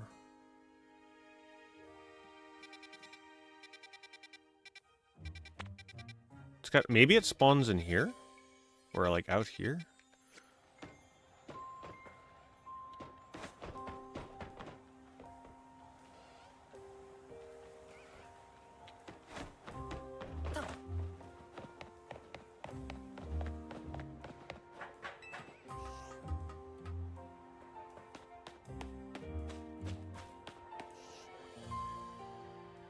Yeah, I have no idea.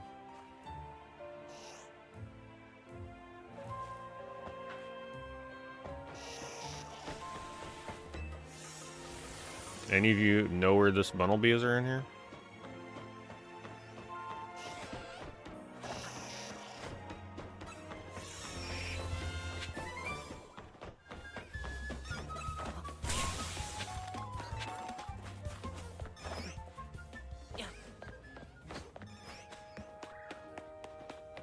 Oh, there he is. Okay. Where am I? He definitely wasn't there before. I'll say somehow. Yeah, there's no way he wasn't there before. Yeah, so it must be a spawn pool, and I just like didn't get him the first time. What do I want to catch him in? Something looks cool. Even though I only have one of each of these. I'll just do Great Ball. He's gonna get benched anyway, probably at some point. Alright. Alright, now it's time to do the same thing for Wild Zone 6 ends.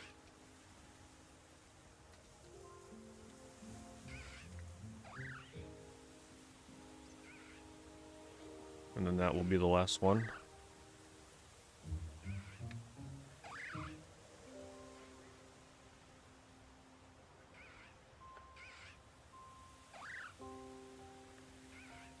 Swablu?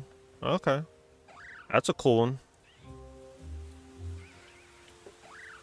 Look, pure RNG fate. Look, they heard you guys. No meta, just chaos. Swablu into Altaria, level 35.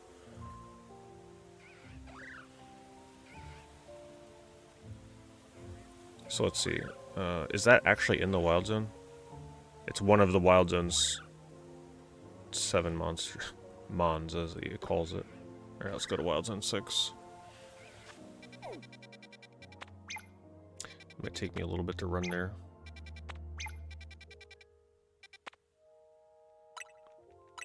And then I'll have a full team.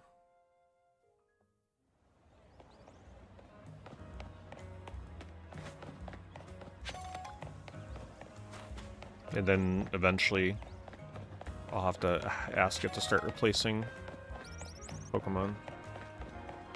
Technically, like, I'd be swapping Pokemon the whole game because there's a lot of Wild Zones.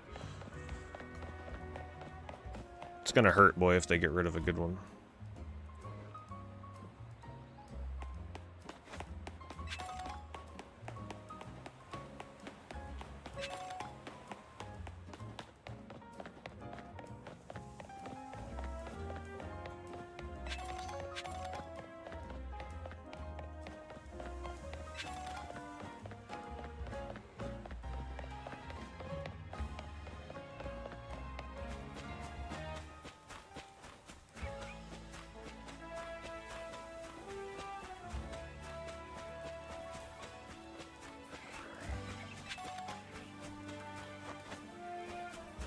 Man, if this game had a jump button,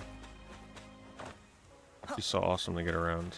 It really does feel weird going from playing Scarlet and Violet where you can jump and fly and glide all over the place. In this game, you can't even jump.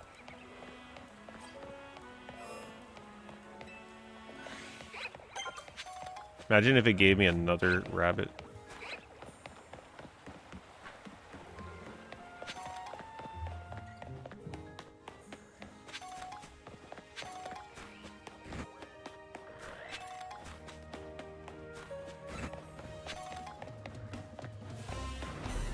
Oh god. Okay, that's terrifying. Help me. Where are you?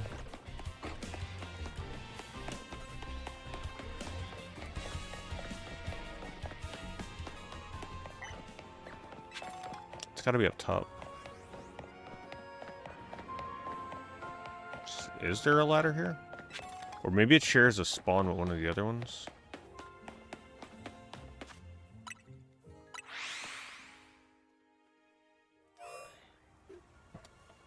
Where specifically does it spawn in Zone 6?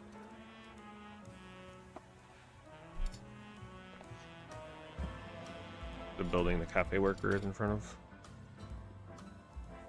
Enter the zone from the front gate, spot Houndour on the main road, yellow elevator next to blue taxi on the right. Okay, yeah, it's on the rooftop.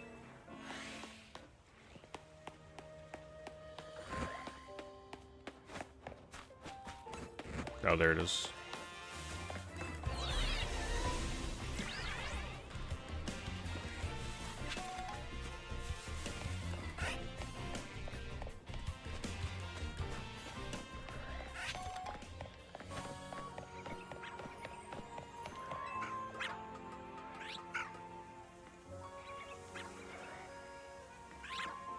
Swablu's so cute. Definitely need to catch it. Oops! Blue ball. What level is it though? Oh, 18? I'm probably gonna have to battle this thing.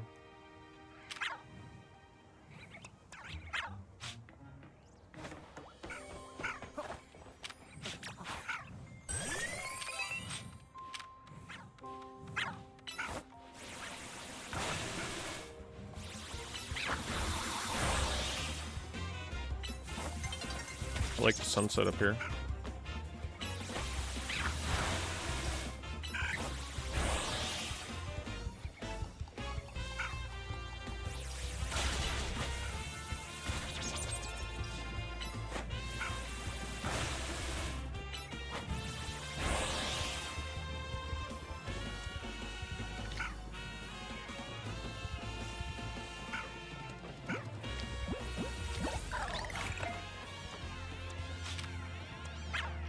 God, I messed up big time. I'm not good with that menuing. I tried to prep the ball ahead of time, but then I realized that it wasn't dying because it doesn't keep auto-battling. See, I think this looks nice. Even though it looks... Man, it couldn't have told me to catch Clefairy so I can skip the whole Cleffa thing. Whatever. Or is that one that's not catchable? Oh, it's not catchable. But even though it looks like a N64 game sometimes, right? Like, I think that looks really good with the draw distance, the frame rate, the time of day. I really do think it looks like, right? Like, look at that Ocarina of Time Hyrule field over there, you know what I mean? Like, that is N64 through and through. But it still looks good. And that's exactly how I felt about Scarlet and Violet, even though the textures are pretty much non-existent. There's just something about a really far draw distance in 60 frame rate.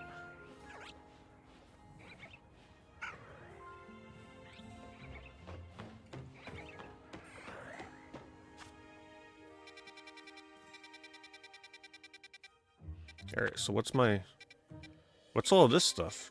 Is that part of the main quest? Oh, that's the main quest. I need another Pokemon Center. Let's go unlock this one.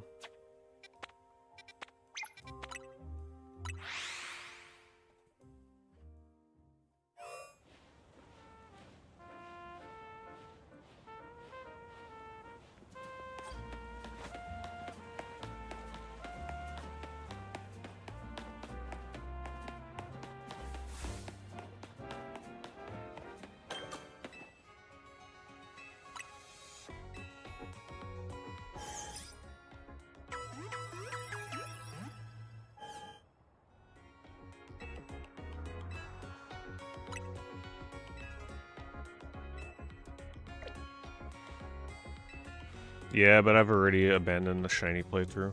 It's too brutal in this game. Shiny hunting sucks in this one.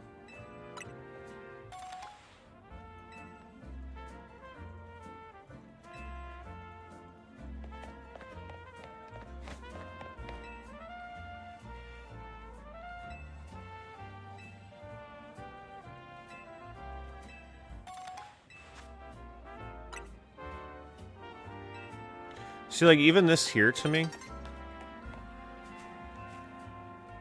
like, it looks acceptable to me. I really don't mind the way that this looks from a distance. When you get up close and you look at the buildings, yeah, they kind of suck, but they're just, I don't know. It doesn't always look bad.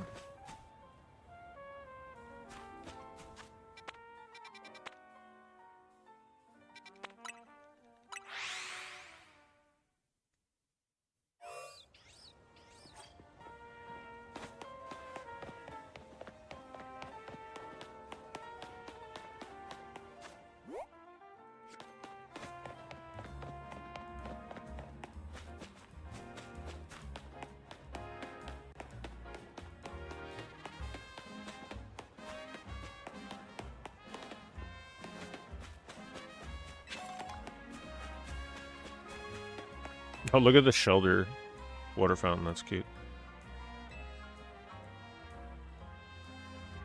Oh, I gotta do the point thing. That's kind of annoying. Yeah, we're keeping the shinies because technically those were randomly chosen for me anyway, since I wasn't in control of what shiny I got.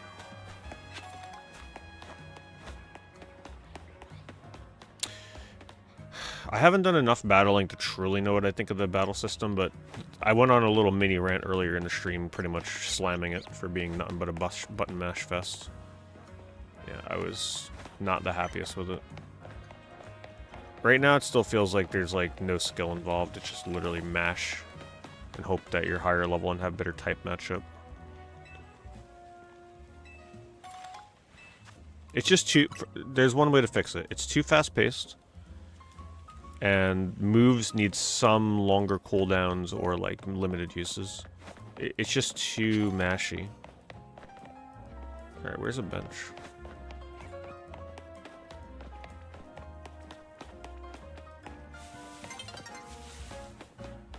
I mean, it's about to be nighttime anyway.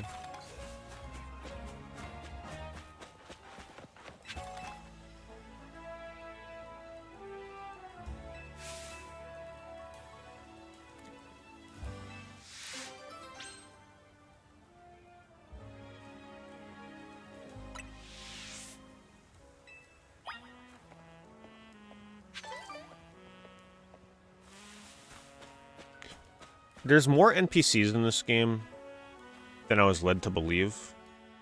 Right, like, there's actually a good amount of NPCs kind of wandering around.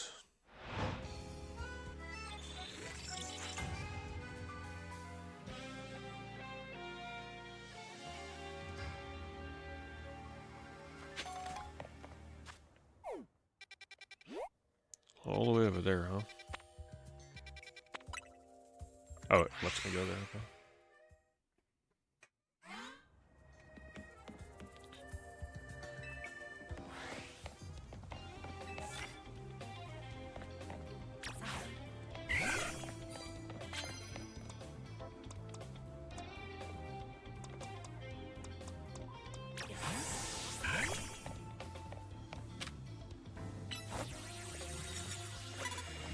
I don't even know what that did.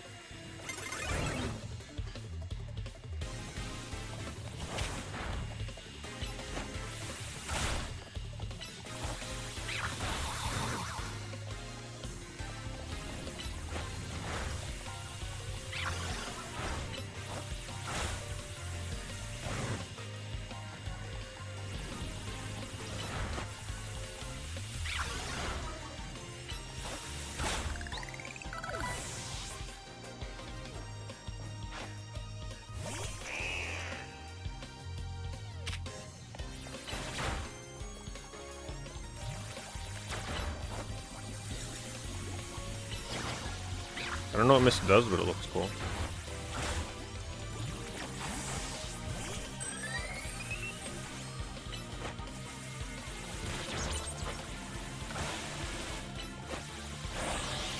So like, there's no strategy to this. I'm pretty much just waiting for my moves to be off cooldown, you just press them.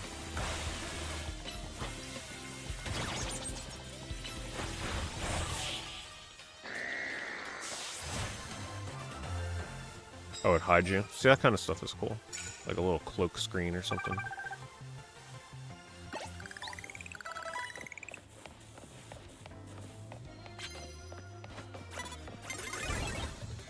Whoops.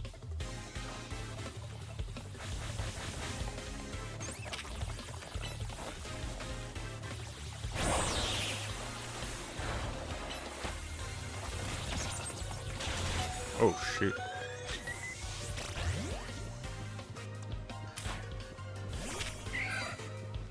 Should have switched those sooner.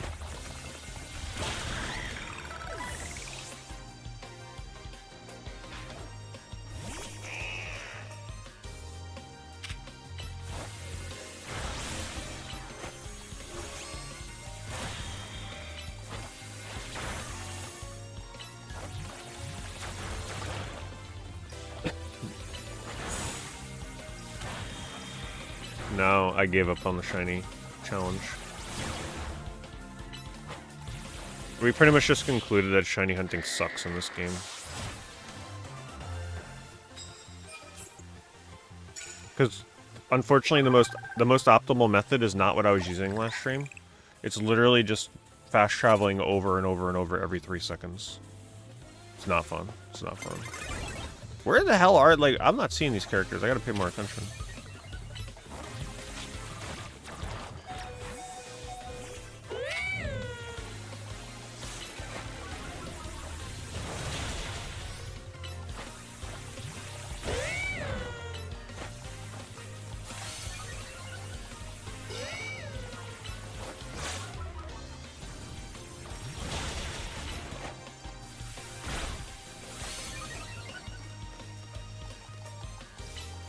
Yeah, so I've switched to a let AI decide my team for me playthrough instead.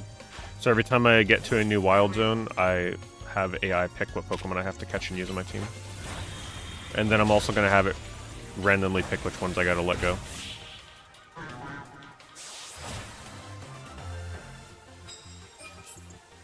So it's essentially going to be like a roguelike kind of randomizer playthrough. I actually would not be opposed to playing through other Pokemon games using the same method. Like, how cool would it be to play through, like, Gen 1 or Gen 2 and just, like, have it just randomly pick your team for you? I think that would be so cool.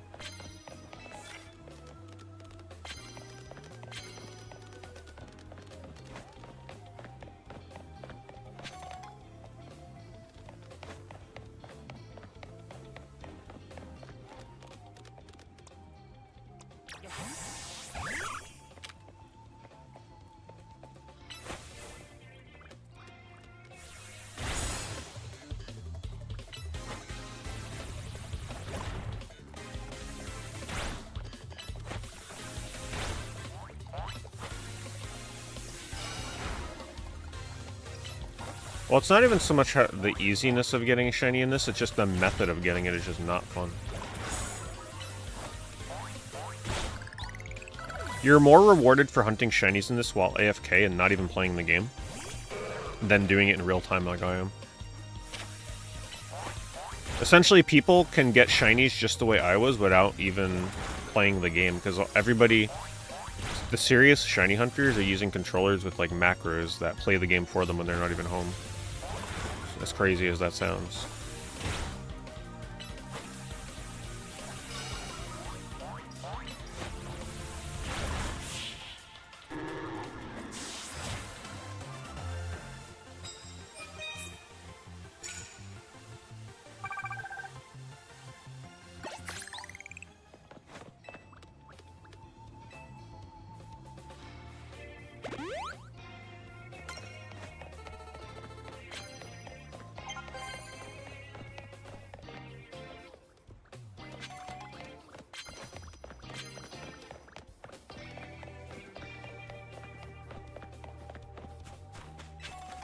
Can I knock him out from here?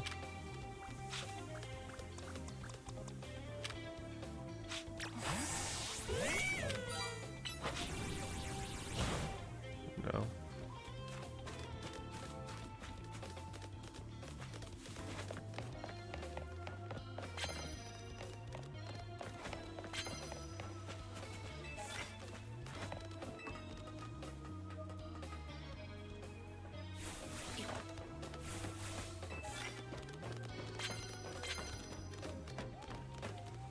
What do you guys think about these, like, battle zones and how these are kind of put together? Like, the whole, you gotta battle these opponents to get points and everything.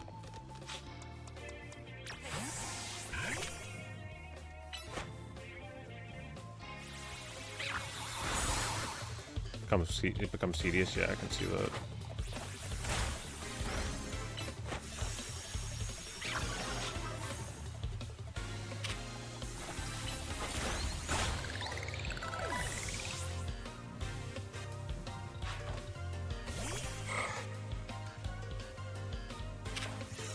Yeah, but not everybody's gonna play Ranked Online. Ranked Online is just, like, way different from playing the single player in this. I'm sure there's a lot of strategy online, but most people are not gonna care about it.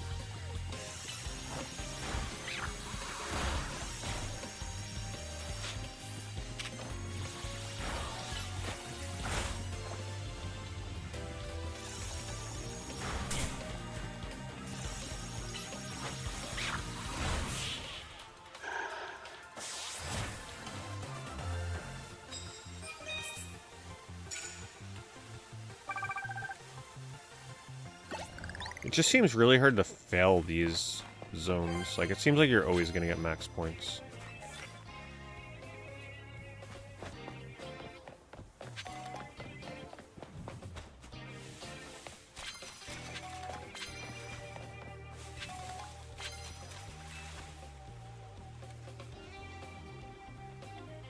I don't think I'm going to be able to knock out an opponent with one blow, so I'm going to swap that one.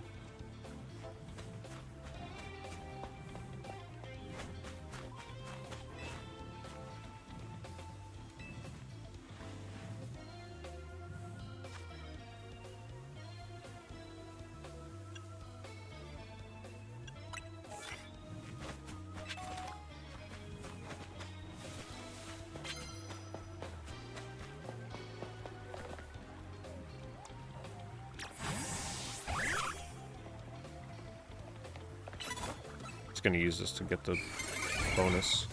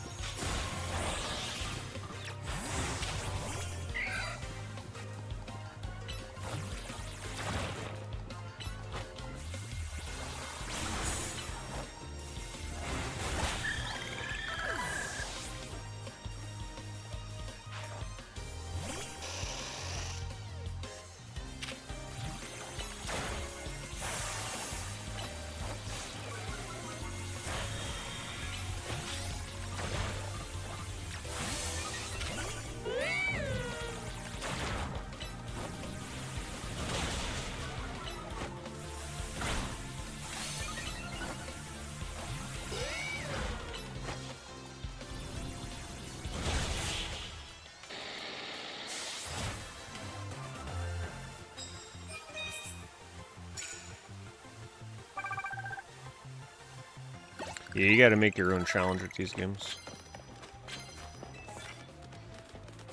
Of course, I don't have any electric Pokemon.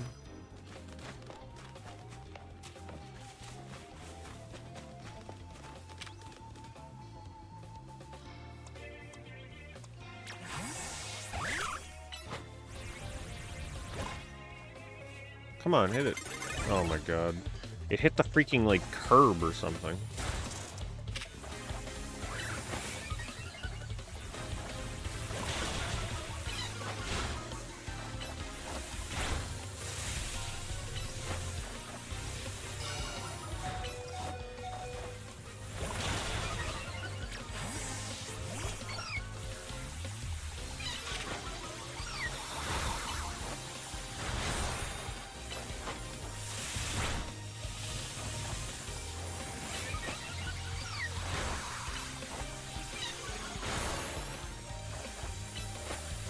I love how it knows Splash.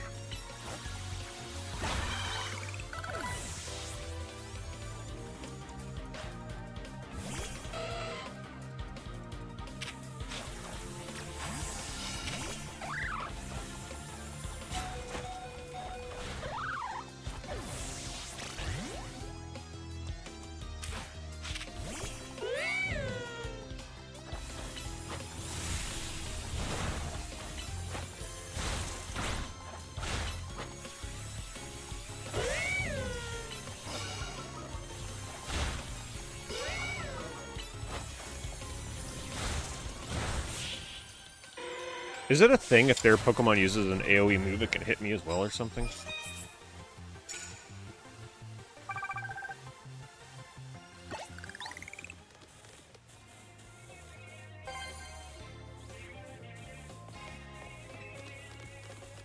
Yeah, apparently Nintendo hates the idea of a Nuzlocke, I've heard.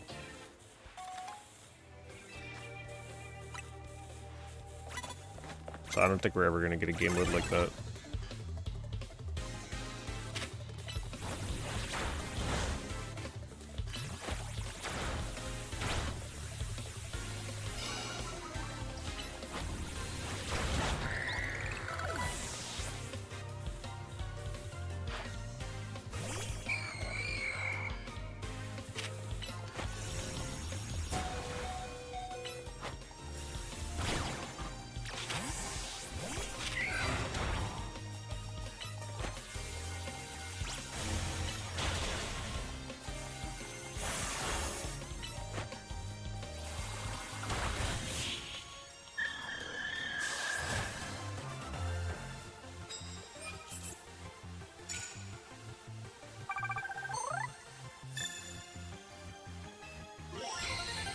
Yeah, Ironmon where you use one Pokemon the entire game, those are pretty hardcore. What do they just probably end up having to, like, over-level, right? At that point, it probably just feels like dying over and over until you get the right Pokemon to finally beat the game. I don't know if that sounds super fun.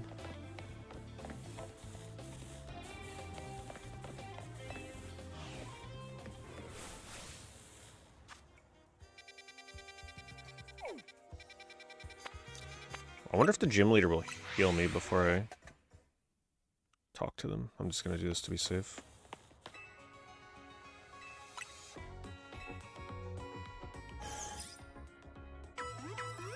Well, that's what I did when I was younger. I was fortunate enough to get a copy of Pokemon Silver for Game Boy Color, a Japanese version of it before it was out in the United States. I felt like the coolest kid in school, by the way, because I would literally bring it to school and like show people the game because it wasn't even out here yet. But when I played the Japanese version of that, it was, you know, being in Japanese, it was pretty hard to get through the game at times. So what I did was I just used Typhlosion as long as I could, just pretty much soloing the game with Typhlosion, super out-leveling him. Don't ask me how the hell I got through some areas where I had to, like, use cut on a tree or something. It's probably ultimately what made me not be able to finish it eventually, though. I probably did get stuck on some TM I couldn't figure out. But I made it really far. My Typhlosion was like... Man, he had to be like level 60.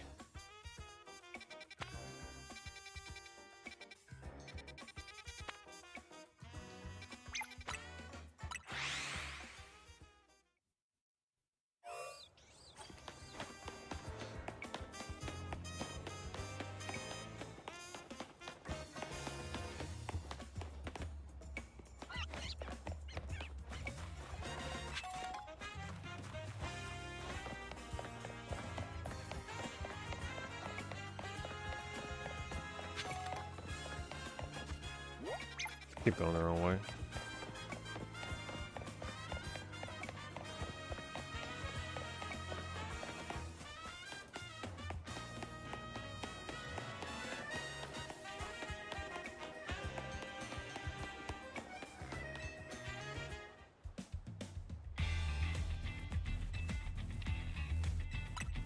Someone beat Pokemon Red with just a Magikarp. What the hell moves can you teach Magikarp that he can carry you through the whole game? Wouldn't you just have to get him as like high level as possible? At that point, it's like whatever, you know? If there's a level limit, it would be more interesting.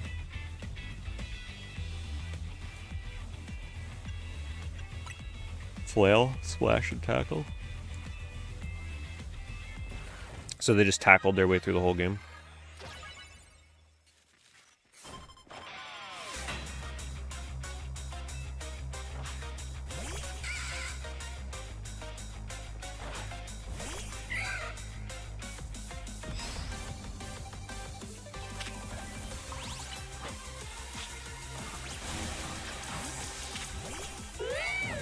I do love this song, though. This song never gets old. It's definitely a very fitting battle song for a game with fast-paced combat.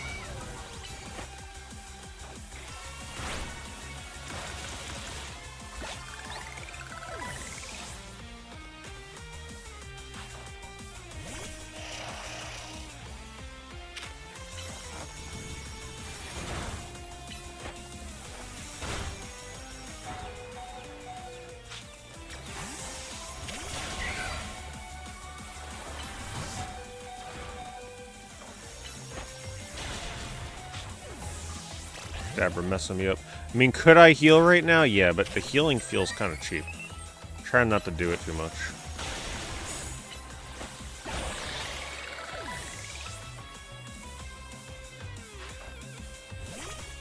Look who it is.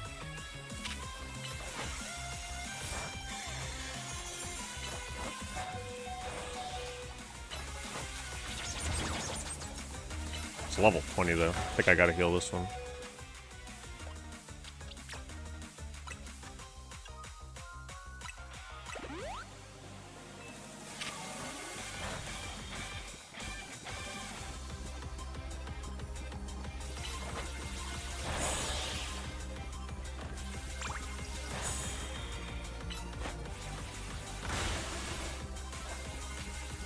It's hard for me to even keep track of what's going on, to be honest.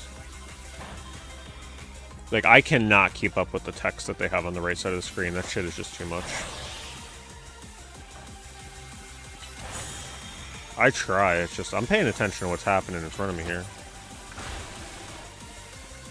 Looking at cooldowns, looking at HP, where the Pokemon are.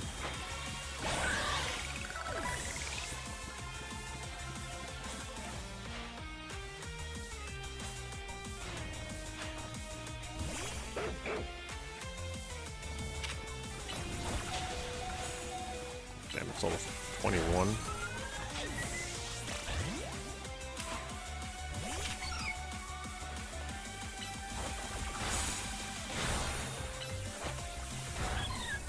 I'm trying not to overabuse the healing.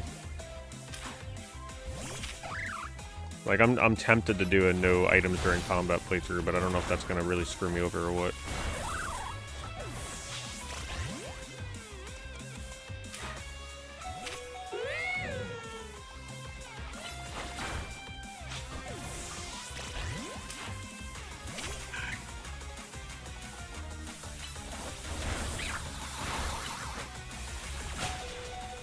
It's gonna kill me. Yeah, I'm really tempted to do this no healing items during combat. Like, because that's another problem I have with the combat.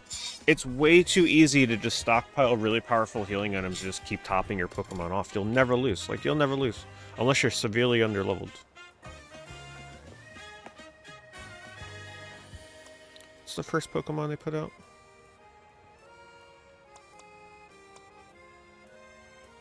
I think I'll just start with...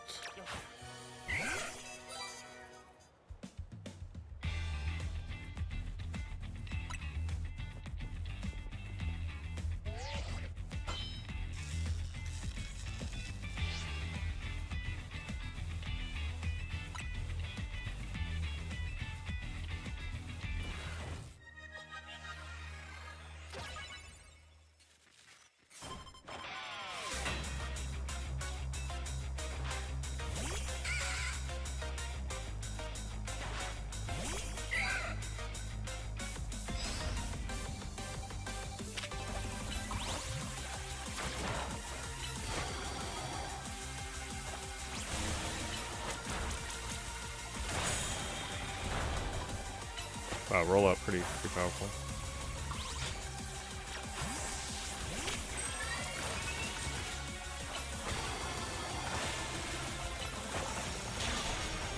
Holy crap. I chose poorly there.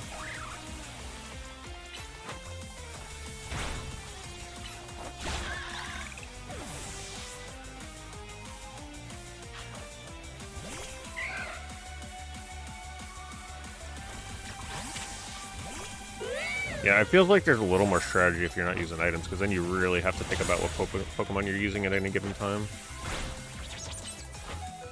Right, like, I'm okay with sacrificing Litleo here.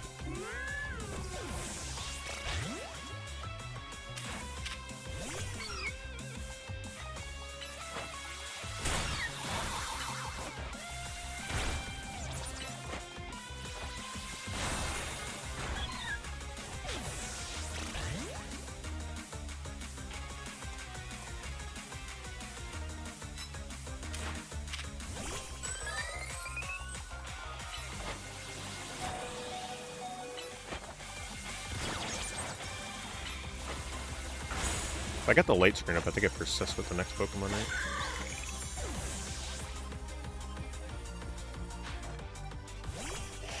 Oh, Kadabra's a tough one.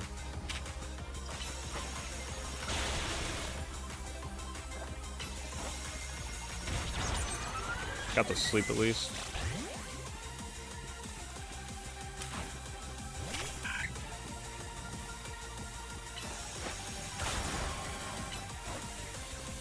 I don't know if Mist will do anything. Maybe it makes it harder to hit.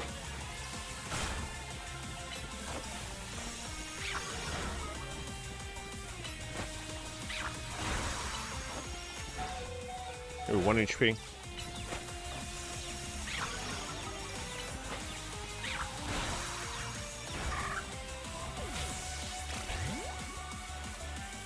think I'm kind of screwed.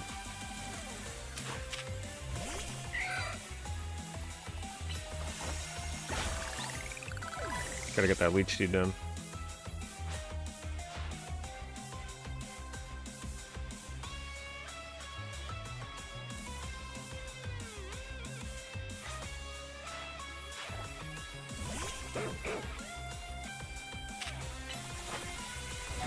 Wow. Oh, I got the poison off.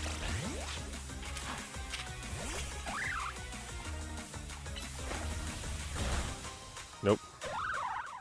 I don't know if I'd be able to beat it yet. I'd have to get in some levels. 21 is a little high. But I mean, at least it's challenging. I'd rather, you know, impose those rules and actually have some fun with the battle. I guess we'll just roll through Wild Zone 4 and kill some things.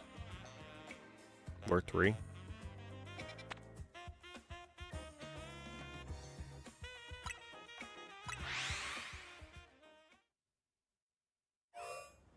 Yeah, if I use boys in the starter, I'd be breezing through. But what's the fun in that, you know? I'd rather have a little challenge.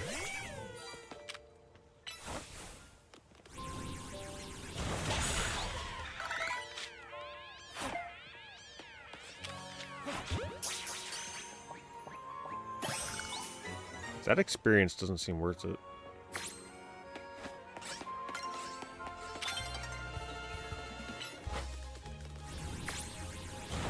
Oh, come on, are you serious?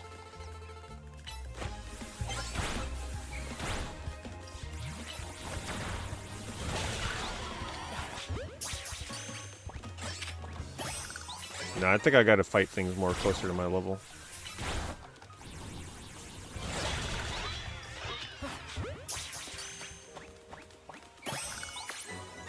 I mean, I guess it's a pretty fast experience.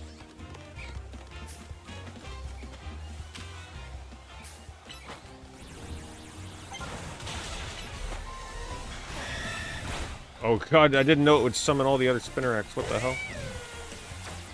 That's pretty funny.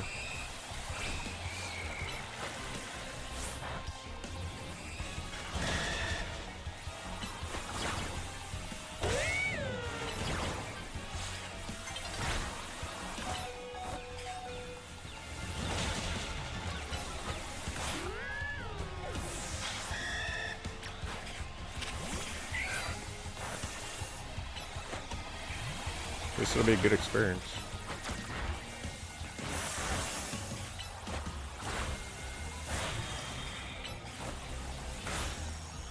Wow, they are harder to fight than it looks.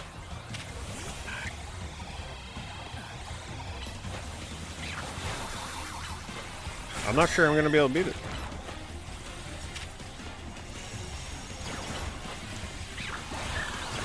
I can't even tell what the hell's happening right now.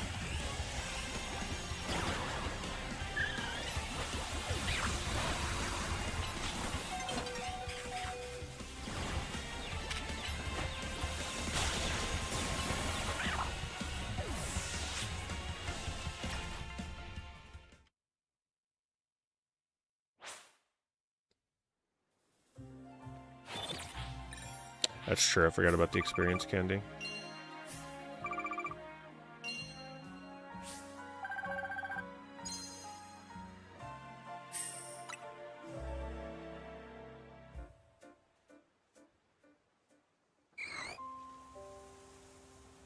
It really just despawned the battle. Really? I think I was dead anyway.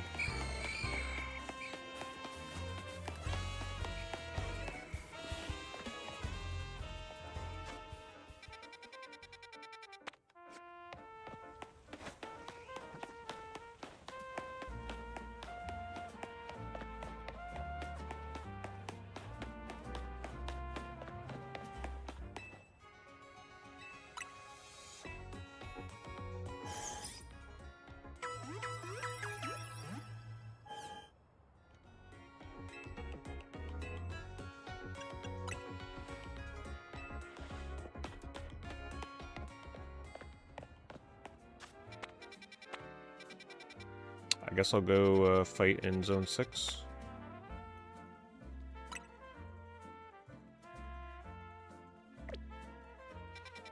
Or 5. 5 might be easier. Bellsprouts just use Litleo.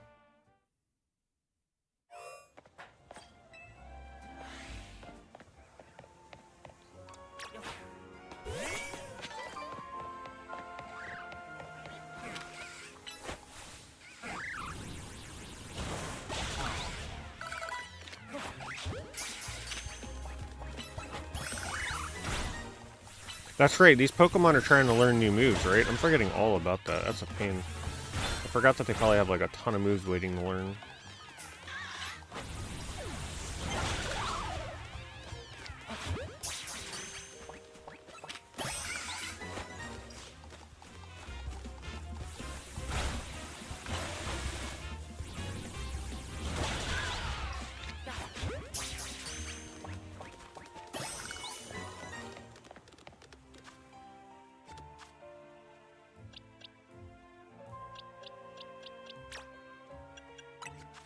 Yeah, that's gonna be hard to remember. I don't even notice them learning new moves.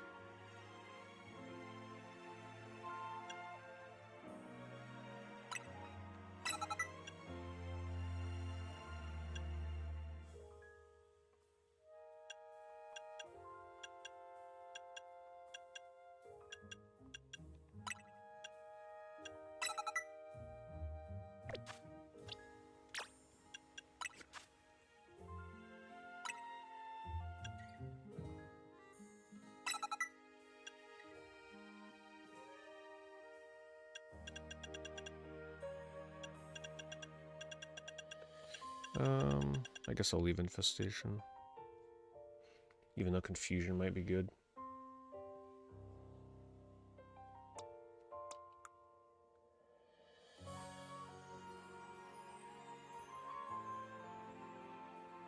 Actually, that might be better than Infestation.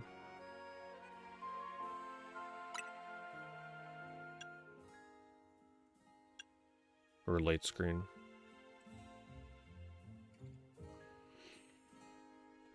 Though that's pretty good for, like, tech switching out. We'll swap this. I don't think anything right now is weak against Bug. Hello, Goat.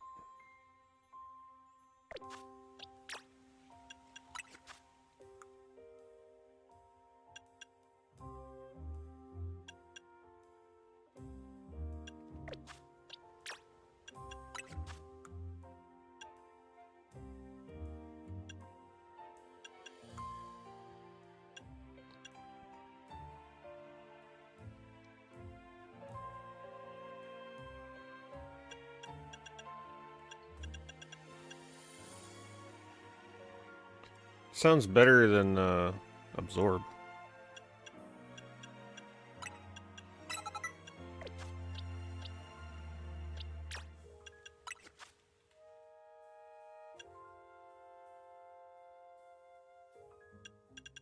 Wow.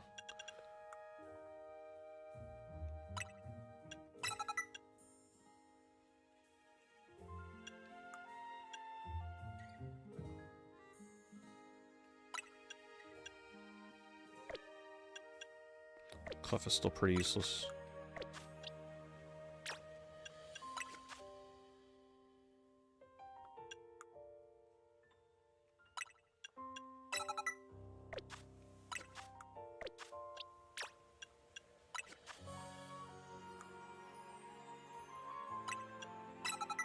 Alright, little bit of better moveset.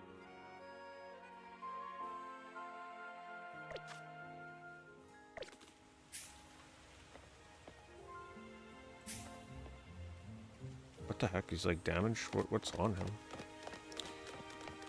Alright, let's get one more level for the lower level Pokemon. Even though their highest level Pokemon's 21. I have 21 Pokemon as well. I feel like I can maybe do it now with the new moveset.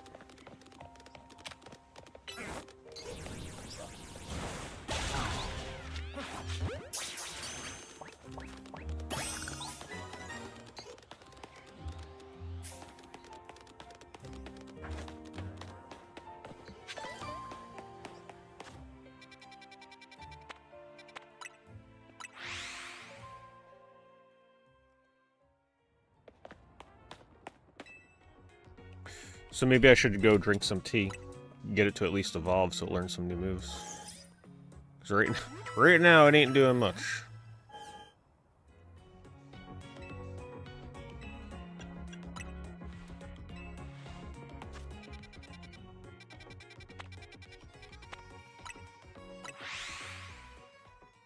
Do I have to drink a certain tea with it?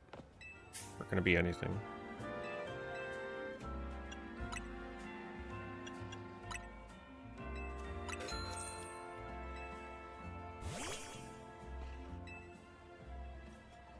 Oh shoot, do I have to drink it with Cleffa? I guess I do. Didn't think about that. Yeah.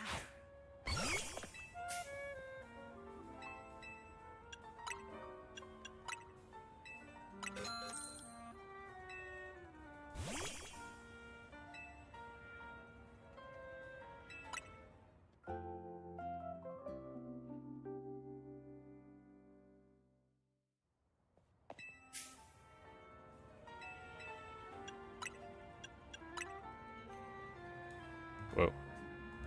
It's getting expensive.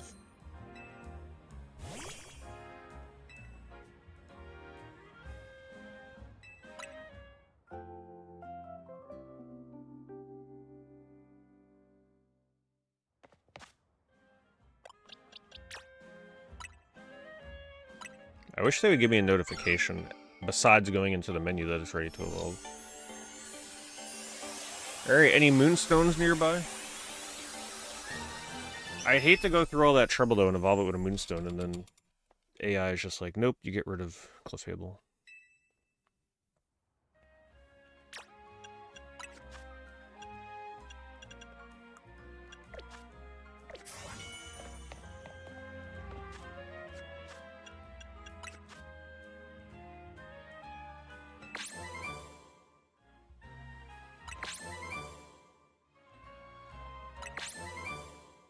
It's pretty good.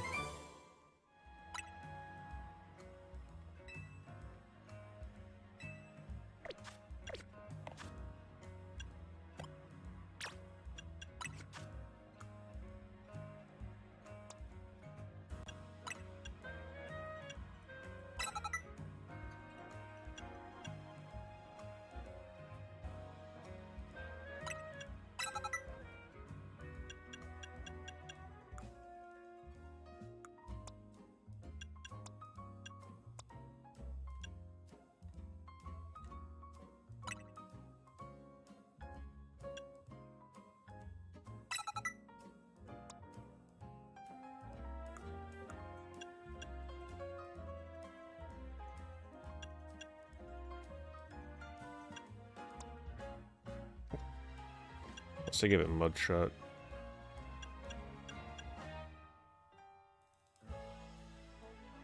I guess we'll keep that move list. Leech Seed is just too good to give up right now. I might already have a Moonstone, you know, you're not wrong. Where would it be?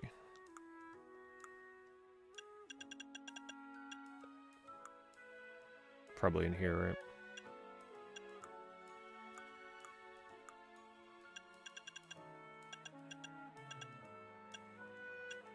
Leaf Stone. Alright, let's try that battle again. We're still going to impose the no healing rule.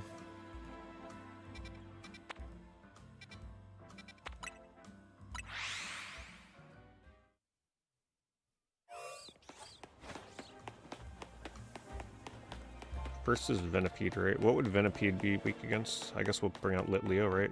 He should be weak against fire. But then again, he's not grass type.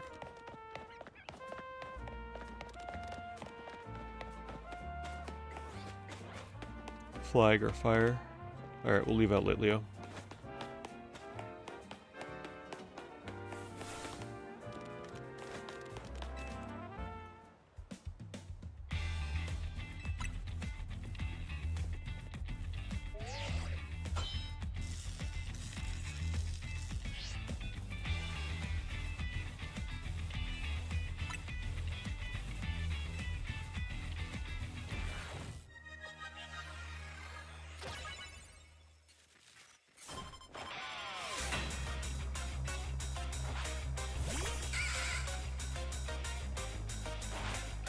You know, this playthrough, if I stick with it, is going to get really intense when I got to start dropping Pokemon from my team randomly. Imagine playing the whole game, and one of my Pokemon survives on the team, and then like right before the final fight, it's like, nope, you gotta bench him. I don't know how I'm gonna deal with that. Okay, these new moves make a big difference. Like just rocking through them right now.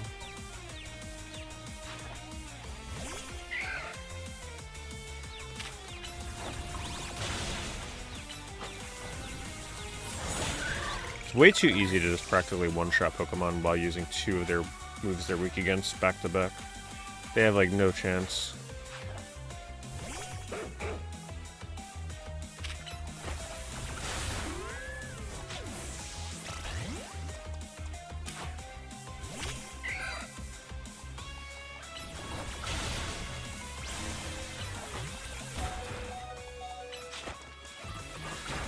Damn, I couldn't get it out.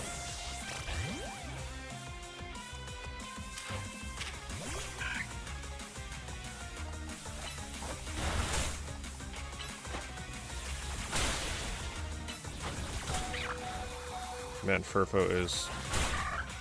It's a rough one.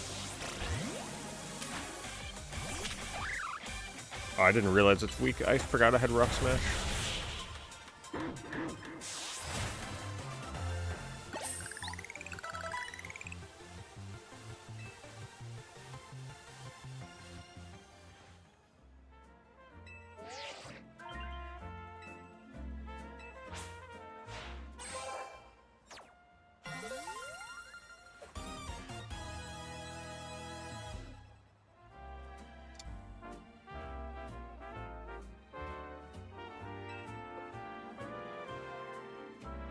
Furfo was always one of the easiest Pokemon to catch in Pokemon Go for me when I was learning how to do the excellent throws.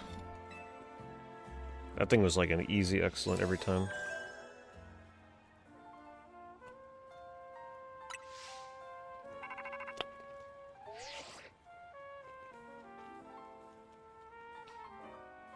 Come join us back at the hotel for 15 fun-filled minutes of no voice acting cutscenes.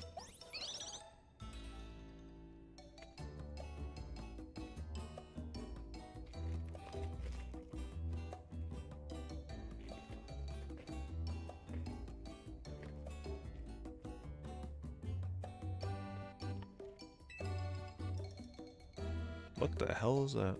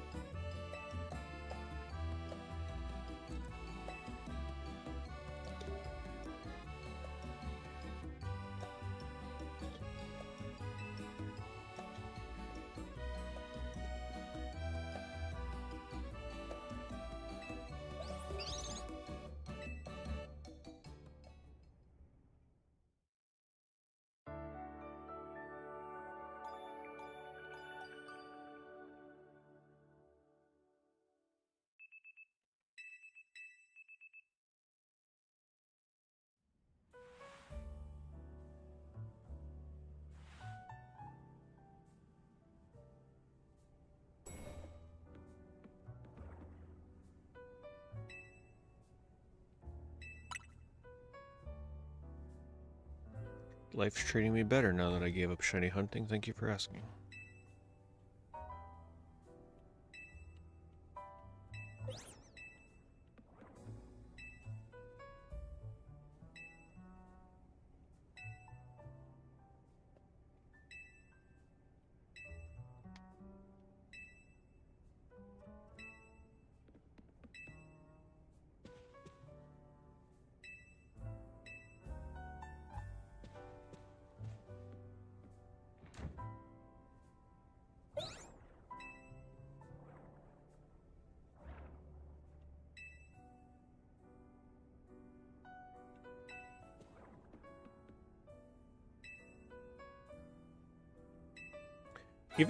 Even if they went with the route of going like the Animal Crossing way, where they just give like different pitches and tones to letters as they fill in for these characters, No, it just needs something. It's just like too quiet.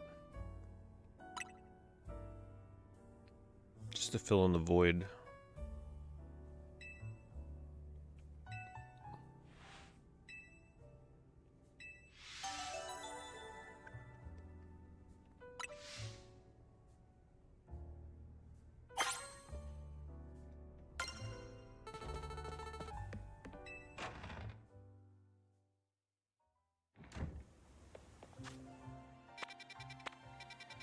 Okay, can't access zone 7 yet.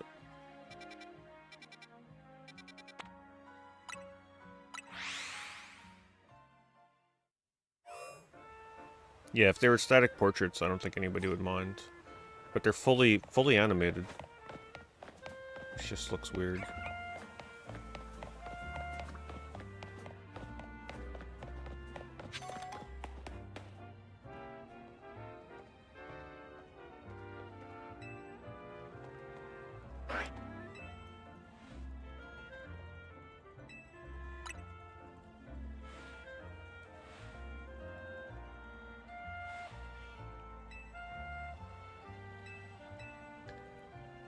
I will admit I'm missing Pokemon Scarlet and Violet. I'm just thinking back to all those awesome open outdoor grass fields where you can see like the towns and the cities and the gyms way off in the distance. Obviously this is not part of that series. The next Gen 10 game will be like the real test to see where they're going with Pokemon. But this game actually just makes me appreciate Scarlet and Violet a bit more. There were so many areas in that game that I just loved. I don't know, I just wish that the music was better in that game. Especially battle music. For gym leaders.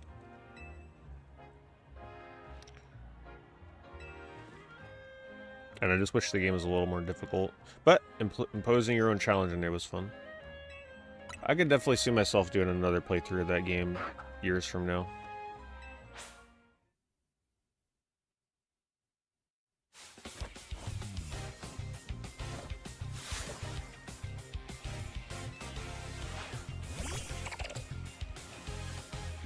Good battle music, I think.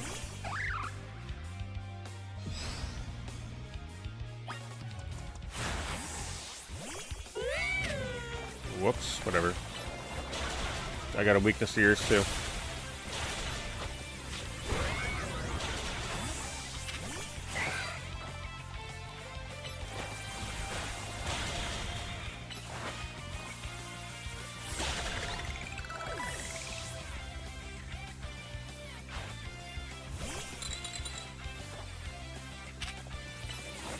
Hey, look, it's the ice cream cone. I won't lie, when they first introduced that, I forget which Pokemon game it was. I tried to get one of them on my team. I liked the vanilla ice cream cone.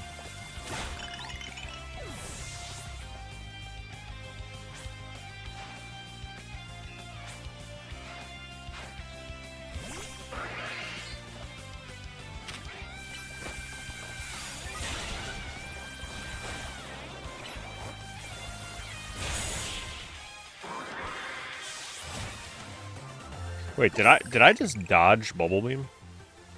So like if they're using a move and I like move, like how do I give direction to my Pokemon to move out of the way? Just like move in a different direction? I don't know how that works. I thought you were just destined to get hit by it.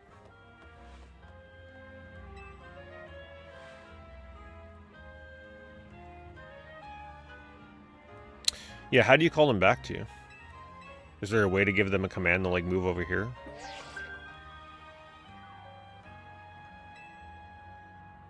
If you move, they somewhat follow you. Okay. I haven't really been paying attention to that. I'll try and do that.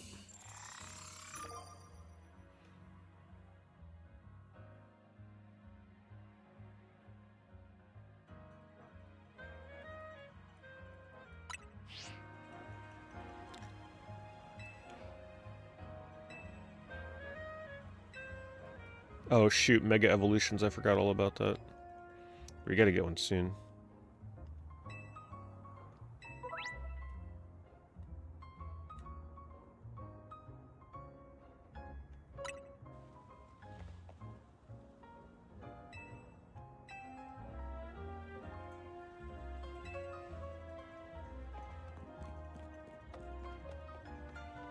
Oh, Swablu.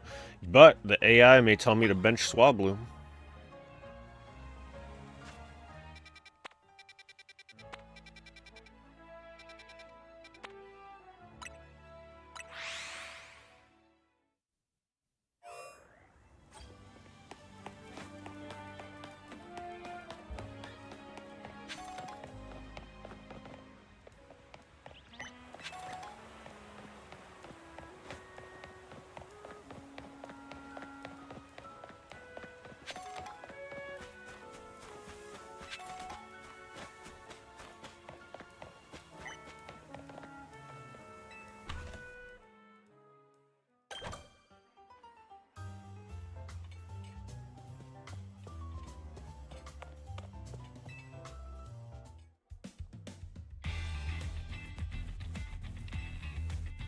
I feel like I'm feeling disconnected from the game world, though, because they allow you to do so much fast traveling from the get-go. It once again makes me appreciate Scarlet and Violet a bit more, even though that game was also somewhat open world, just like this one. At least in Scarlet and Violet, you felt like you had, like, a clear path on where to go, and, like, you had to do that, like, long running journey to get there sometimes. This game, it just feels too easy to kind of get around.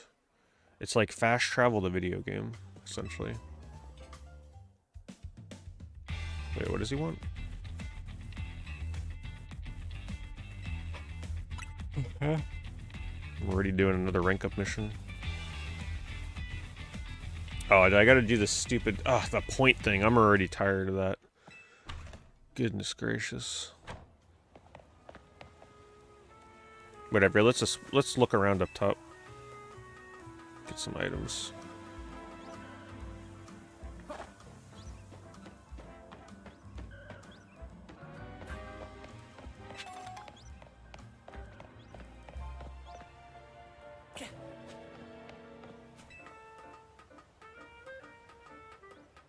How's the game going now? Well, I'm able to progress, at least. Now that I have the game choose what I add to my team. Mega Dratini. Or Alpha, I mean.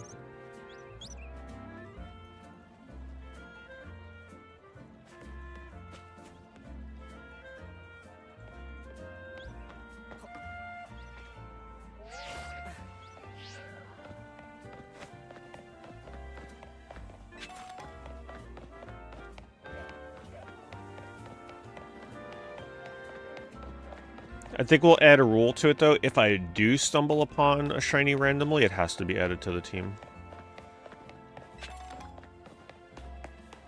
And I'm going to keep a box dedicated to just Pokemon that it tells me to bench so that like I can pull from that bench at a later point.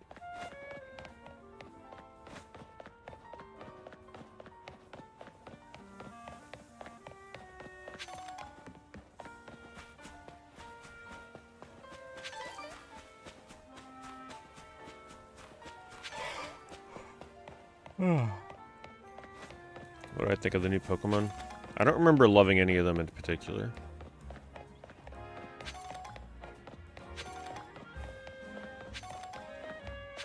I usually don't feel too attached to most of the newer ones. I'm definitely more nostalgic for the older Pokemon.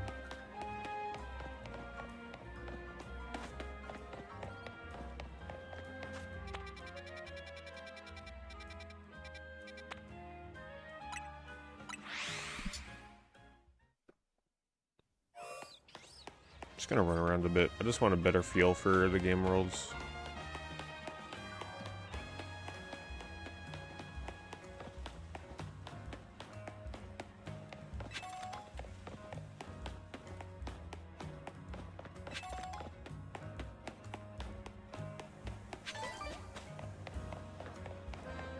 Feels like Victory Road here. See, I really like the idea of Pokemon just like chilling up in a tree like that. I just wish it was more random.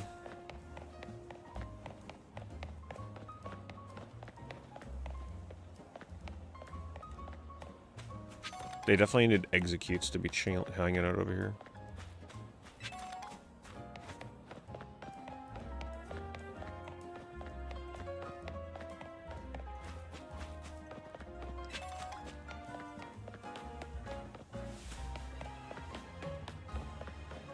Wow. You forget how big Clefable is when put to scale.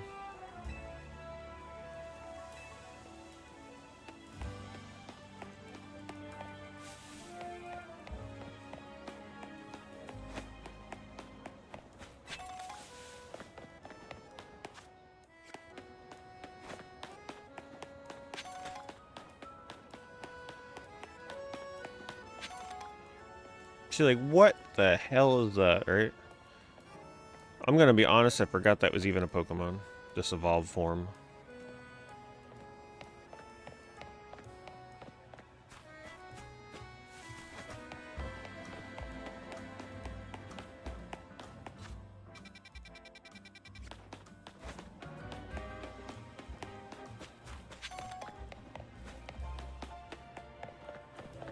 Well, it's not that it's stupid, it's just like, a lot of these Pokemon I just don't even recognize.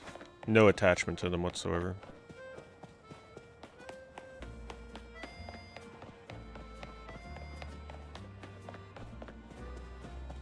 The thing is, like, you have to consider the childhood nostalgia of growing up with some of these Pokemon for decades, compared to one like that that just gets thrown into the game that's forgotten, like, 2 minutes later.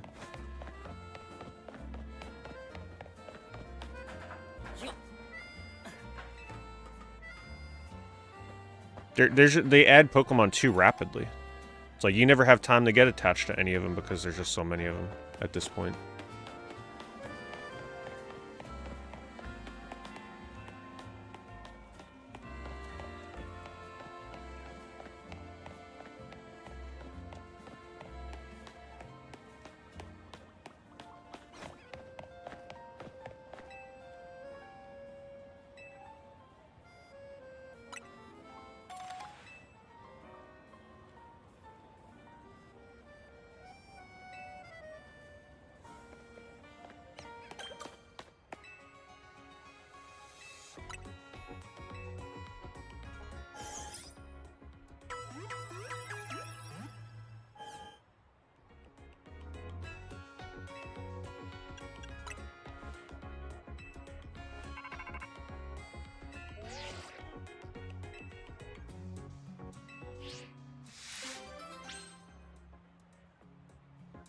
Oh, I don't actually want to take that quest.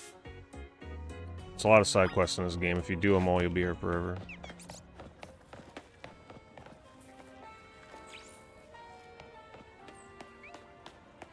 Well, I think I know what my problem is with newer Pokemon. I have a very strong affinity for the old school Sugimori, like, watercolor style Pokemon art that used to be how the series started. The problem is Pokemon has pretty much, like, abandoned that art style entirely. All these new Pokemon don't get art like that. They're all that, like, new school style, like, practically computer generated, like, looking hand-drawn art.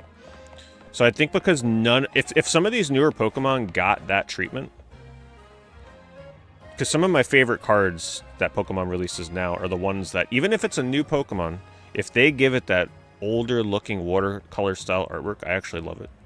So I think that's my problem with it, is that I don't get that sort of, like, vintage Game Freak looking Pokemon style in the newer Pokemon. So I have a harder time caring about them.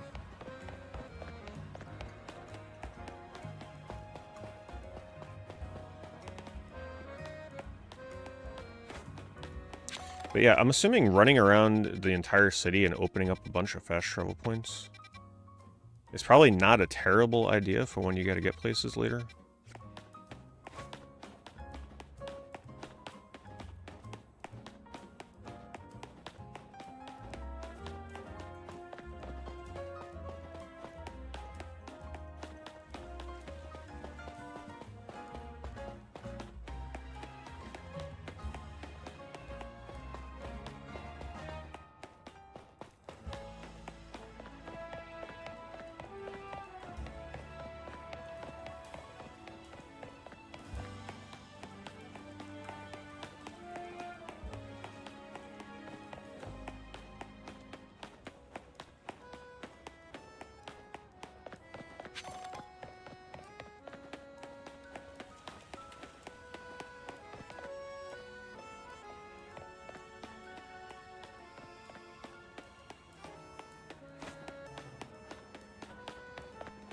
the hell is that?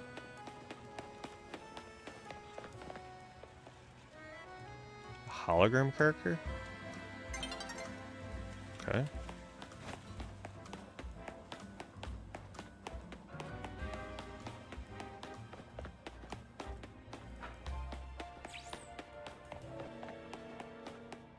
The perimeter is definitely less interesting. Wait, I'm not opening up any spawn points.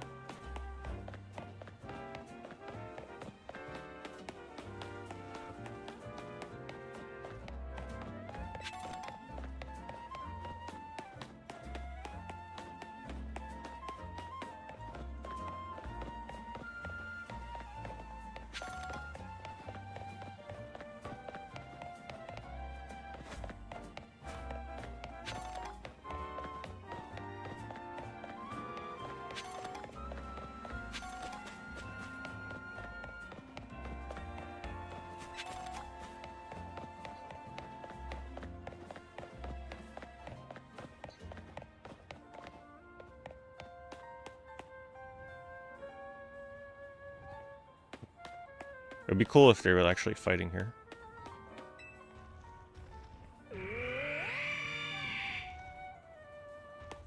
Now, that's a crazy Pokemon cry. Yeah, I'm sorry that you lose to this thing. Sounds like it's firing a laser beam.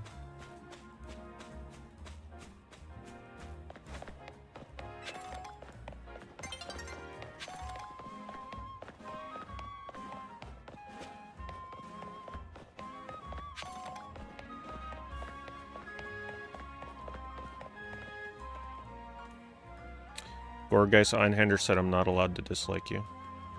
You're a cute Pokemon. Even with your stupid little hairdo.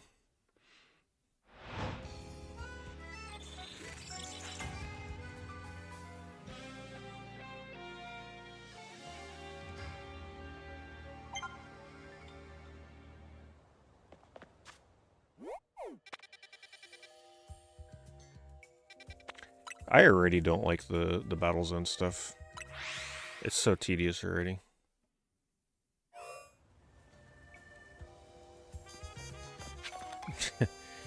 Yeah, they definitely stepped up their game with naming Pokemon with, like, puns on names and stuff.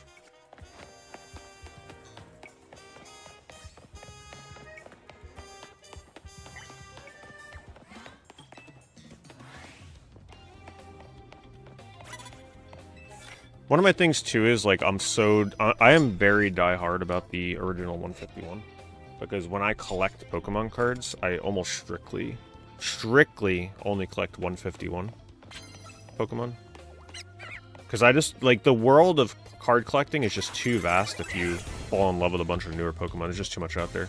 You'll never stop collecting. You'll never have an end in sight.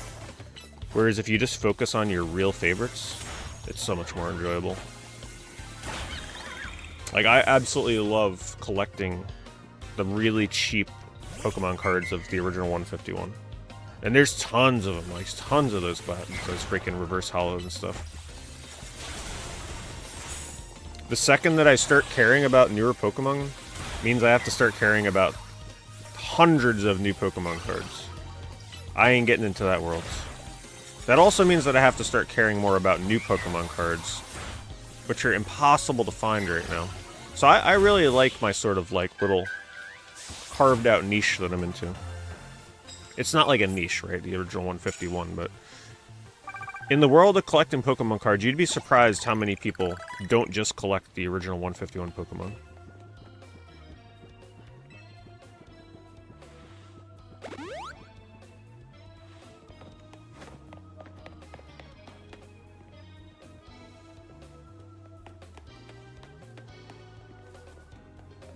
Yeah, if you only care about the games, it's probably... Obviously, you're going to look forward to new Pokemon. But for a lot of people, the cards in the games are kind of synonymous. And for other people, the shows and stuff.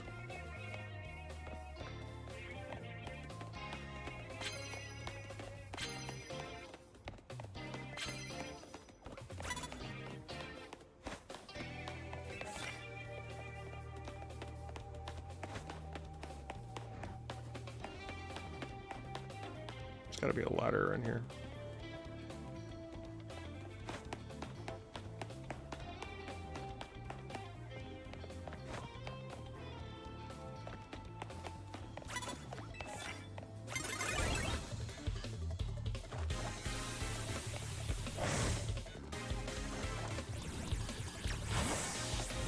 I love how, like, it's trying to hit me, but it's hitting the tent.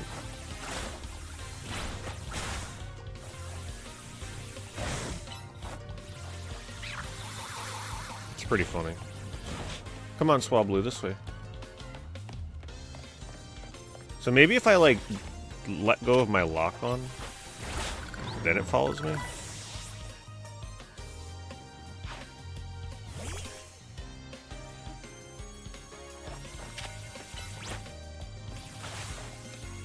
Man, this is really awkward battling by this tent.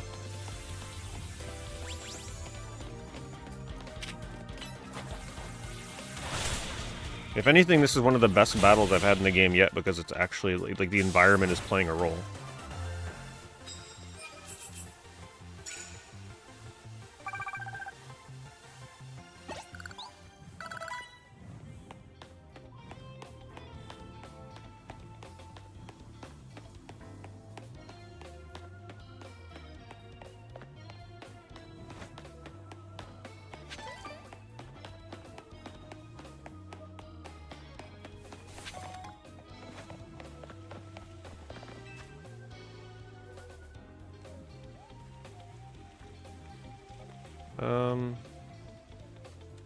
Honestly, it's probably just easier to get the normal knockout.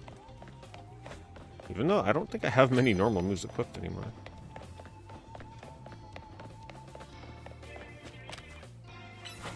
I forgot I haven't been breaking these lately.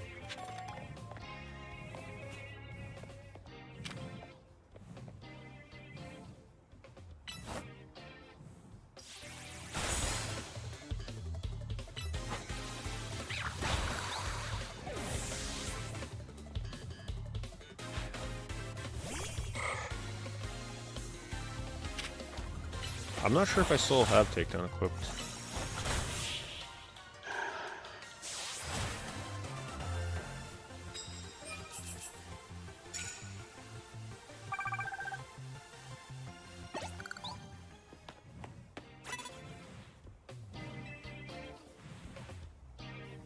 Let me see.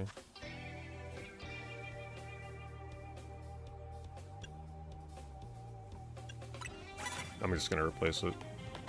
That's easier to do. Just use a super effective move like Hollow.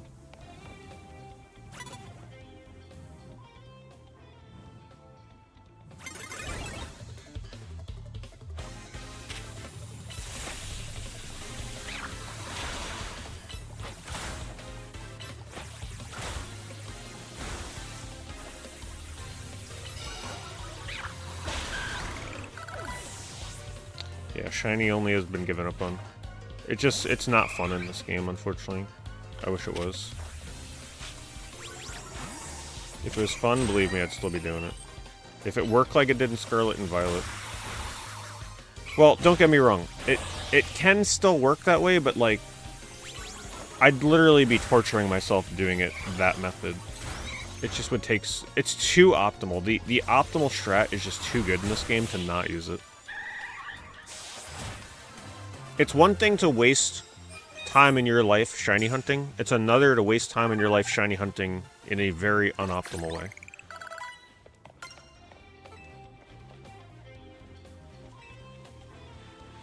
And it's too hard to pass up on how you're supposed to really do it in this game.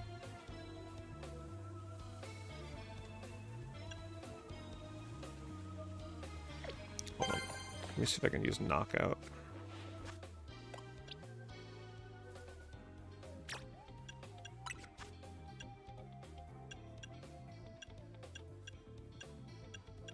Is he better with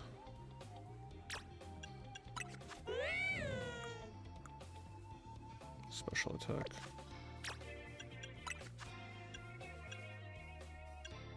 I still get the feeling though that Firefang might still be better.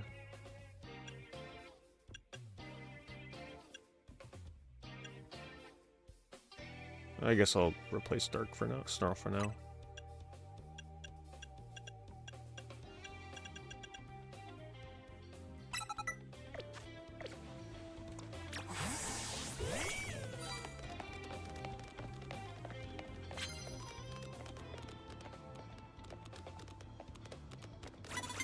Oh, come on, what a pain in the ass.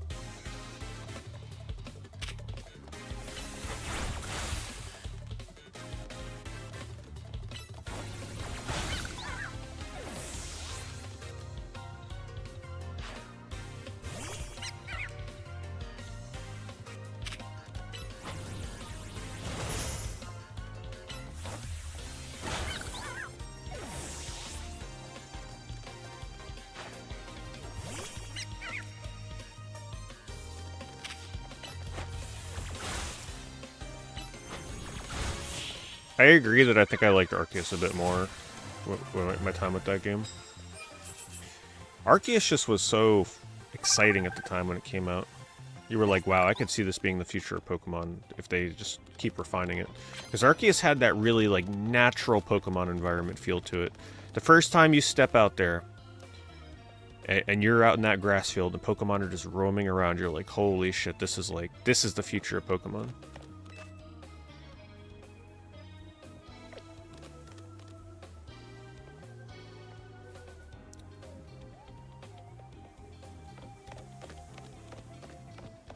The first time I started playing the game, I'm like, that's it. This is my new favorite Pokemon game of all time. Unfortunately, that didn't really hold up after a couple streams. But it was really fun for the beginning part of that game.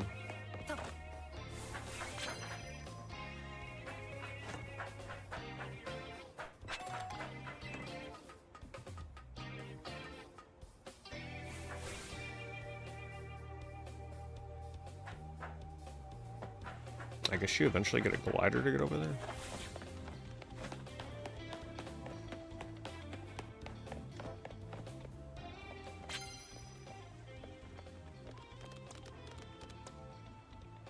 Rock move. Who has the rock move? Thank you.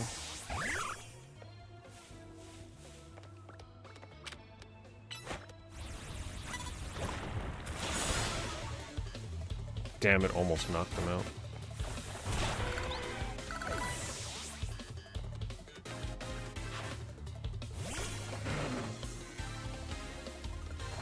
Yeah, I'm sure the story's not bad in this. It's a little hard for me to get invested in it, though. I just hate having all the dialogue in this and having to read that out loud. I'm not reading that out loud. It's just too silent. Like, I can't hinge on the story in this game too long. I'd rather just move on to the combat.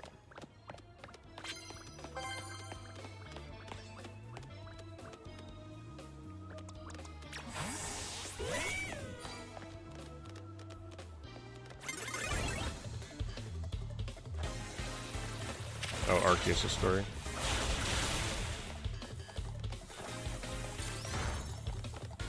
I don't even remember Arceus' story.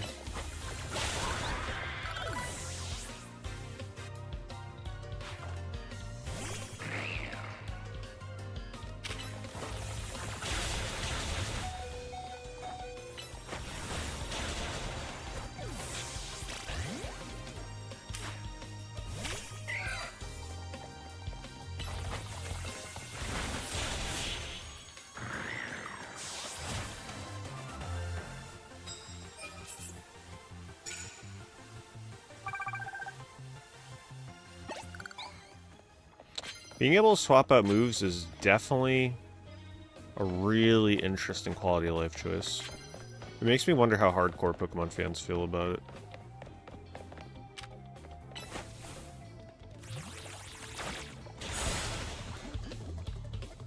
Man, I just can't get that one-hit KO.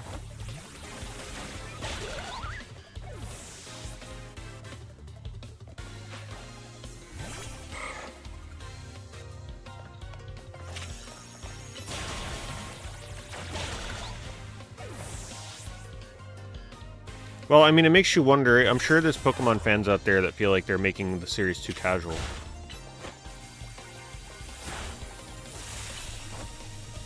Because let's admit it, they're making everything in this game way easier than it's ever been before around the board.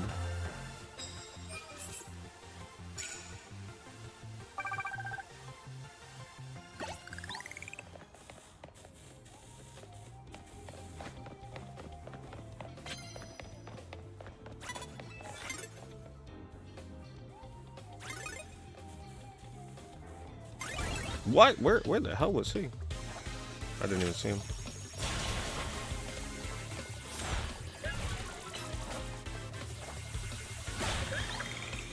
Well, I mean, that's the problem, right? It's been casual, but now they're making it even, like, easier and more casual than ever. To the point where you have to do what I'm doing and impose rules to make it even remotely challenging.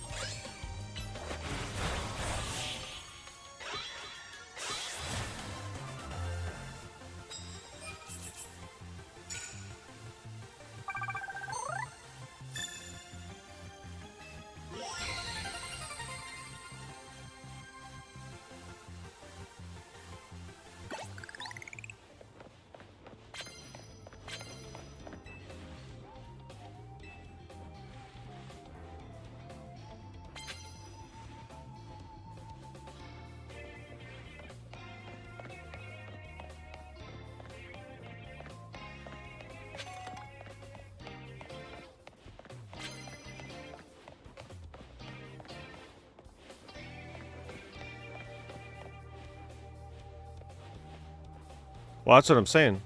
Like, that's what I mean, is the modern day conveniences that they're giving, like, forced experience share that seems super accelerated. Like, there's no reason that my Clefairy should be leveling right now. I'm not even touching Clefairy. The fact that they force you into that is making it harder to make these games challenging because they're making it so simplified.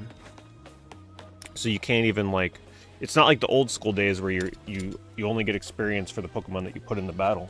That's a lot easier to kind of be like, to impose level caps on certain Pokemon. Now you gotta, like, forcibly take these bastards out of your team, put them in a box. I mean, that's just a pain in the ass. I don't know. It's like, what are they just gonna eventually give you the option to press a button and max level Pokemon in future games? I feel like it's getting to that point. Oh, max points. Yeah, I'm kind of already over these battle areas. Thought they would be cool, but they're, not feeling them.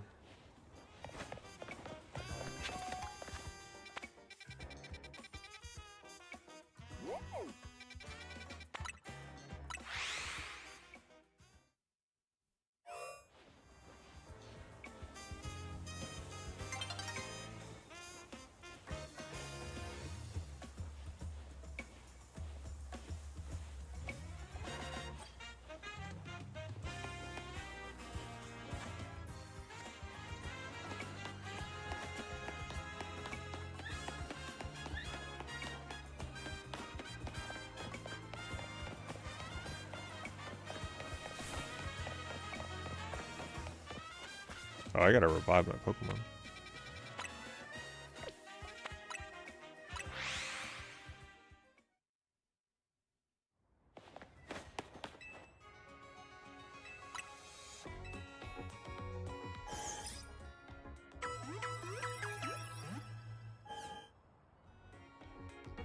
See, but my problem with the whole, like, boxing Pokemon thing is, too, it's annoying because this is a game that emphasizes catching Pokemon to get experience and quests and everything. So, like, if you're constantly boxing Pokemon, your Pokemon team is always getting filled up, so you're constantly having to empty it. It's just a pain in the ass.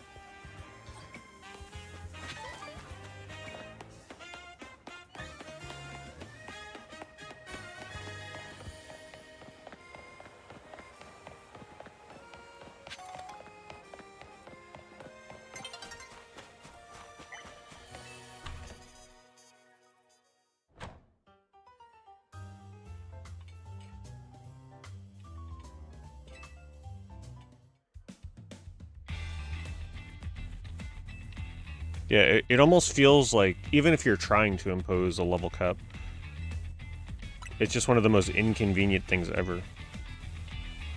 Because of how many battles are in this game. Pretty much all you're doing in this game to advance is constantly battling. Or actually, well, I guess the better way of putting it is no matter what you're doing in this game, you're getting a ton of experience. Even if you're like breaking stones for the mega stuff or whatever, you're still getting experience.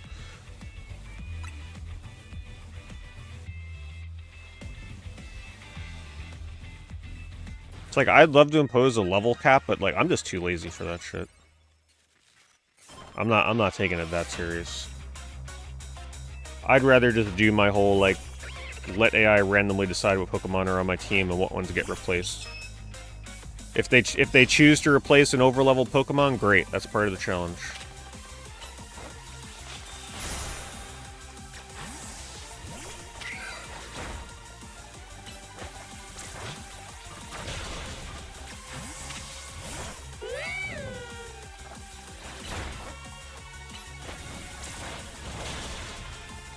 That's why my challenge, I feel like, is a good way to go through the game.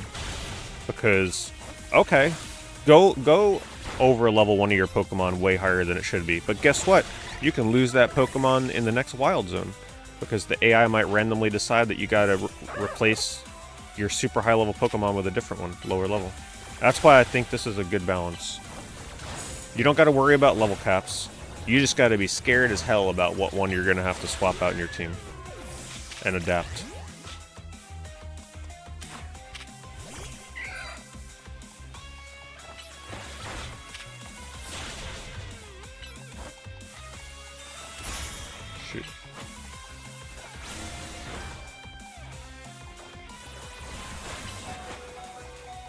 Because you'll never be able to fall back on one Pokemon.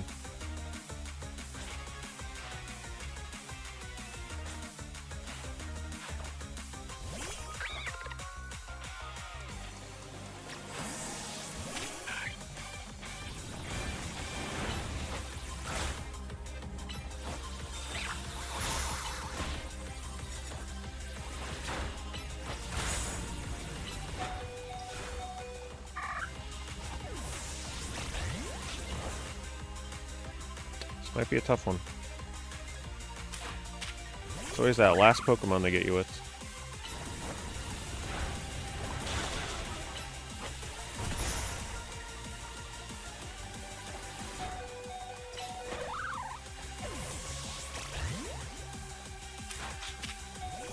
Come on, get the poison. Get it! Oh, man, couldn't get it. I think I'm dead.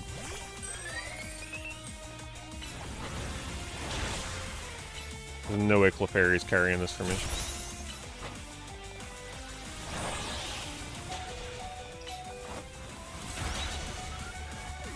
See, at least with my challenge too, I'm not in control of what Pokemon types I can bring into here. So like if I lack a water type, oh well. Now, do I have the ability to level above the battle? Yeah, but then I risk losing that Pokemon right around the corner if it tells me to bench it. But I am trying to keep my levels, like, close. I'm not above this thing's level right now.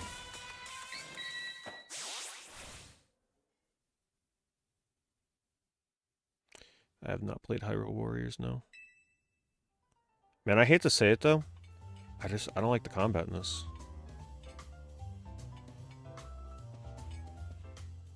Like, it's just, I don't know, it's just... Even if there is strategy to it, I'm just like... It's too fast. I'm just pressing damn buttons once the cooldown is up on the attack moves. Obviously, ones are better than others with the weaknesses, so I'm trying to focus on that, but whatever. It's just, it's too fast-paced.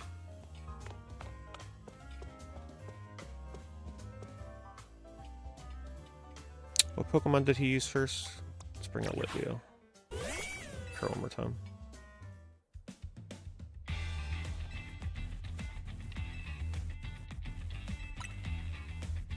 I really hope this is not the combat style they're gonna go with Gen 10. Oof. I mean, they can.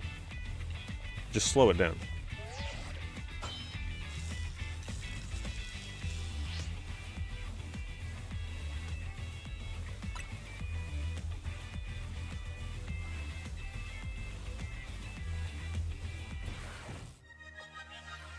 Unfortunately, it did not get a 60 frame rate update.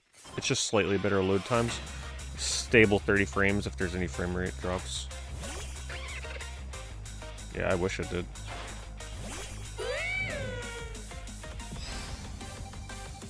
Yeah, I don't think... Yeah, I never finished Sword and Shield. Because I started my playthrough as a Nuzlocke, which was fun. But I would not recommend doing a first playthrough of a Pokemon game using a Nuzlocke.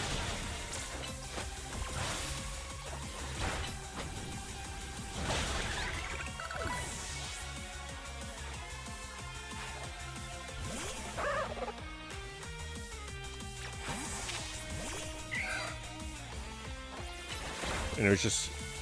It was a little too hardcore. It's also pretty hard to Nuzlocke that game. Because of the open worlds.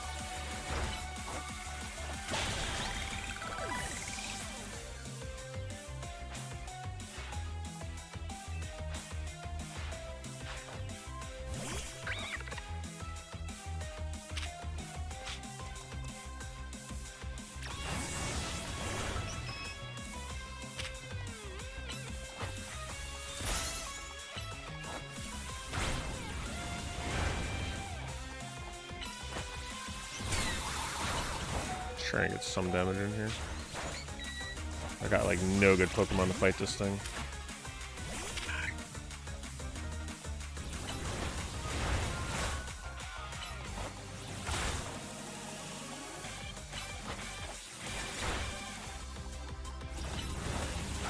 Made me flinch and not get missed off.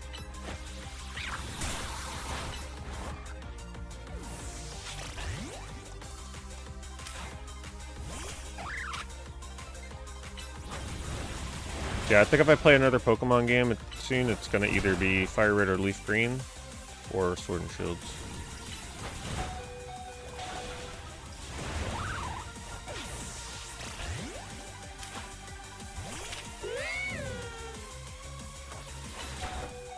Come on, take down. Got him.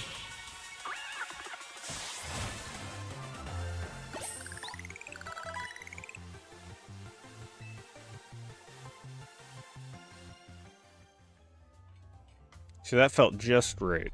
Just the right challenge. And that's me not using items. If I was using items, that would have been a walk in the park.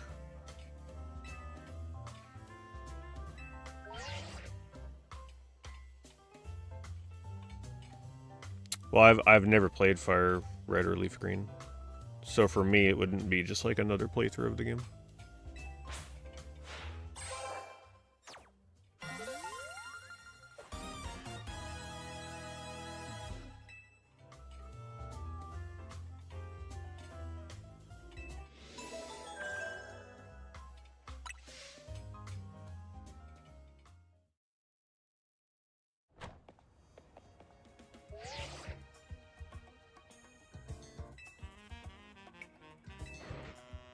I also just want to pick Pokemon games with really good battle music. Some of those older Pokemons have insanely good, like, trainer, battle, gym, like, all the battle themes. Some of them are just so good.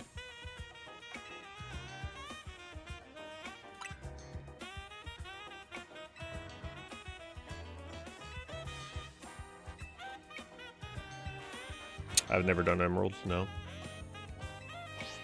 I was never the type of person ever, especially back then, to do like the updated version of a Pokemon game. You know, like once the first two versions came out, when they do that sort of like Platinum or Emerald release, I was never the type to get that second release.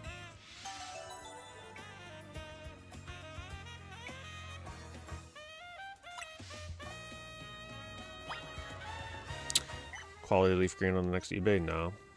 It's going to take me a long time to hunt down a copy of that game. Because I will look to pay as little as possible.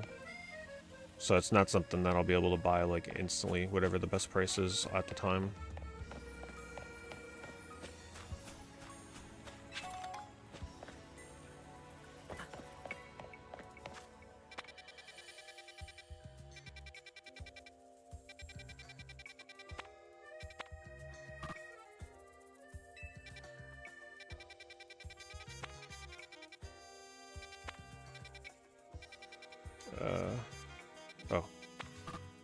can't travel elsewhere right now? Why? Oh, I gotta hunt down. I didn't even pay attention to where it went. I already lost sight of him, damn it.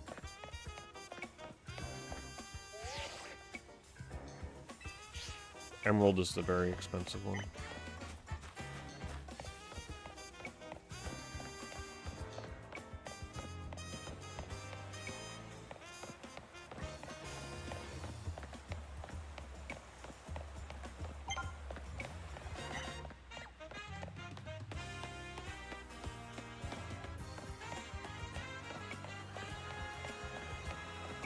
Or, I mean, I can do crystal. I really would not mind playing, second gen again.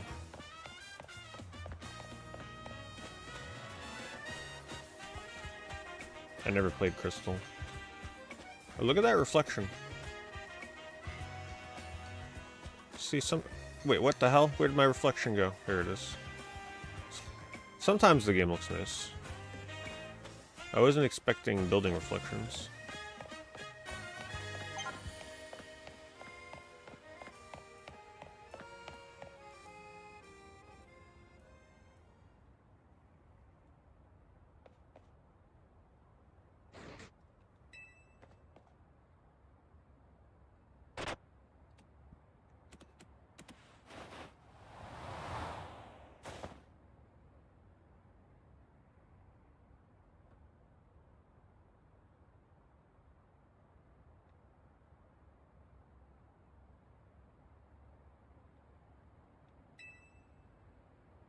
Yeah, I regret selling my copy of Heart Gold. I sold it many years ago at some of my other Pokemon games when I was like, man, I'm just never going to play my older Pokemon games again. I'm only playing the new ones as they come out. So because that's when they first started going for like a ton of money. I'm like, you know what? Yeah, we're gonna cash in on this right now.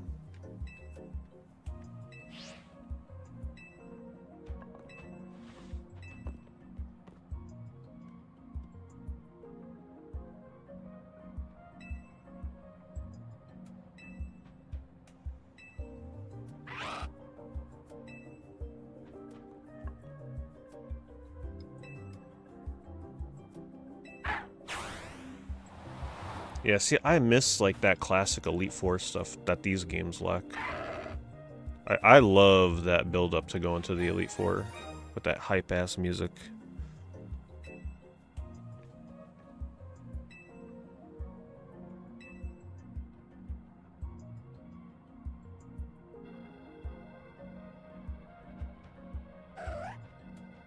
If I were to go online in this right now, I'm assuming I'm just going to get paired up against people using meta Pokemon.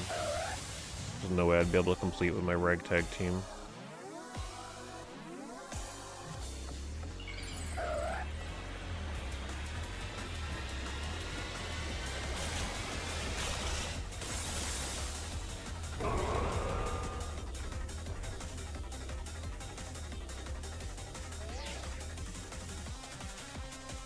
Yeah, this song though, goddamn.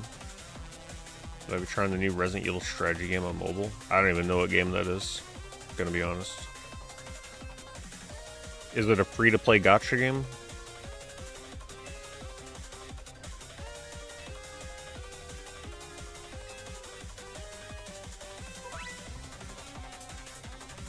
Man, this song is crazy.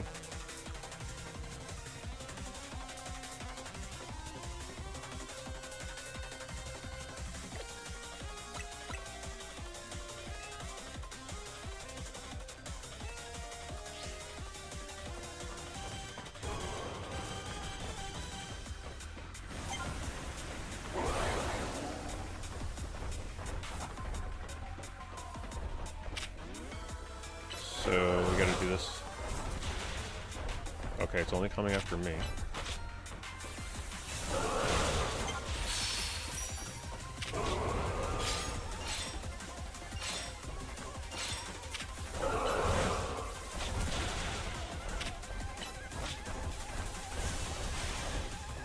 You whiffed, Lucario. What the hell was that?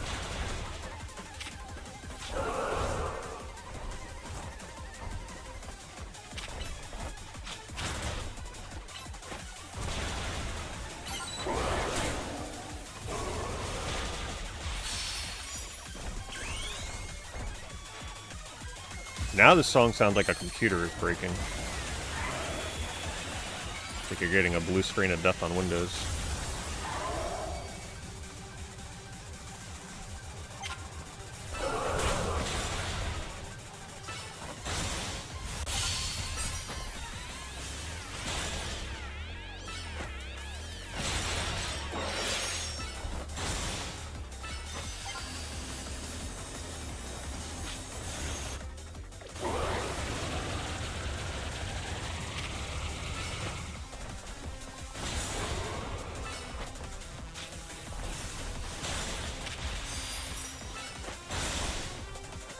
He's not even going for Lucario. No point in even protecting.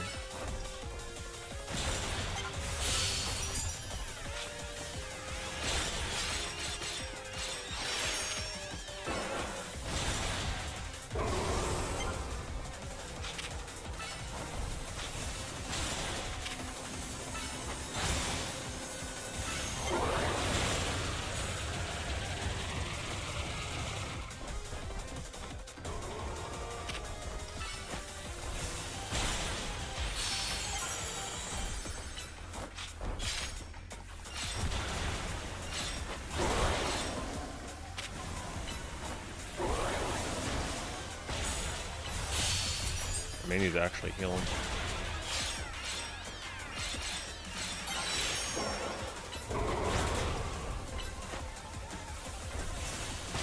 I haven't decided yet if I'm just not healing like ever, or just in the trainer battles and stuff.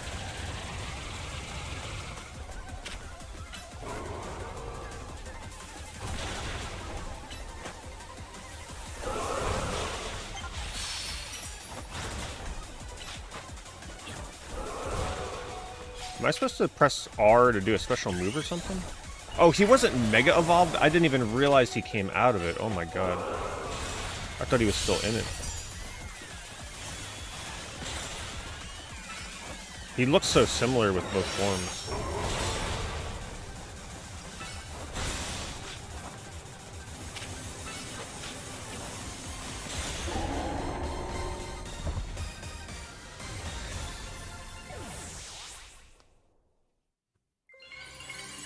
See, now if every battle that you did in this game had that much room to move around, and I don't know, that just felt, I guess because it wasn't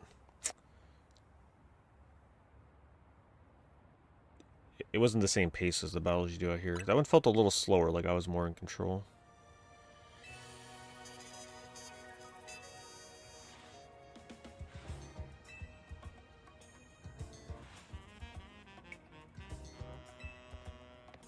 Because, yeah, the Absol wasn't spamming moves like crazy like the other Pokemon do.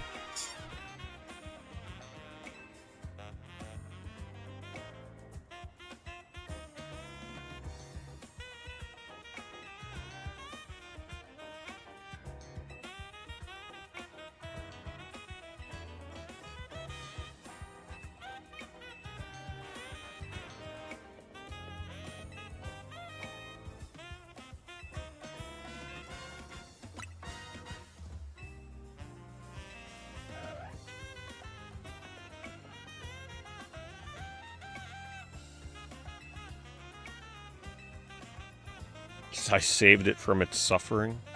Damn, that's deep.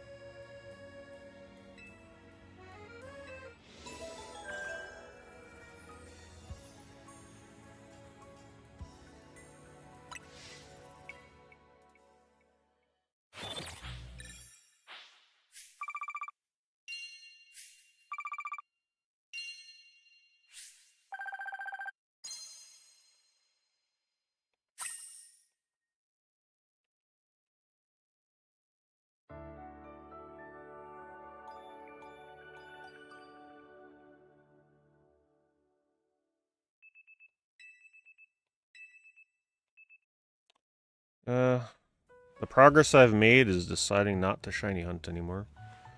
Otherwise, I have no idea. It's hard to tell how much progress I'm making in this game.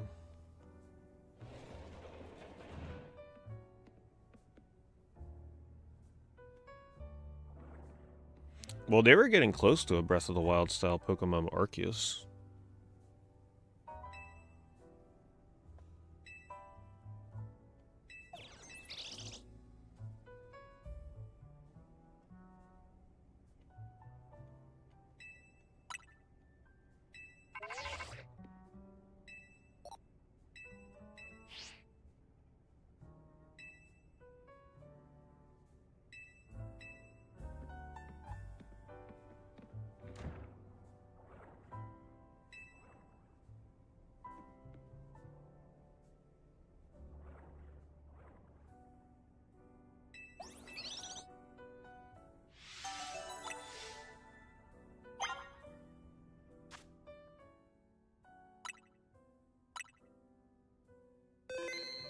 Damn, do I really have 12 hours?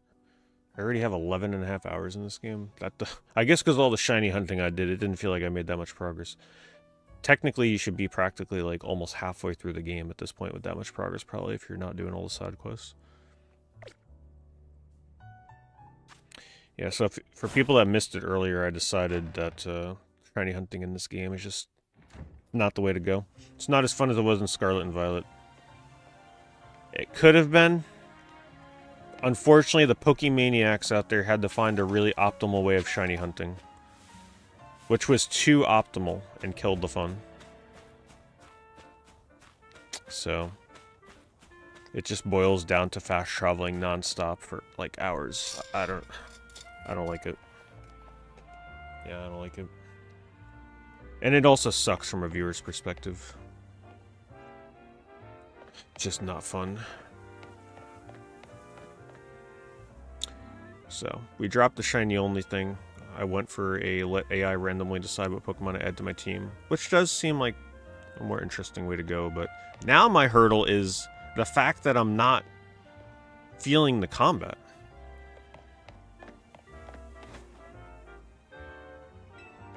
The combat is what I'm struggling with. It's very mashy. I feel like there's very little thinking that needs to go on.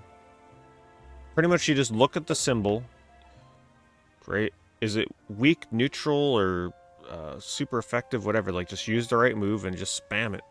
Alternate it with the other moves. Just try and target weakness types. That's it. The days of, like, super on your edge, like, pondering what move to use next. Should you heal this turn? Should you swap Pokemon? You know, the turn-based nature of it is just, it's gone completely. The adrenaline of, like, surviving with 1 HP is over. Getting a critical hit, like, I'm not feeling any of that stuff.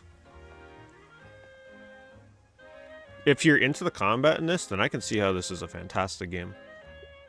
But it's just something about the combat I'm feeling very detached from everything. That it feels like an auto battler, where like you're just watching the Pokemon battle rather than actually having involvement with it. Now I'm sure when you go online, it's very involved with the baiting out attacks and running around and dodging. All right, that's a different story. But the main mode of this game, something's missing. And I didn't feel this way in Arceus. I think because Arceus was a lot slower. Still like that turn-based kind of feel to it.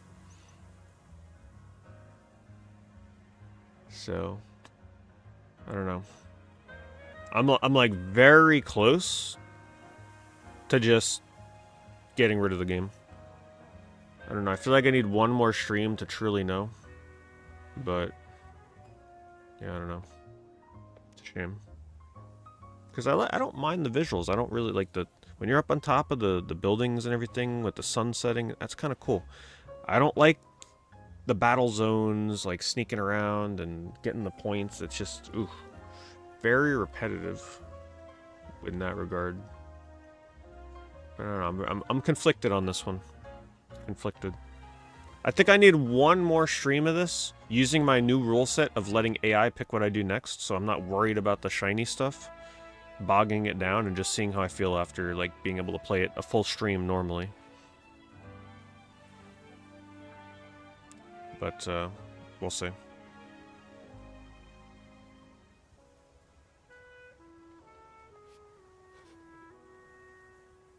Anyway, you guys have a good night. I'll see you guys in the next stream. I don't know what it'll be. But it probably won't be this.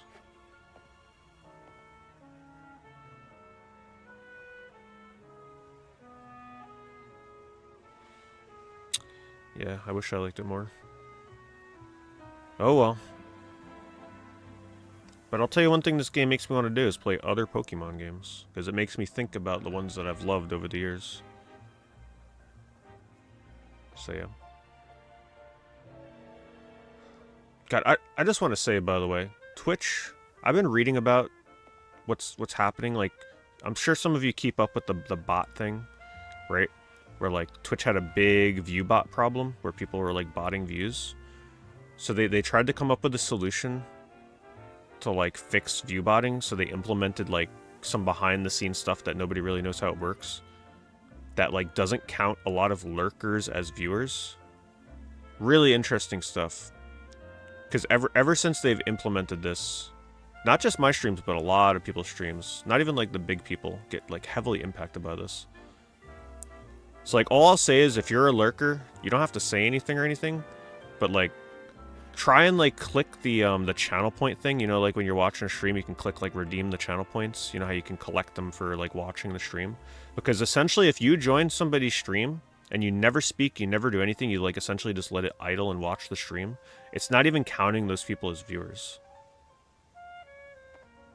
Yeah, it's not even counting the like, the true lurkers, it doesn't even count them as viewers. Obviously, lurkers are not going to unlurk themselves. But, like, I've been reading about this stuff on X a lot, and a lot of people are really pissed. Because, you know, for those of us that are, like, middle of the road, where, like, we struggle with, like, the sponsorships we get are based on how many viewers we get. So, like, we feel like we're getting super punished lately with this. Because, you know, the offers and opportunities we get are based on how many people watch our stream concurrently. So it really sucks that Twitch is punishing people of my size, right? They come up with these rules to punish the people that get, like, the tens of thousands, because those people are, like, view-botting, like, up a storm.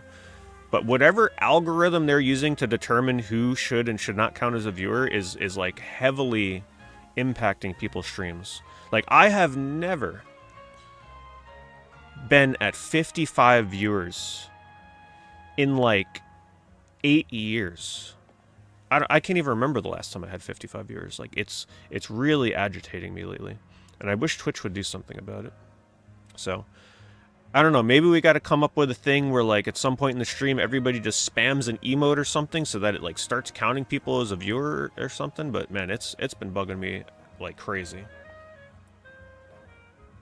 No, it's not just this game, it's multiple games. Like, even my eBay stream last night dipped below 100 viewers for the first time in years. I'm like, this is not normal.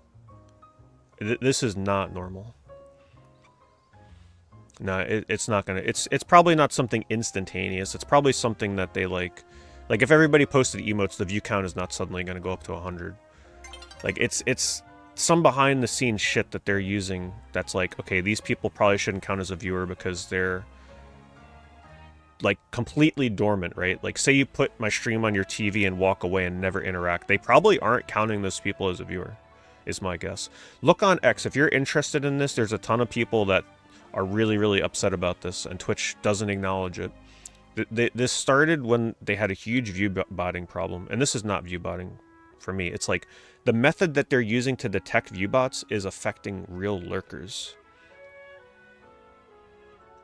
Yeah, it's just really weird, and it bugs the hell out of me and a ton of other people. Because, like, our real viewers are not being counted, and everybody knows the lurkers are, like, the backbone of streamers. We love the lurkers.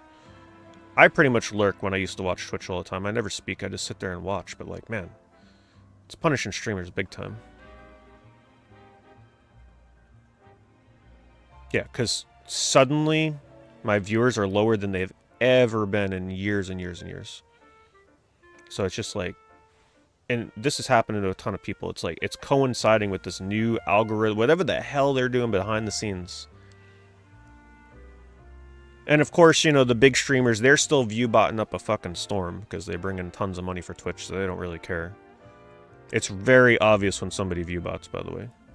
Very obvious. You could just look at someone's list of people that are in the stream, and it's just a bunch of random letters and numbers as usernames. Super obvious.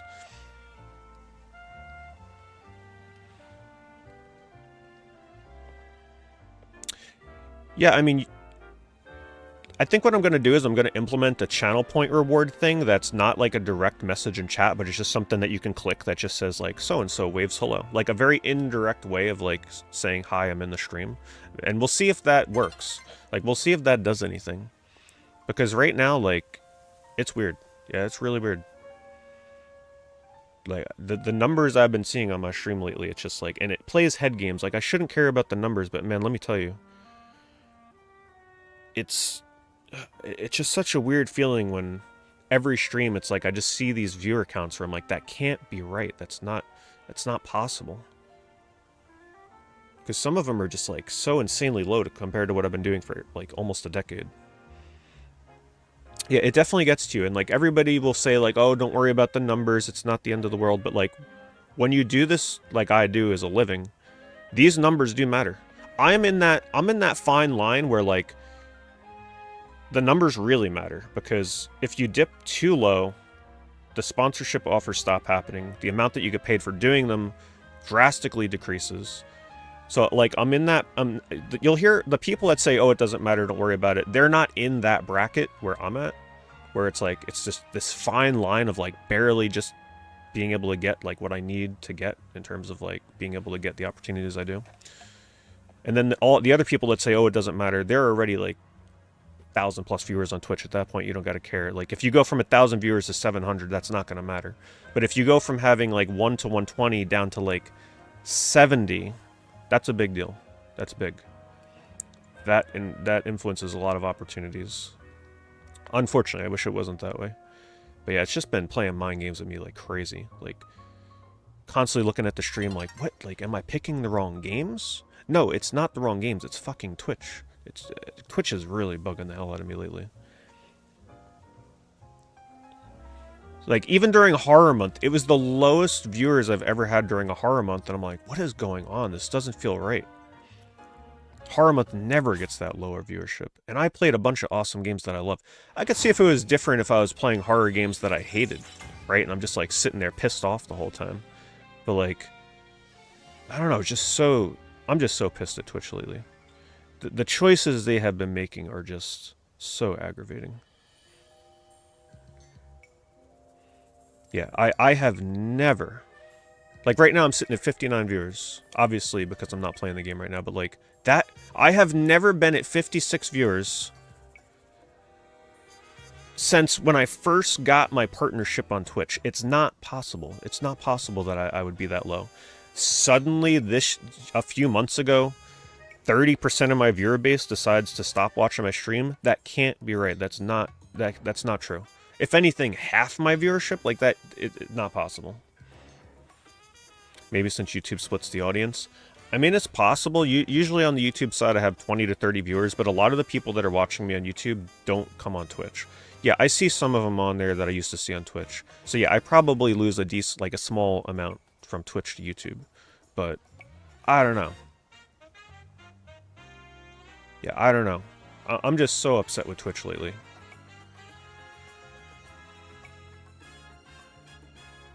Yeah, like, I look over on YouTube right now, like, I see a couple names where I'm like, oh yeah, okay, they used to watch on Twitch, but maybe it's a little more convenient for them to watch on YouTube. But, like, a lot of the YouTube viewers are actually unique to YouTube. There's no crossover there.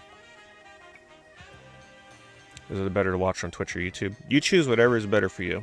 At the end of the day, Twitch is the better place to watch, because that is where I get my opportunities from. They're not looking at my YouTube streams. I stream on YouTube to archive my streams in an easy way, and to give an opportunity to people that just straight up do not use Twitch to watch my streams, because there are some of those people. But at the end of the day, Twitch is the better if you're going to choose between two of them. Listen, I don't run ads on Twitch. I get asked all the time by Twitch to run 6 to 10 minutes of ads per hour. I don't run ads on Twitch because I keep viewers in mind. I know that's a terrible viewing experience. You know how many streamers run 6 to 10 minutes of ads my size? A lot of them. Most streamers are running ads every hour. I don't run any ads. So the only difference between Twitch and YouTube is literally like what community is where. There's more chat activity on Twitch, so arguably you can say Twitch is a better place to be. Does YouTube pay me for streaming? Well, you get ad revenue from YouTube. I don't run mid-rolls on YouTube either. So, you know, I make some money when the VOD hits. When the VOD hits, yeah, there'll be ads on the video, but like during the stream, there's no mid-roll ads. So, it's not really for the money side on YouTube. It's more so just for like the archival of the streams. Because Twitch, another smart move from Twitch. Twitch doesn't archive streams forever anymore. So if I want to save my streams for good, I gotta stream on YouTube.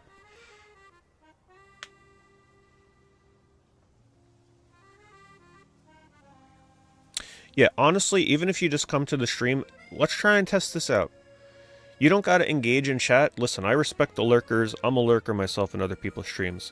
You don't even have to post a message. You can just come in and post a little waving emoji. You know? You could just say hello. You can just like, next time I'll make a channel point thing that's just something simple like saying hello to chat or something like that. Let's see if this has an impact. Because it's been bugging the fuck out of me. As I'm sure you guys, if you're a streamer, you understand how it feels when like, with the viewership numbers, right? Like I've never obsessed over viewership. I used to not really care too much about it. But like this drop in numbers it's too much to ignore. I gotta say something. And I really hope Twitch does something about it.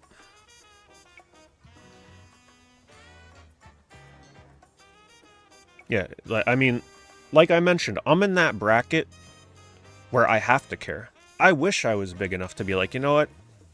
I don't gotta care about this drop in viewership. I still got, you know, 500 subs, 1,000 subs. You don't gotta care at that point. But unfortunately, a lot of my opportunities and being able to stream like I do full-time comes from sponsorship offers, and they look at these numbers. So when they look and see like, oh, he's only been averaging 60 viewers the past month, they may not even offer me a sponsorship, or if they do, it's like half the amount, and those sponsorships are a big deal. So like, yeah, this is a big deal for someone of my size. And like I said, if I was a smaller streamer and I was getting 30 viewers, listen, you're not streaming full time at that point. What the hell? My Switch just like shut off. Did it go into sleep mode or something? What the hell? They're trying to shut me down. Yeah, then you don't have to care because you're not streaming full time. So, we'll try and figure this out. We'll try and spread the word to like have the lurkers at least just like do something that interacts with the stream, and we'll see if it does something. If it doesn't, then man, I don't know. Twitch gotta do something. And you can look this up. Like I said, if you're interested in what I'm talking about, if you're a streamer yourself, just search on X. Search in like Twitch lurkers viewer count or something like that, and you'll find tons of threads about people talking about this. One of the kindest ad-wise, yeah, I've been curious. Like when you guys watch other streamers, are they running ads? Like, am I literally one of the only ones around here that's still not running ads? I don't know. Like, that's why I completely stopped watching Twitch, because every time I join a stream, I'd be watching someone with 5 viewers, and they're like, "Okay, guys, time for a 3-minute ad break." I'm like, get the fuck out of here. Please, you should not be running ads unless it's, like, meaningful. Seriously. You push people away from your stream. 99% of others run ads.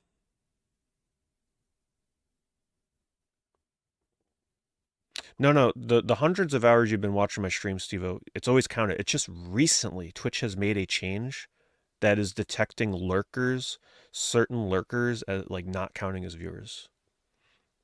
All these years it's been fine. It's just recently there's some weird algorithm change they've made.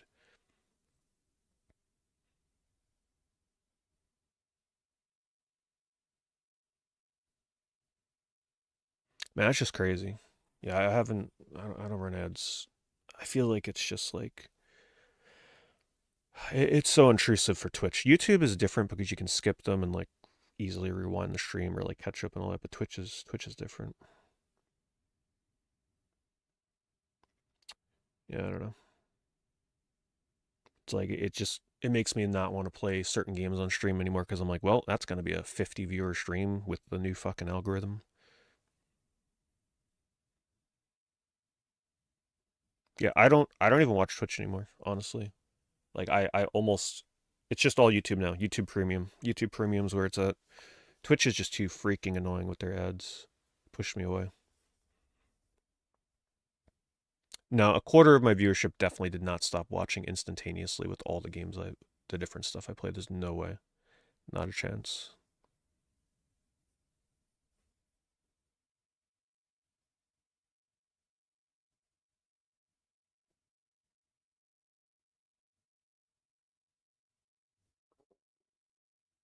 Anyway, I just had to get this off my chest. Like, this has been boiling up in me now for like, obviously through all of Horror Month. And then I don't remember exactly when this started. I think it was September, I think they implemented this stupid shit.